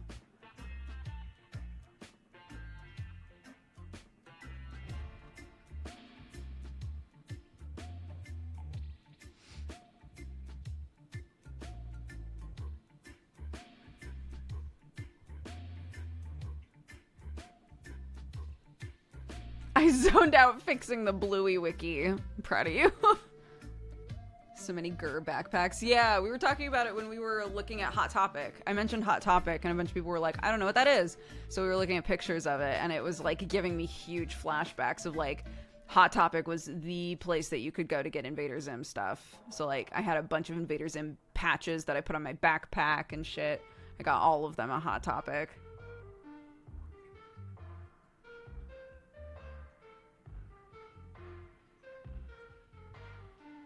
I still can't believe they gave Jonan Vasquez a TV show. For real.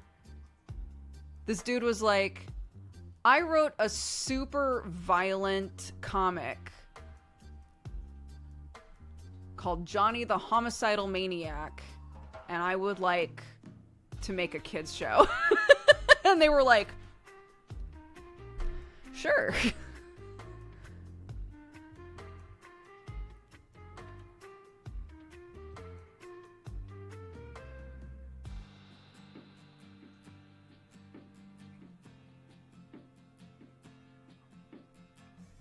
His pitch just must have been that good. You know, in the end, they made unreal amounts of money off of Invader Zim stuff. So it was the right call. I just don't know how it happened.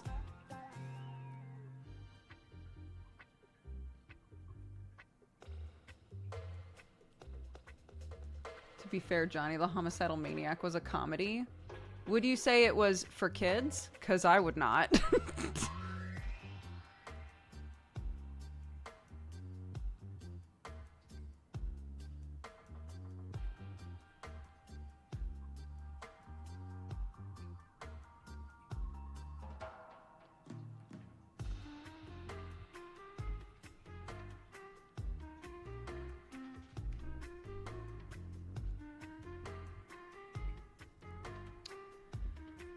Yeah, I got, I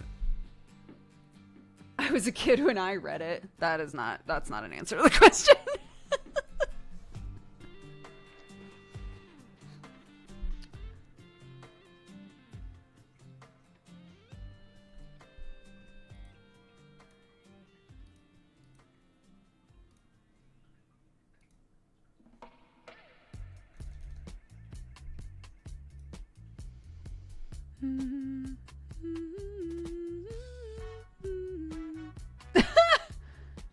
I think I overdid it snowboarding on day one. I googled soreness remedies and went for the ice bath. What the fuck? Why would anyone willingly do this?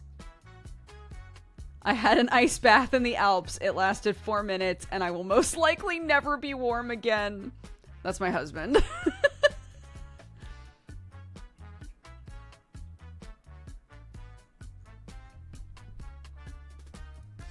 Amazing.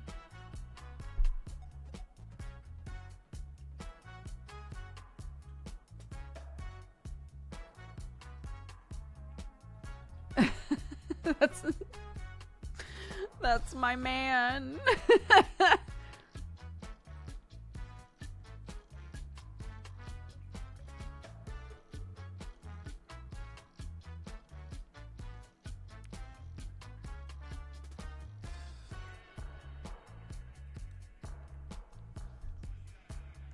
Yeah, I mean, like, I know that Disney is a whole different animal, but like, when Gravity Falls came out, there would occasionally be things happening in the episodes of Gravity Falls where everyone would be like, how the fuck did they convince Disney to let them do this on the Disney Channel? But when you look at the sort of stuff that was going on Nickelodeon, like, it was baby shit, you know?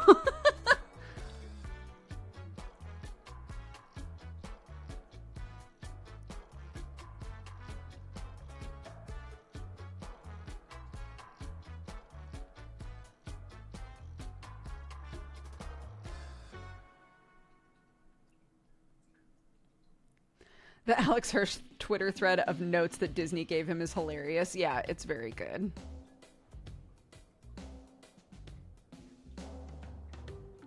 Gravity Falls is a show I've saved to watch. I still don't know much about it, but it's there ready for me to binge. I adore Gravity Falls. A lot of people really wound up loving that show, and I think it went on for the perfect amount of time, which is rare. I think it's one of those shows that, like, it did everything that it wanted to do. It ended well. I will say that I think, as with many shows that need like a little bit of like slow burn time, the first season is gonna feel like just a normal ass kids show for the most part. But when the shit starts hitting, when it starts getting really good, it gets so good. So yeah, I hope that you enjoy it when you do watch it.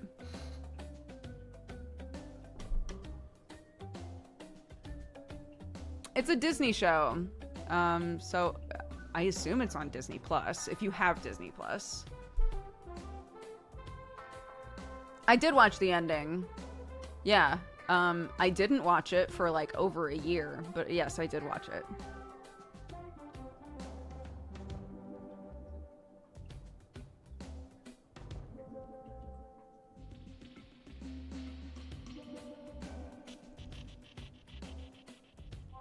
Gravity Falls is what I wanted Supernatural to be. Dude. Oh, God. Supernatural.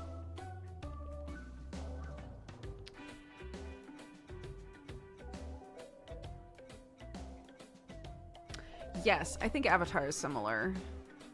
When Avatar hits, it hits. Like, it's so good. But, like, Sam still has not watched all of Avatar because he started watching it and he felt like the first season was pretty slow. I don't remember thinking the first season was slow. But I also was watching it as it came out pretty much. So I didn't have to deal with all of this buildup of like, holy shit, Avatar is an incredible show. It's one of the best cartoons ever made. You know, I wasn't going into it with that energy. I was just watching a cartoon, you know, which I think makes a huge difference. It's kind of like with Final Fantasy XIV. Now's your time to post the blurb in chat, guys. But it's kind of like with Final Fantasy XIV, where when I started playing Final Fantasy XIV, I had no problem with the 1 to 50 grind. I was like, this is a pretty MMO. I haven't played an MMO in a long time. This is really fun. I'm having a great time, right? And now at this point, with so many expansions out and everybody being like, this is an MMO, but it's like one of the best Final Fantasy stories that they've ever done. It's fantastic. It's so good. The music slaps. The characters are great. Like, incredible, right? Now, when you go into Final Fantasy XIV and you do the beginning of the game, you're like, I'm gonna fucking fall asleep. You know?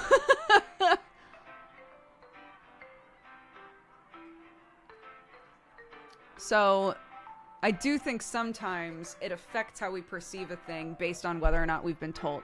Whether or not it's on the does it slap list. For like, I heard this slaps. And then you start playing or watching and you're like, when does the slapping happen though? When do we start slapping?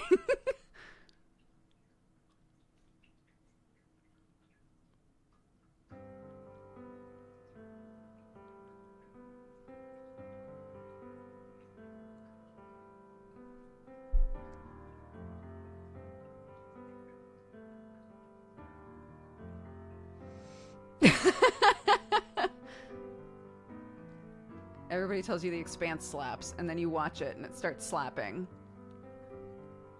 We're currently reading Sam Has It with him in the Alps, because he's fancy. But Sam and I are currently reading the Expanse books. And it's good. It is good. We watched the first episode of the show, and I'm not sold on the show. And I don't know if it's because we're reading the book at the same time that we tried to watch the show, but I didn't realize that there were like 5 or 6 seasons out of The Expanse, like the show.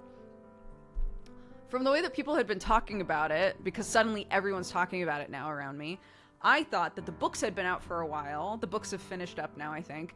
I thought the books had been out for a while and they've just now started making a show. So I was like, I mean, the show's okay.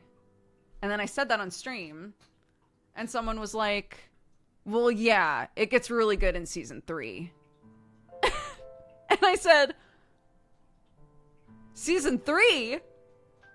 I didn't know we had a season 3.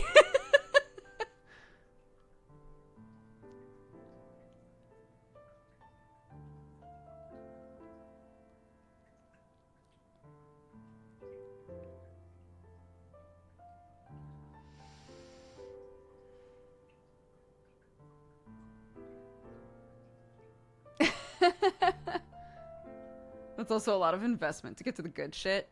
It's also interesting because we only watched 1 episode, but I'm about halfway through the first book. Stuff that happened, I think they're like picking from things that happen later and plopping them into episodes, because this is just speculation on my part. But like, I'm about halfway through the first book, and stuff happened in episode 1 that I have not read.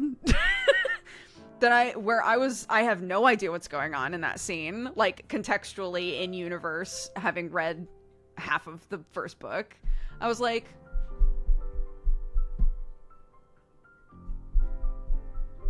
interesting. Interesting. I wonder when that happens in the book.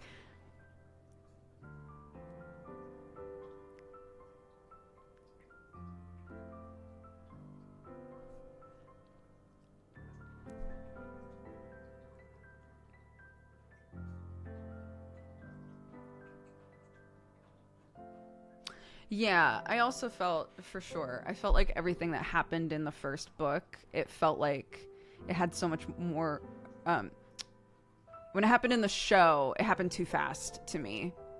But I think, again, that was a result of me reading the book at the same time. Because I had, like, just got done reading everything that happened in episode 1, for the most part. And we watched episode 1. And then I was like, wow, that happened quick in the show. There was so much room to breathe in the book, you know?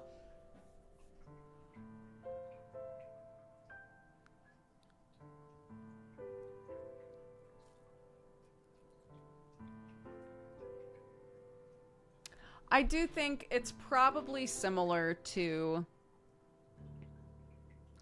those of us who fucking love Full Metal Alchemist. And we say, bro, you gotta watch Brotherhood. It follows the manga. It follows the story. It's so good. Arakawa's a genius. And they start watching Brotherhood, and they're like, why the fuck is this show moving so fast? Why is the pacing so weird? And I know that it's because there's a bunch of shit that is just being rehashed if you watched the first anime. Right? They already did a Full Metal Alchemist anime, but they did that like old 90s anime thing where they reached a certain number of episodes and were like, well, we've got to wrap this up, and they just came up with an ending, right? And so, from what I understand, to make it so that people who watch the original anime aren't bored, they just kind of zip through all of the shit that is overlap. So the first couple episodes of Brotherhood are like, there's a lot going on, right? It happens so fast to like get you to the point where things deviate and are different. But the number of people that I know who have not read the manga, did not watch the original anime, and went right into Brotherhood and were like, the pacing is weird in these first few episodes, is a lot. It's, you know.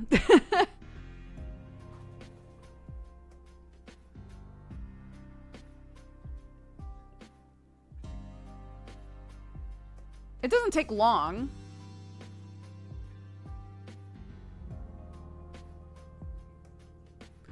It is a complete remake of the story. It doesn't skip anything. It just, the pacing of the start is a bit quicker than it was in the original anime.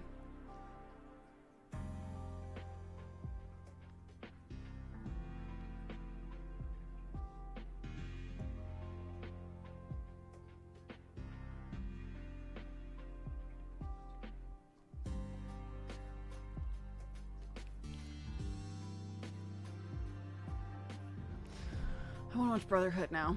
I want to watch Brotherhood. Man, what a good show.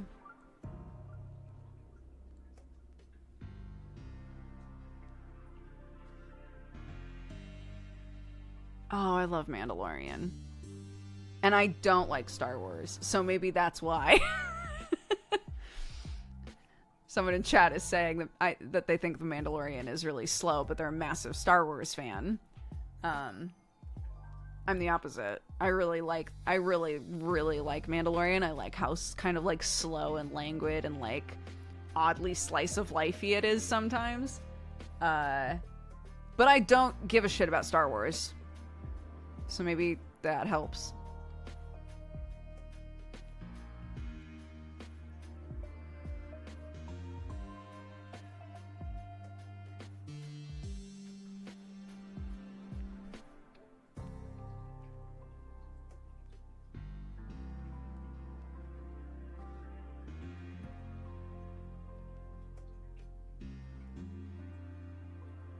I always come back to wanting to watch Cowboy Bebop. I haven't watched Samurai Champloo in a long time. It might be time for me to rewatch Samurai Champloo. I haven't watched the dub of Samurai Champloo in a long time. Most of the time I watch it subbed, but I actually really like the dub of it. Maybe I'll put on the Samurai Champloo dub while I like work on some stuff.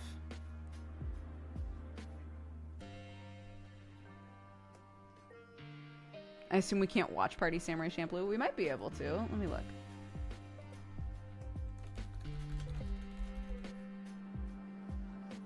Nope. Nope. Everything we love is Ash. You get nothing!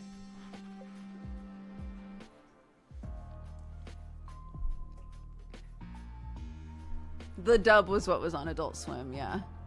That was how I found Samurai Champloo. I remember this so vividly. It's so funny. I don't know what it is about Samurai Champloo that made such an impact on me, but I remember I was at my aunt's house. We were visiting my aunt and uncle in Lake Tahoe, and I wasn't feeling well, and I went to bed and turned on the TV and put on Adult Swim, and they played an episode of Samurai Champloo that was like in the middle of the series or something. And it was dubbed, and I was fascinated by it. And I was like, I want to watch more of this. And now it's my favorite anime, so.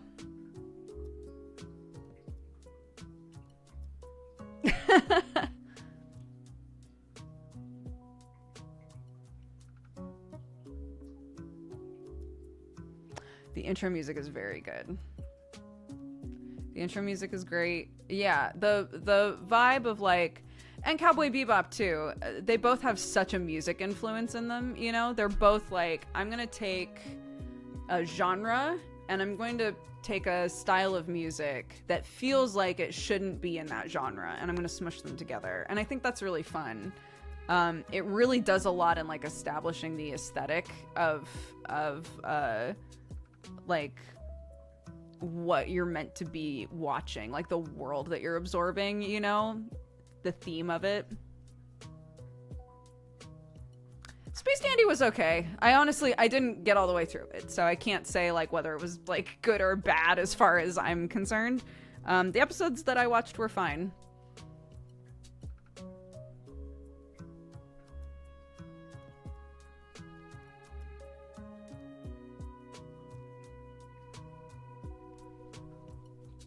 I've learned I love cute girls doing cute stuff anime. Oh gosh, I have the hardest time getting into cute girls doing cute stuff anime.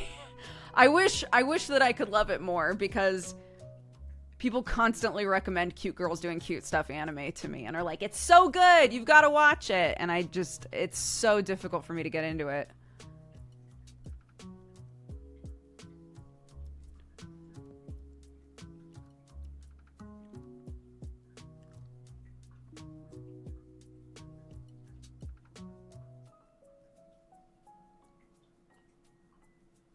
Yeah, we're talking about it like a genre.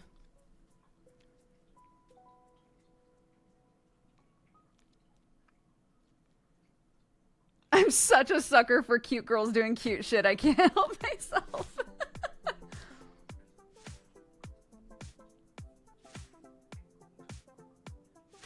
Spy Family's great. Spy Family's fantastic. I haven't read the manga of Spy Family in a while. I'm really curious to know, because at the time that I stopped reading it, it was just because I had caught up with all of it. I read all of it.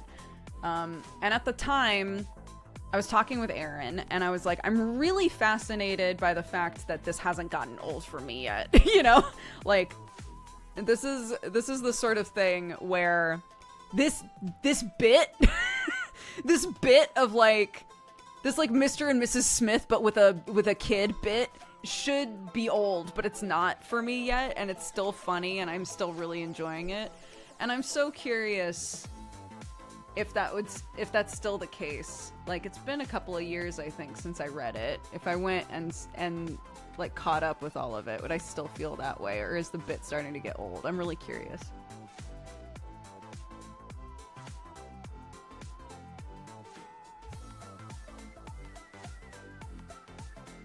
I'm such a hater about Spy Family. There are a few anime and manga that I'm like a super hater of, and everybody that I know loves it. So I feel that. It's never like, I think that this is bad. It's just, God, this is so not for me. I do not enjoy this, you know?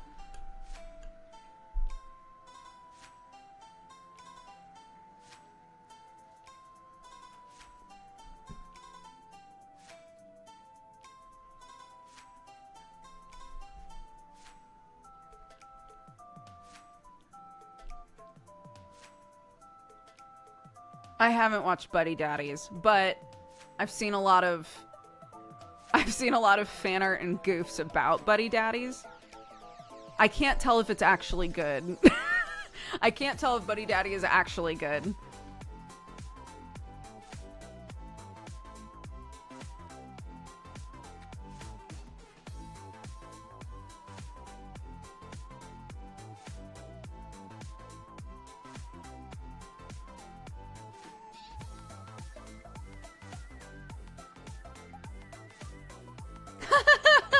I said to my friend who got me into Spy Family, it's funny that their fake name is Forger. She paused for a few seconds and the realization washed over her brain. That's very funny. I love shit like that, where something gets pointed out to you and you're like, oh my God, I never thought about that.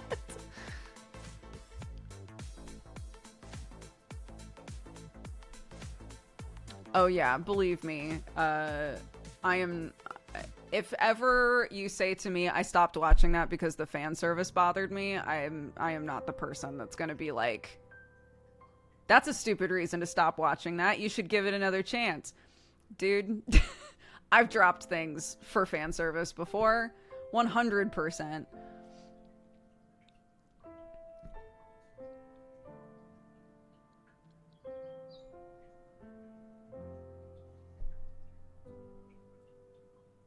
Yes.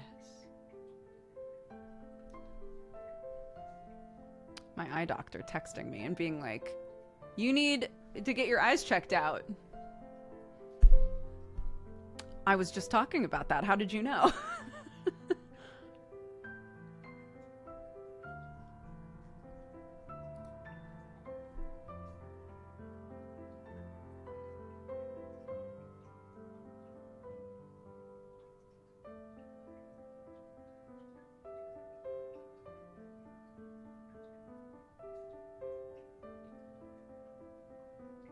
The premise sounds similar to Spy Family, but Buddy Daddies goes in another direction entirely. Really?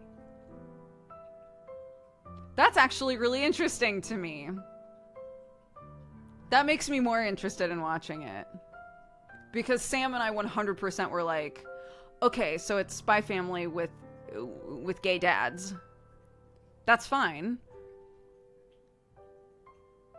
I just can't tell if it's gonna be good or not, you know? I don't know whether or not I'm gonna wait to see if people say that it's good, you know?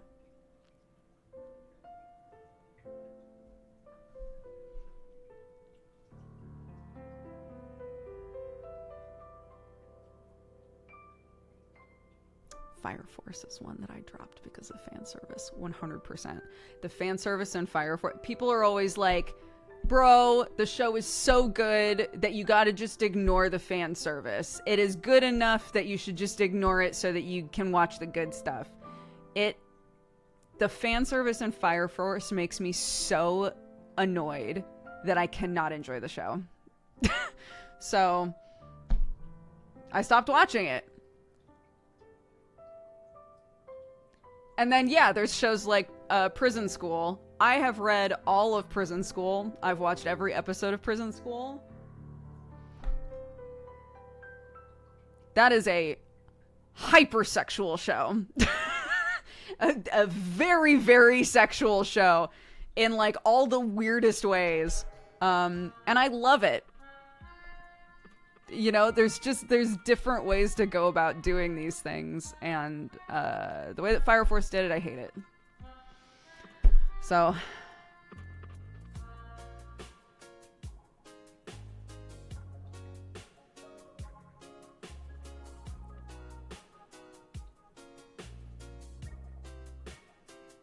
I only recently internalized that it's okay to dislike that stuff and stop watching a show because you don't like it. For sure. I think sometimes unless you're a fucking anime critic, or, you know, insert media here, right? I think it should be plenty to be able to say to yourself, it's just not for me, I don't like it. You don't need to, like, be able to intellectualize or, like, perfectly put into words what it is about it that you don't like, you know? It's okay to just not like things. And I think sometimes we demand, like, answers out of people because we take it as, like, a personal, like, why don't you like this thing I like, you know? So it's also on us as friends to be okay with somebody saying, I don't know, I just don't really like it. It doesn't mean that the thing you like is bad. It means that the thing you like isn't for everybody. You know, it's impossible for one thing to be perfect for everybody.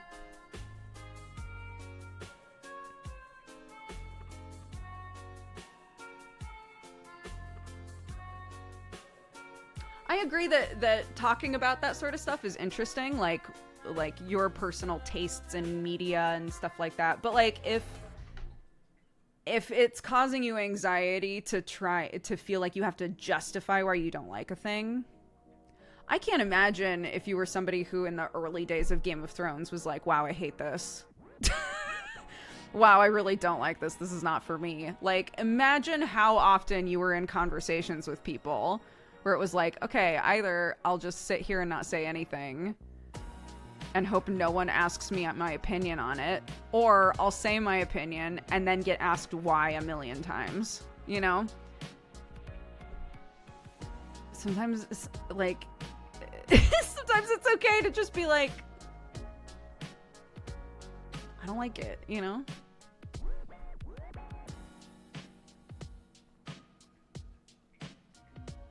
That was me!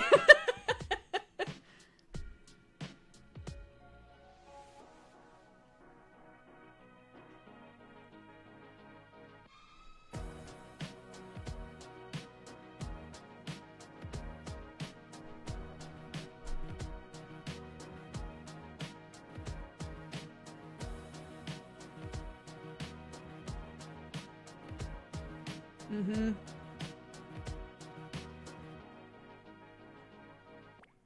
Yeah, it is interesting for sure. And on that note, I have to go pick up my child from school. So, bye. One sec. Let me open everything up so we can say our goodbyes properly. Raid leader is open if anybody would like to snag it and recommend somebody for us to raid. Child, yeah. She turned us off. Boop. Bye. Yep. I'm gonna go pick up my kid. Let's see. Arctic Rooster, thank you for the 26 months. Jerry Reg for the 39. Faybell for the 47. Ben Jack for the 23. Delta Mel for the 14. Tom Hardy Pants for the 4. Hazelip's Tacos for the 19. Toma for the 30. 92 Lucas for the 37. Calebzia, thank you again for subscribing. Welcome to the Cat Gang. This Awkward Person, thank you for the 79. Ravenblade for the 105. Goddamn. Hawk Potato for the 2. Kalira for the 67. Duralis for the 9. Happy Twitch, baby. Green Giant for the 8. Zarknor for the 53. Murkook for the 44. Peyote Boa for the 8. Evil Death for the 78. Penguin in Space for the 39. And Viengua for the 16. It definitely cut off a bunch of stuff because it didn't include the raid from Blair or Burke. So I'm sorry about that. Sometimes the activity feed, for whatever reason, cuts off a bunch of shit that happens at the beginning. But thank you so much for the raids to everybody who raided me today. If you stuck around after a raid and you had a good time, I'm gonna be totally honest. Most streams are not just talking the whole time. That is what we wound up doing today. But most of the time it's like a little bit of talking and then we play something. I will be back tomorrow. I would like for us to do some kind of like a craft project or something, but if I'm feeling particularly uncreative since we didn't play anything today, we might play something tomorrow. This is my cat Watson. I offer her as tribute. Jenna is playing Dead Cells. Fantastic. Send you over to Jenna Bain.